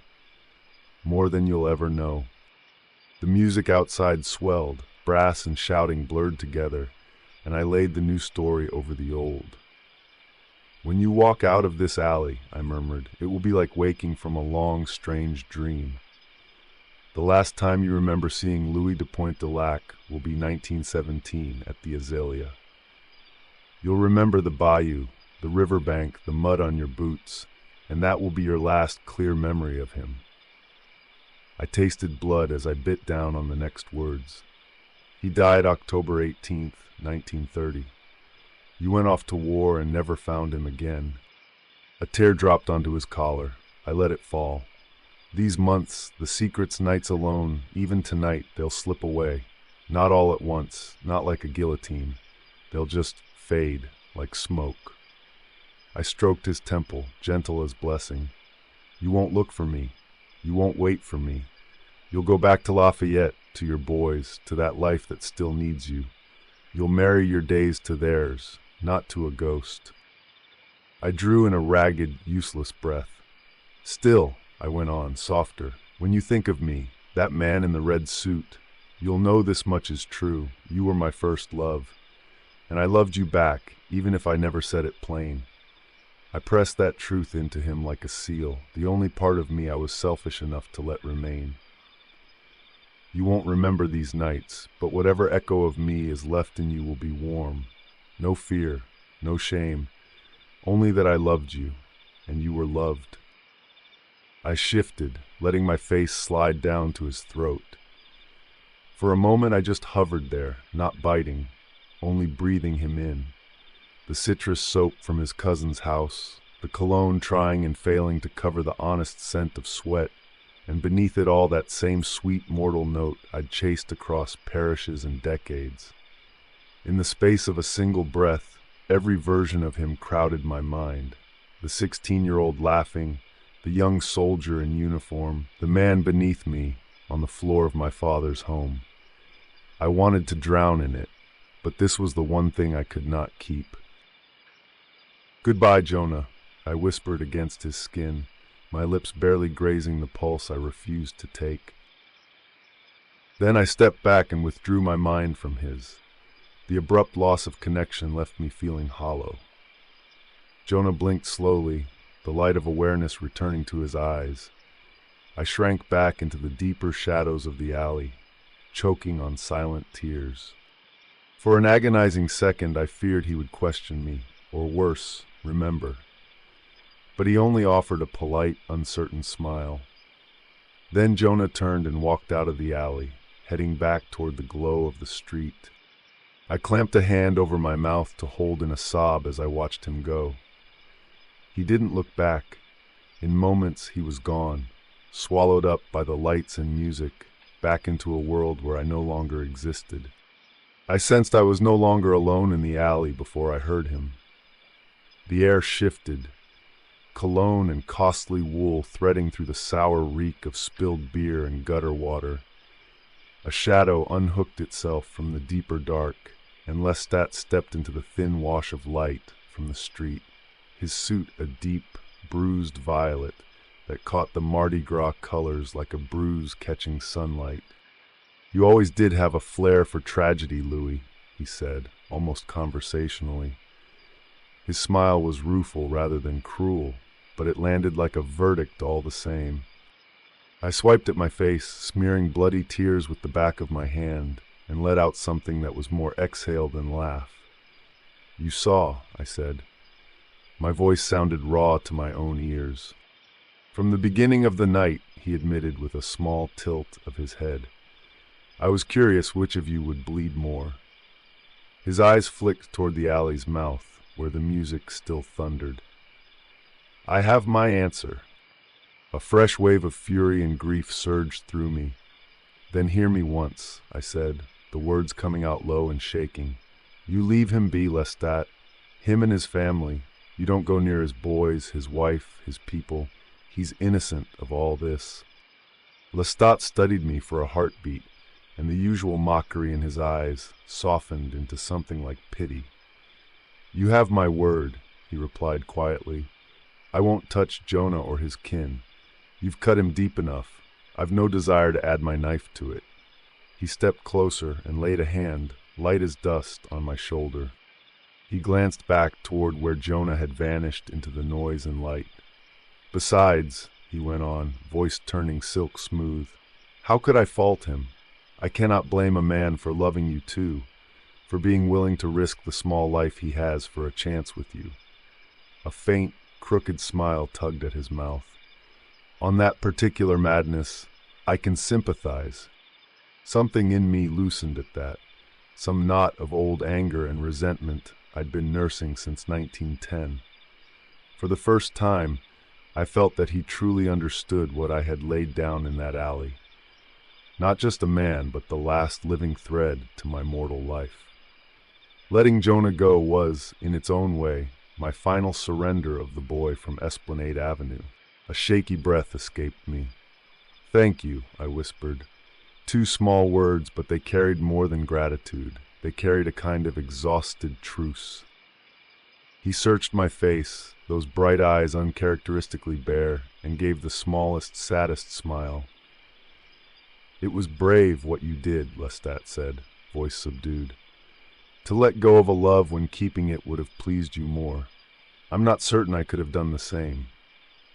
There was no performance in it, no barbed tale hidden in the compliment, only honest respect. I had no answer for that. I only nodded, feeling hollowed out, the night's courage spent. Loustat inclined his head in return, courtly even here among the trash and shadows. "Enjoy what's left of your night, Louis," he murmured, "such as it is."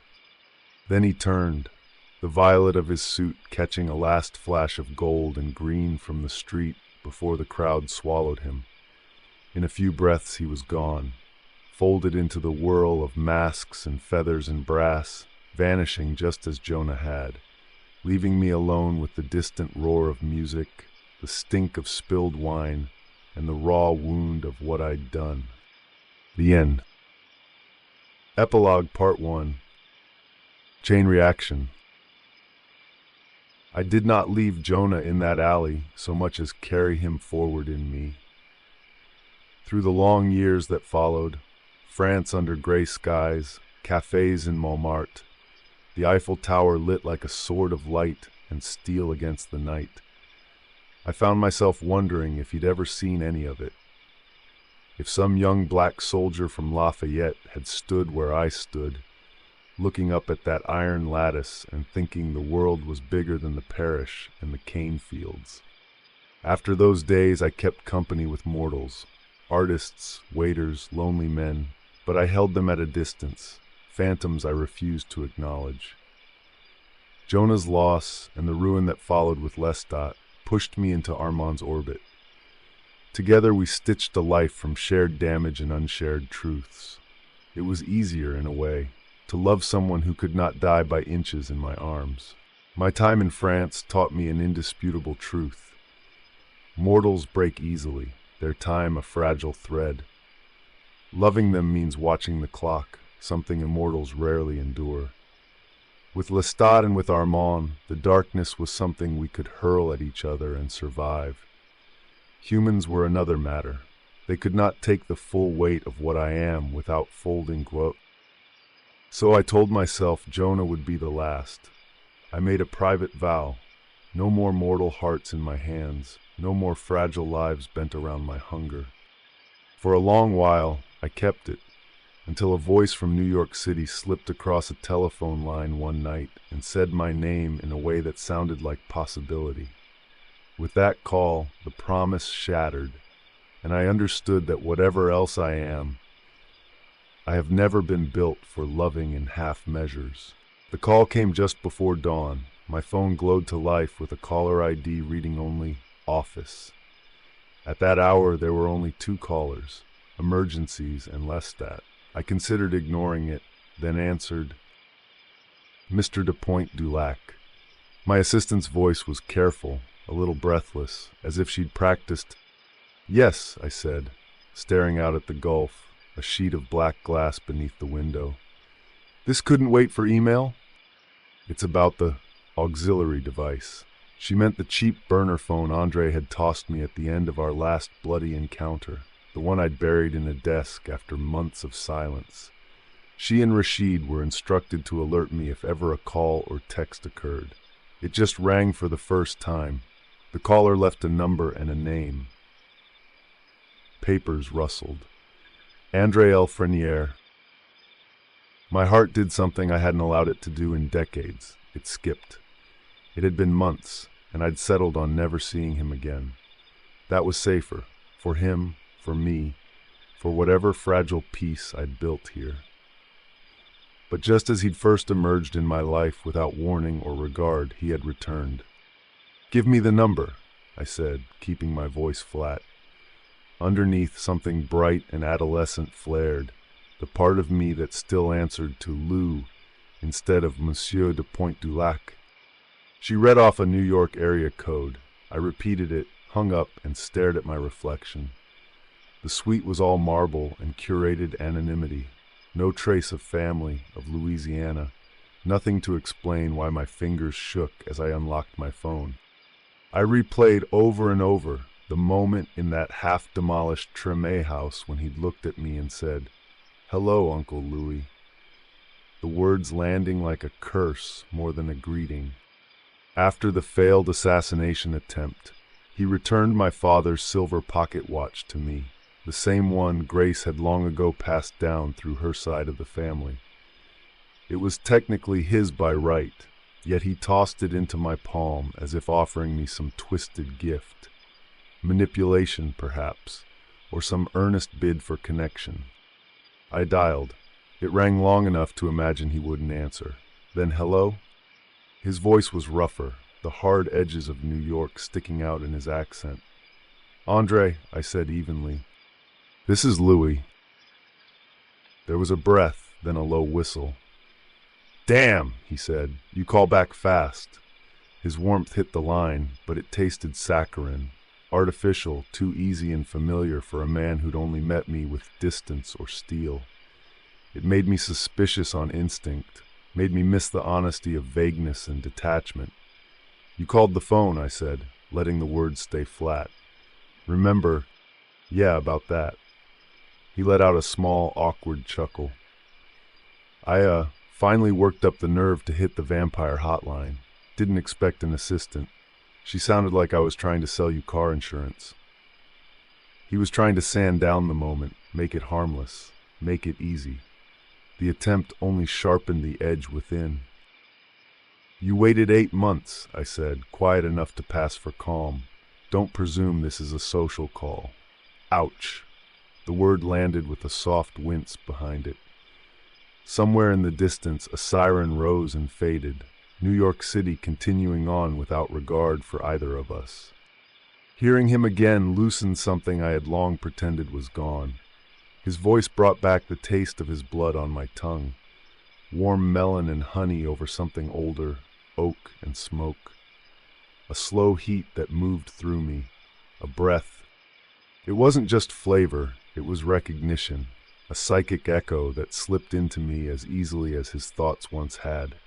my mind folding around his like fingers lacing together. And threaded through it all was that same indecent current as before. The soft, undeniable pull of wanting not only his blood. "Why are you calling, Andre?" I asked. My tone emptied out on purpose, my forehead resting against the window. The glass was cool. It steadied me. Over the line, I had only his breath and the small pauses between words. No mind gift. No easy certainty. "Straight to it, huh?" There was paper rustling. "I'm coming down for Mardi Gras. I'll only be there a few weeks, for family business. I want to see you while I'm in town. And some things are better said face to face. Mardi Gras, it's always on Mardi Gras." Once that meant Jonah walking away from me, once and for all. Later it meant Loustat on a float, me braced beneath his spectacle, and the massacre we committed as a family. Somehow the city couldn't string beads without catastrophe for me. "Are you in town?" he asked. I watched my own eyes. "Yes," I lied. "I'm here." If he heard the falsehood, he let it slip. "Cool. Day after tomorrow, 9 p.m., old family place on Esplanade. Thought it might be appropriate." Of course he chose that house. "You're very fond of staging," I replied. "Am I expected to return from this meeting?" "Yes," he said, laughing easier now, a hint of the man I'd glimpsed under the guns. "Look, I know you're pissed. You have a right to be. I'm hoping you'll still show." I did not oblige him with reassurance. 9 o'clock, I said instead. "Don't be late, Andre. I dislike being kept waiting." "Copy that, Mr. de Pointe de Lac." His breath hitched. "And Louis?" "Yes. Thanks for calling back." There was softness, almost an apology, tucked between his words. He hung up before I could answer. I stood for a long moment, phone cooling in my palm as dawn light smeared pale over the Gulf. I should have sought Earth to sleep in. Instead, I calculated flight times, routes, and how much darkness lay between Dubai and New Orleans. Old habits, like me, die slowly. Whatever Andre was, my would-be assassin, orphan shaman, executioner to my kind, he remained an unbalanced equation. "You're an idiot," I told my reflection. An idiot who hears danger and thinks excitement, who mistakes a potential enemy for an opportunity. The idiot booked a jet anyway. Epilogue Part Two. Blood ties. Home is a word people say too easily, as if naming a place could make it faithful. They mean comfort and certainty, a door that will still open after they have been gone too long. For the damned it is neither. We move the way weather moves, because we want to, because we must. The ground shifts. The door opens onto some new decade with its bright inventions and its old hatreds. I never truly considered anywhere mine. Not in the way mortals claim a street corner or a childhood bedroom and swear it shaped their bones. I have slept in palaces and basements, in rooms that smelled of bleach and regret, in apartments so beautiful they made me angry, because beauty, in the end, is just another kind of bait. But if I had to name a place, if I had to concede to the small human weakness of wanting one, I would have to say New Orleans. Not because it was kind to me, it wasn't. And yet, in the last 70 years, I have returned only 5 times. 5, if you asked me why, I could offer respectable answers. Distance, safety, the practical matter of keeping your enemies guessing. I could tell you the truth. Returning is not like visiting a museum. The first time I came back, it wasn't for myself at all. It was for Jonah. His grave wasn't grand. He'd been a man who made space for other people's sorrow before he ever admitted his own. Still, standing there, in front of that small patch of ground, something in me wanted to make it right, as if arranging flowers could correct cruelty. I brought daylilies, he liked those. It was 1954. After that, the other visits were less romantic. Business, paperwork. Names on deeds and bank accounts that survived longer than the people who signed them. Meetings with men who looked at me too closely, trying to place my face against their grandfather's stories. Each time I came back, New Orleans wore a different dress. A new skyline, a new set of rules, new words for the same violence. The French Quarter polished up for tourists until it glittered like costume jewelry. Streets that once knew my footsteps now crowded with strangers carrying plastic cups, laughing too loud at nothing. Music everywhere, because the city cannot help itself, but the songs changing, the instruments changing, the grief underneath remaining perfectly familiar. It should have made me feel like an outsider. Instead, it made me feel something worse, as if I had never really left. There are cities that let you go. There are cities that close the door behind you and keep their ghosts to themselves. That ain't New Orleans. It remembers you. It keeps you. Even when you have done everything in your power to sever the thread, cross an ocean, cross a century, the city will reach for you with a wet hand and say, "Non, you're still mine." For mortals, home is nostalgia. For immortals, it is a trap. And here I was again, knowingly returning to this trauma. It does not take long to arrange passage, even from another continent. A few calls, a few names, done. Soon I was on my jet, and not long after that I was back in the city, standing where my life first learned its shape. Rain had come through recently. The ground was still dark with it, and the air sat close, stuffy with damp, cold enough to feel deliberate. I do not need breath, yet I still take it out of habit. The wetness settles in the lungs, and for a moment it feels like relief. A black vehicle waited for me. A driver had been arranged, efficient, discreet, prepared to pretend I was ordinary. I sent him away and took the wheel myself. There are not many pleasures left to me that remain simple, but I have always had an appreciation for a fine automobile. The clean answer of the engine, the small comfort of deciding the speed. By 9 o'clock I was in front of the house that had birthed me, and then buried the man I used to be. Years ago I paid to keep the roof from collapsing. I could not abide the thought of it caving in, not yet. After that, I left the rest to time and memory, and neither of them is gentle. Once, this place had been all bright gaslight and polished shutters, lace ironwork catching the lamplight like gemstones, the gallery sagging just enough to show its years. Tonight, it shimmered weakly under the street lamps, iron lace rusted and flaking along the balcony, where lanterns and music once spilled. There were only the hints of the former majesty, a party that had ended a century ago, and never quite cleaned up after itself. It looked less a home, but more a monument to a family that had been. I had dressed without thinking and understood, stepping from the car, what story my clothes told. Black Versace shirt open at the chest, black slacks, boots polished. A white-ribbed tank flashed when a breeze caught the buttons.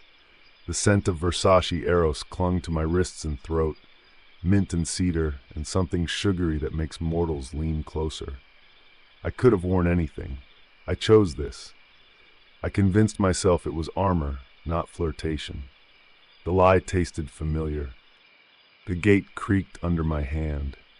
On the porch, beneath the weak bulb, someone shifted. That he had managed to slip past my notice at all might have been fatal for him, had I not already been expecting his arrival. Even so, it left me wondering at the true reach of his powers. He looked smaller without the armor, though he still stood close to 6'2". Dark jeans, pristine white and blue Jordans, a black jacket half-zipped over a faded Aliyah tee. His hair was longer now, dyed a deep burgundy and coiled against his scalp instead of the near-military cut I remembered. Wire-rimmed glasses perched on his nose, an almost studious touch that did not quite disguise him. He might have passed for any man in his 30s waiting on a friend's porch. Only if you knew, if you felt that fine, unnatural pressure in the air, would you suspect he could draw a knife into his hand from across the room with nothing more than his will? "Damn," he said softly when he saw me. "You dress up like that to meet somebody you hate?" "I do not hate you," I said. "But you did raise hell in my life and vanished. You disturbed what little peace I have managed to keep, and you did it with unadulterated manipulation." I let the words sit between us and watched for what would give him away first. The brief hitch at his mouth, the quick shift of the eye. He did not give either, merely waited until I finished. "So yes, I resent that very much. But hate, no." My tone stayed mild, almost gentlemanly. The place he had marked in me was anything but. Hotter than anger, colder than forgiveness, and far more dangerous for being both at once. He winced, but his mouth quirked. "Fair. You look good, though. Expensive." His eyes flicked over me appreciatively before he shoved his hands in his jacket pockets as if catching himself. "Versace?"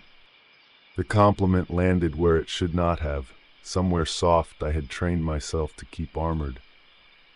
"I had thought to wear Prada," I said, feeling the tiniest betrayal of warmth in my own voice.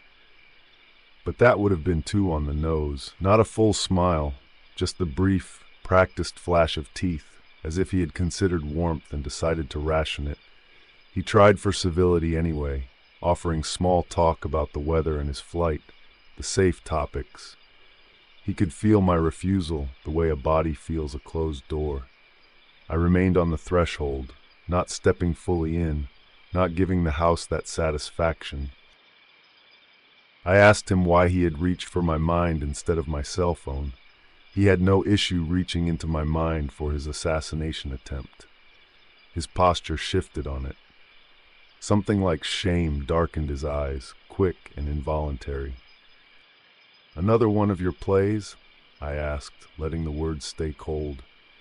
"If you know anything about me, then you know I loathe theatrics. I loathe being arranged."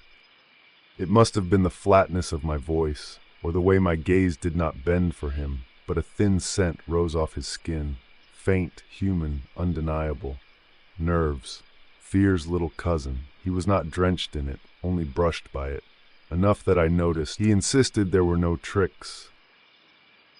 "You're the vampire," he said, a small edge of insolence tucked into the syllables. "You tell me who is watching us." I listened past the house, past his heartbeat, past the street's lazy hush. "An owl," I said, "and 2 teenagers farther up the block in a parked car. Everyone else is inside." So it was just us. And as for why he had not called, he could not reach like that. Not across states, not across long stretches of highways and buildings. His gift had a radius. A few streets if the air was right, a city if he pushed and paid for it. Maybe farther on a perfect night, but nothing interstate. Not without burning himself out. He watched my face as I put language to his limits. "Was that your not-so-subtle way of gauging my abilities?" he asked, mouth tilting with that knowing smirk, like he wanted credit for reading me, and wanted me to admit I had been reading him too. He went on, half teasing, half serious, about vampires speaking across countries, over oceans, depending on power. He preferred limits, he said. Preferred a world where nothing came too easy. I did not answer. I tried the mind gift instead. I reached for his thoughts and found nothing solid to take hold of. It was like trying to catch smoke in my hands. There, then not, slipping through every closing finger. Still, something in him registered the intrusion. His expression tightened, not with panic, but with effort. As if he had felt the pressure and pushed back. "You could just use your words, Louis," Andre said dryly, as though scolding a bad habit. Suspicion sat high in my chest, familiar as hunger. "How," I asked, "are you shielding yourself from me?" He did not give me the pleasure of a full answer. Only that he had his ways. Only that it would take more than one vampire to crack what he had built. And I believed him. because for the first time in a long time, I could feel the shape of something I could not dominate. Not yet. He nodded toward the door. We going in, or are you planning to interrogate me on the porch? Epilogue Part 3. Carnival. Inside, citrus oil and dust hung in the air, cleaning meant for a living house, failing to disguise the abandonment. We stood in the center of the room. My mother's piano waited beneath its sheet, a long, patient shape. Not quite a corpse, not quite a monument either, just a relic that refused to leave, 1879 stamped into its history like a date on a headstone. Andre turned slowly, letting the room speak first. The floors were not polished, but they still wore that varnish someone laid down in the 1980s, an old attempt at preservation that never quite became care. The last time he stood here, the air between us was so tense it felt edged. I had not needed memory to find it again. The room still held it. So here we are again, he said, subdued. Ground zero for many things. I clasped my hands behind my back, a posture learned and practiced in courtrooms of the mind. You asked for a conversation. I am present. He exhaled through his nose. First, I owe you apologies. Plural. His eyes found the floorboards, the windows, the corners, everything except mine, as if looking at me would make the apology binding. Then he named it, Claudia. He'd used her voice to lure me from Loustat. He admitted it was ugly. He told me he was desperate, and had reached for the sharpest thing on the floor. My love for Claudia, handled like a blade, lifted by someone else's hand. You weaponized the memory of a dead girl I loved, I said. My voice remained even. The rage had burned through long ago, leaving ash. A girl I had to watch die. He flinched. I did, and I'm sorry. I wouldn't have blamed you if you took my head off that night. Hell, you almost did. He rubbed the spot where I fed from him. The scar long vanished thanks to Loustat's blood. I remembered the taste of him, the way my fangs had ached to close on his throat. You made it hard not to, I thought, but I would only say aloud, go on. Second, me leaving, he grimaced, ghosting you for 6 months. 8 months, I corrected. Finally, his eyes found mine. No more skirting, no more hiding behind that practiced neutrality. There was a kind of acceptance in him then, as if he'd stopped pretending he could step out of what he'd started. He echoed, 8 months. The silence only lasted a beat before he went on. That wasn't about you. Not just you. His hand drifted to his throat, to the place I'd opened him. Was he trying to make me feel guilty, offering up the evidence of it, softening his voice, making himself smaller? If that was the tactic, it missed its mark. It didn't summon tenderness. It only summoned hunger, an ugly, intimate remembering of his taste, and the way my restraint had felt less like virtue and more a punishment. It was Loustat's blood, he said, prying the words from somewhere deep in his core. His fingers worried the side of his neck, habit more than itch, like he expected to find the mark there again and prove to himself it was real. It didn't just heal me, he added, quieter. It was like he was infecting me. At Loustat's name, the house seemed to narrow around us, its old wood and stale air drawing inward as if it too remembered him. I kept my face composed. I kept my voice colorless. I did not give Andre the satisfaction of seeing the needle move, even though inwardly it had. What did you experience? I asked, coldly curious, because curiosity was safer than sympathy. I could not read him the way I wanted to, not cleanly, not with the mind gift. All I had were his eyes, his posture, the small betrayals of the body. He hesitated. His mouth pulled toward a joke and failed. He swallowed as if the memory had texture. Dreams, he said at last, if you want to call them that. A humorless breath slipped out of him, almost a laugh, almost a flinch. Him in my head, everywhere. And I am a man who isn't new to psychological trauma. He stared past me, seeing corridors that were not there. Sometimes I was me, sometimes I was you, sometimes I was prey. He forced the quip through clenched teeth as if it could hold the thing back. Imagine Nightmare on Elm Street, every night for weeks. I saw the edge of it then, the way his shoulders tightened around what he'd just told me.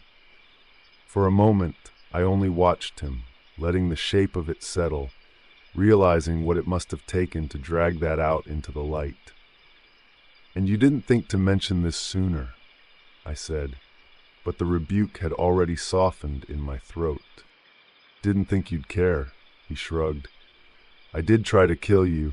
Me having nightmares isn't exactly sympathy-worthy." He was right.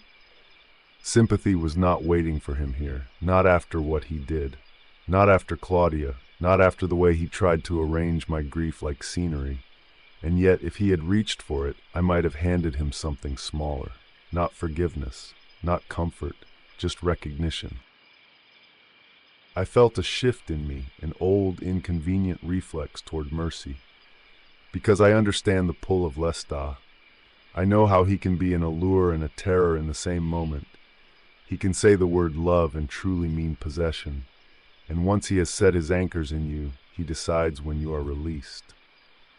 Andre had what I did not, defenses, a will that did not bend so easily. I went to the window and traced the warped frame with my fingertips. Why now, then? Because I'm ready to finish what I started. His voice had steadied as if he had rehearsed this part. I've got what I need now to end what was put on our bloodline, to cut it out, root and branch. He hesitated then, and it was the silence, not the words, that gave him away. You may not feel like you're part of us anymore. A flicker crossed his face, as if he realized he had gone too far. He spoke as though he were an immortal who understood the way the dead drift from their human kin once the dark gift takes hold. I just felt you should know. After what happened to everyone, your immediate family took the worst of it. The dead came in a sequence I could recite without thinking. First my grandfather, then the money evaporated, then my father in 1905, 5 years before Paul and before me. The blood never stopped paying. And still, beside the quiet ruin of my branch, the slaughter of Andre's family stood apart, singular, brutal, undeniable. You're not the only one who can count the bodies, I said. The words came out crueler than I intended. We have all paid more than we should have. Whatever he had meant to confess after that, he folded away under a shrug. So I'm giving you the choice. You can come help, come bear witness, spit on its grave if that's what you're after, or just sit in a corner and watch it all burn. Doesn't matter. It did matter, more than he knew, and far more than I would reveal. The word family landed harder than any of his magic. Grace's great-great-grandson stood in what had been our house. My great-great-grandnephew, the last thin thread of a line that began with a child I nearly killed. I had told myself for a century that my bloodline was finished with me, and I with it. And yet here was Andre, cracking open that closed book and writing his name in the margins. Now he was holding the pen out to me. You still believe this curse is tied to my existence, I said. It came out more as a statement than a question. Papa Legba made that pretty clear, he replied, or at least his version of clear. Your immortality feeds it, but once you're gone... He let it fall away. We both understood the rest. And you trust this deity? The words came out sharp, rude. Faith in any god, even a half-remembered one, had become a small joke among the damned. Andre's eyes lifted behind the wire rims, a brief, irritated flick before he smoothed it over. When he spoke again, his tone had a clipped, careful cadence, as if he was done indulging my ignorance. Papa Legba isn't folklore, Andre said, and there was steel under it. He's old, but those whom he answers to are primordial. His gaze held mine through the wire rims. So yes, Louis, I trust him. The word primordial landed cold. Vampires fancied ourselves ancient. Andre spoke of something that made us look as though we were recent creations. For Andre, magic wasn't a parlor trick for vampire hunts. It sat at his root, the way the dark gift sat in me. He told me any working could be reversed or banished altogether, if you could see its pattern well enough to devise a counterspell. He said our ancestor Celeste had already laid something on our bloodline, long before Loustat ever found me. And the night Loustat put his wrist to my mouth, two old forces met in one body. Forces never meant to share one being. They didn't blend. They collided. There was something in his tone, a quiet, settled dread, that the amalgamation of those magics led to something darker. What you call the dark gift is already one of the most portentous magics there is. The technical term is transmogrification, taking one thing and turning it into something else entirely. Turning a frog into a prince, say, or turning a man into a vampire. The way he said it, there was no room for continuity, no thread between the mortal boy who prayed in St. Augustine and the creature sitting across from him now. I am still Louis de Pointe de Lac, I answered. My words had embers at their core. His body language shifted at the change in my tone. I was born in this parish, raised on these streets, and died here too. Becoming a vampire did not erase that. He lifted an eyebrow, as if he had more to say on that subject and thought better of it. I'm not here to debate the philosophy of what you are, he said at last. You can view this as the last thing you need to do for the family. Well, what's left of it? I felt grace in the room, the way you feel humidity, unseen, undeniable, clinging. Every time I reached for my mortal blood, it had ended in tension, in pleading, in doors shut too hard. Hadn't I already done enough, given Andre my assistance, my patience, my restraint, when I would have been safer giving him nothing at all? Andre, I said, turning back to him, you are a part of this family. I severed myself from the Dulac bloodline more than 100 years ago. His mouth twitched, some small, unbelieving smirk that never fully arrived. Do you want it to stay that way? He pressed. Disconnected. The word lodged in me. Disconnected from the blood that made me. For a moment, I could feel every decade of distance I'd put between myself and that name, and every small way he had been closing it without knowing.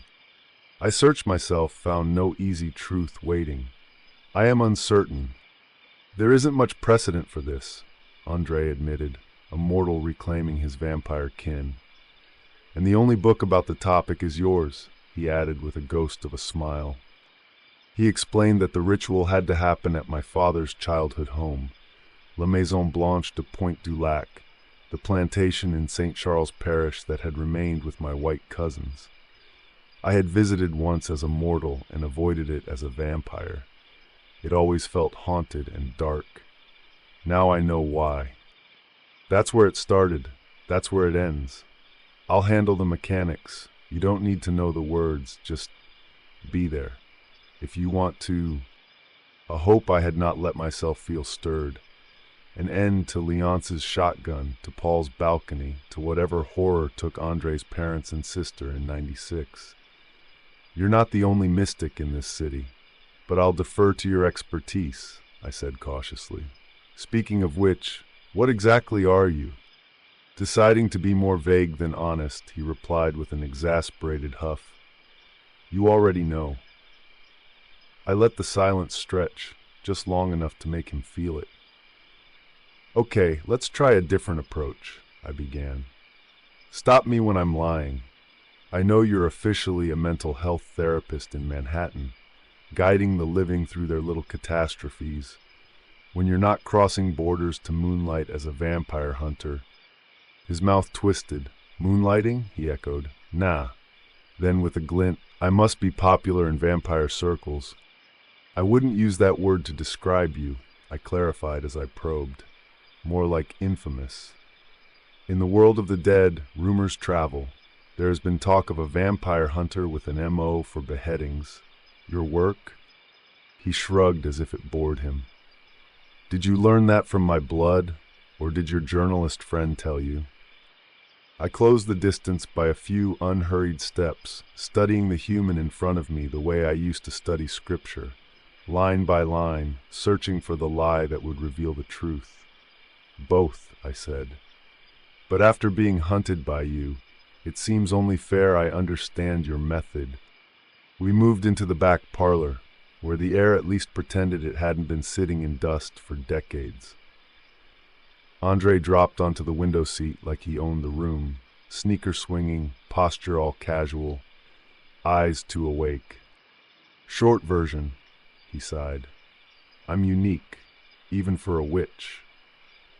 Then he tipped his head at me, faintly incredulously. My face must have revealed that I was not satisfied with that answer. And you're telling me you've lived in this city, been Creole, been a vampire for, what, forever? And you still talk about magic like it's just folklore? Voodoo ran through him the way the river ran through this city. Quiet on the surface, undeniable underneath. He did not offer me a tidy explanation, only the certainty of inheritance. And in the way he said "our," I understood he wasn't only talking about himself. He spoke as if the Pointe du Lac had always been a little porous to the unseen, as if certain bloodlines simply came with thinner walls. Your brother Paul, he added, watching my face with that careful, infuriating patience. From what I've read, he had similar gifts. Gift, the word scraped. If that was what we were calling it now, then language had finally finished its betrayal. Time has a way of laundering suffering into legend. Illnesses become abilities, and the dead are made palatable by distance. Paul's name still tightened something in me. My brother was schizophrenic, I said, sharper than I intended, as if speed might still pass for certainty. Not some psychic, I spoke too fast, as though I could still bully reality into the shape that hurt less. Andre's eyes were not convinced. They call it the sight, or precognition, Andre continued almost clinically. We can see what was and what could be, but the future isn't fixed. And you, what exists outside fate and destiny? I asked. He angled his gaze toward the dark window, toward the street beyond it, as if the answer lived out there in the moving headlights. It ain't a window into the future, he said, and there was a thin edge of impatience under the calm. It's dreams, signs. The spirits don't hand you a schedule, Louis. They leave clues. You either learn the language or you keep walking past it. Spirits. The word should have sounded like superstition. Instead, it landed with weight, as if the room had shifted to make space for it. What unsettled me wasn't the mysticism. It was the ease with which he held it. No reverence. No fear. He spoke as if the unseen were simply another neighborhood, one he had grown up in, learned the shortcuts, learned where not to linger. And he looked at me, not as a deity or a demon, nor even a cautionary tale, just a man who happened to be also a vampire. The mention of Paul left something bitter in the air. Andre seemed to feel it too, the way the space chilled, the way my silence stopped being polite and became pointed. He pushed up from the window seat, rolled his shoulders once as if shrugging off a weight he didn't want either of us to carry, and when he looked back at me, his eyes had found their brightness again, deliberate, almost careful. "You want to see my favorite trick?" he asked, as if offering a clean change of subject before we both cut ourselves on it. "I'm not sure favorite and trick coming out of your mouth bodes well for my evening," I said dryly. "But yes, go on." He gave me a devil's grin and closed the distance between us. My body tensed on instinct, muscles coiling to strike, but I held my ground, hands loose at my sides, the picture of composure I didn't feel. When he reached for my left hand, I drew back before I could stop myself. "It's okay," he replied, voice low and steady, the way you talk to a skittish horse. He moved in again, slower this time, and laid his palm over mine without forcing it. Our skin was nearly the same shade, 2 branches off the same tree. His hand was broader, longer, built for the frame it belonged to. His mouth never moved. In my head alone, bright as a match strike, I heard, "Tag, you're it." Nothing in the room changed. The walls didn't breathe, the house didn't tilt, the lamplight held, the old wood stayed silent. But he was gone. Not crouched behind furniture, not pressed into a shadow, gone. My eyes skimmed the space where he'd been and found only air. My ears caught the distant rush of a car outside, nothing else. Even my other senses, the predatory ones, slid right off him as if over black ice. I pushed out with the mind gift, searching for the electric burr of his thoughts, some spark of awareness to catch on. Nothing. No static, no hiss. For a heartbeat, panic knifed through me, sharp, childish. That old familiar terror, to reach and find no one there, to be left again. "Relax." His voice whispered in my ear, playful and close enough I could almost feel the shape of the word on my skin. I started to smile despite myself, then smoothed my expression, kept my tone level. "Where are you?" "Right in front of you," he said, amusement threading every syllable. "You just can't see me, or hear me if I don't want you to, or smell me, or feel me. To you, I'm not." It was obscene in its way, that a mortal could slip so cleanly out of my grasp, out of the reach of senses that had hunted men across continents. It offended everything I believed about the order of things. I hated it. I loved it. Some buried, ruined part of me thrilled at the proof that the world still had new tricks. "How did you learn this?" I asked, genuinely astonished. "As a child, perhaps, playing hide-and-seek?" "Good catch." His laughter came from nowhere and everywhere at once, ricocheting lightly around the room. Thought I was the goat until I realized I was cheating. His voice gentled, the brightness thinning. "Power like this, it's why I'm alive. When—" The sentence faltered. "When everything happened," he finished, voice going thin, then thick again as he forced it steady. "That's all I'm going to say about that." I won't press. I didn't need to. He'd survived what many in our line had not. The air gave the slightest shimmer, as though heat above asphalt, and then he was there again, a few feet away, hands sunk casually in his pockets, as if he'd never moved at all. "Only works on one person at a time," he said. "I can vanish from you, but the whole block would still see me. Crowd control limitations." "Impressive regardless," I said. The words came out smoother than I intended. My hardened veneer shattered, and he noticed. He tipped his head, studying me as if I were a puzzle that had just shifted a piece. "I take it you're not scared of me anymore," he observed. I laughed, too loudly, too long for the size of the joke. Not because he wasn't dangerous, but because of the way he said it. "You're less intimidating in Jordans," I replied, letting the dryness return to my tone. "Maybe it's the glasses." We drifted toward the front door without quite deciding to, as if the conversation had a tide of its own. Outside, New Orleans hummed with pre-Mardi Gras tension.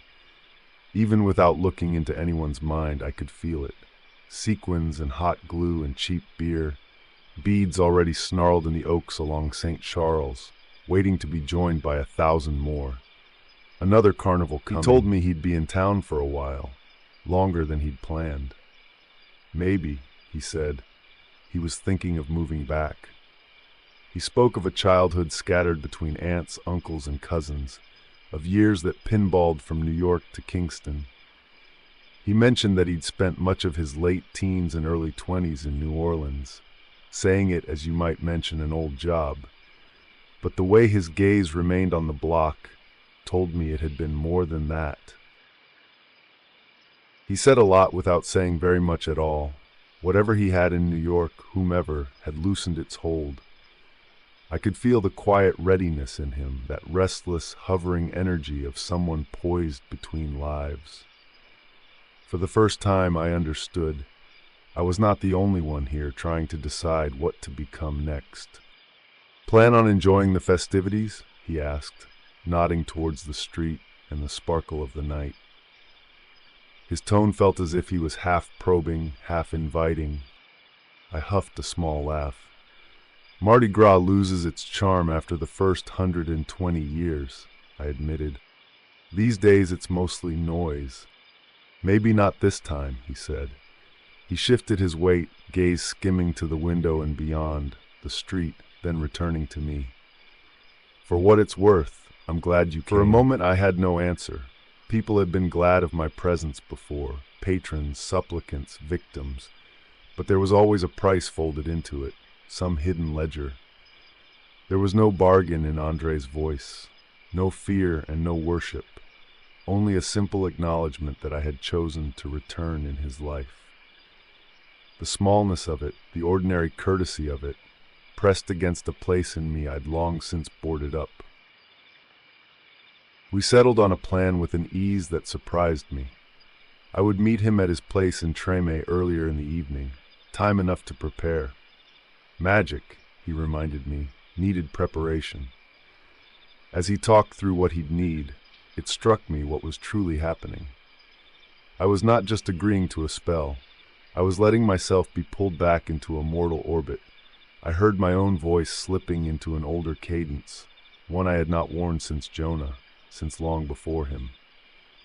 Through this mortal, I was brushing against a part of myself I'd thought permanently turned to dust.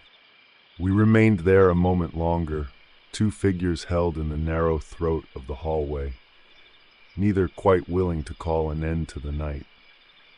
The wariness that had shadowed our first hours together had thinned into something almost easy, a truce neither of us had named. He smiled then, smaller than his earlier grins, but steadier. "We'll make a good team," he said, as if the future were already settled that way. "That remains to be seen," I replied, but the edge had gone out of my voice. What was left sounded almost teasing. He began to back away down the hall, still facing me, his steps unhurried. Only when the distance between us felt safe did the cockiness spark back to life in his eyes. He winked as he stepped back.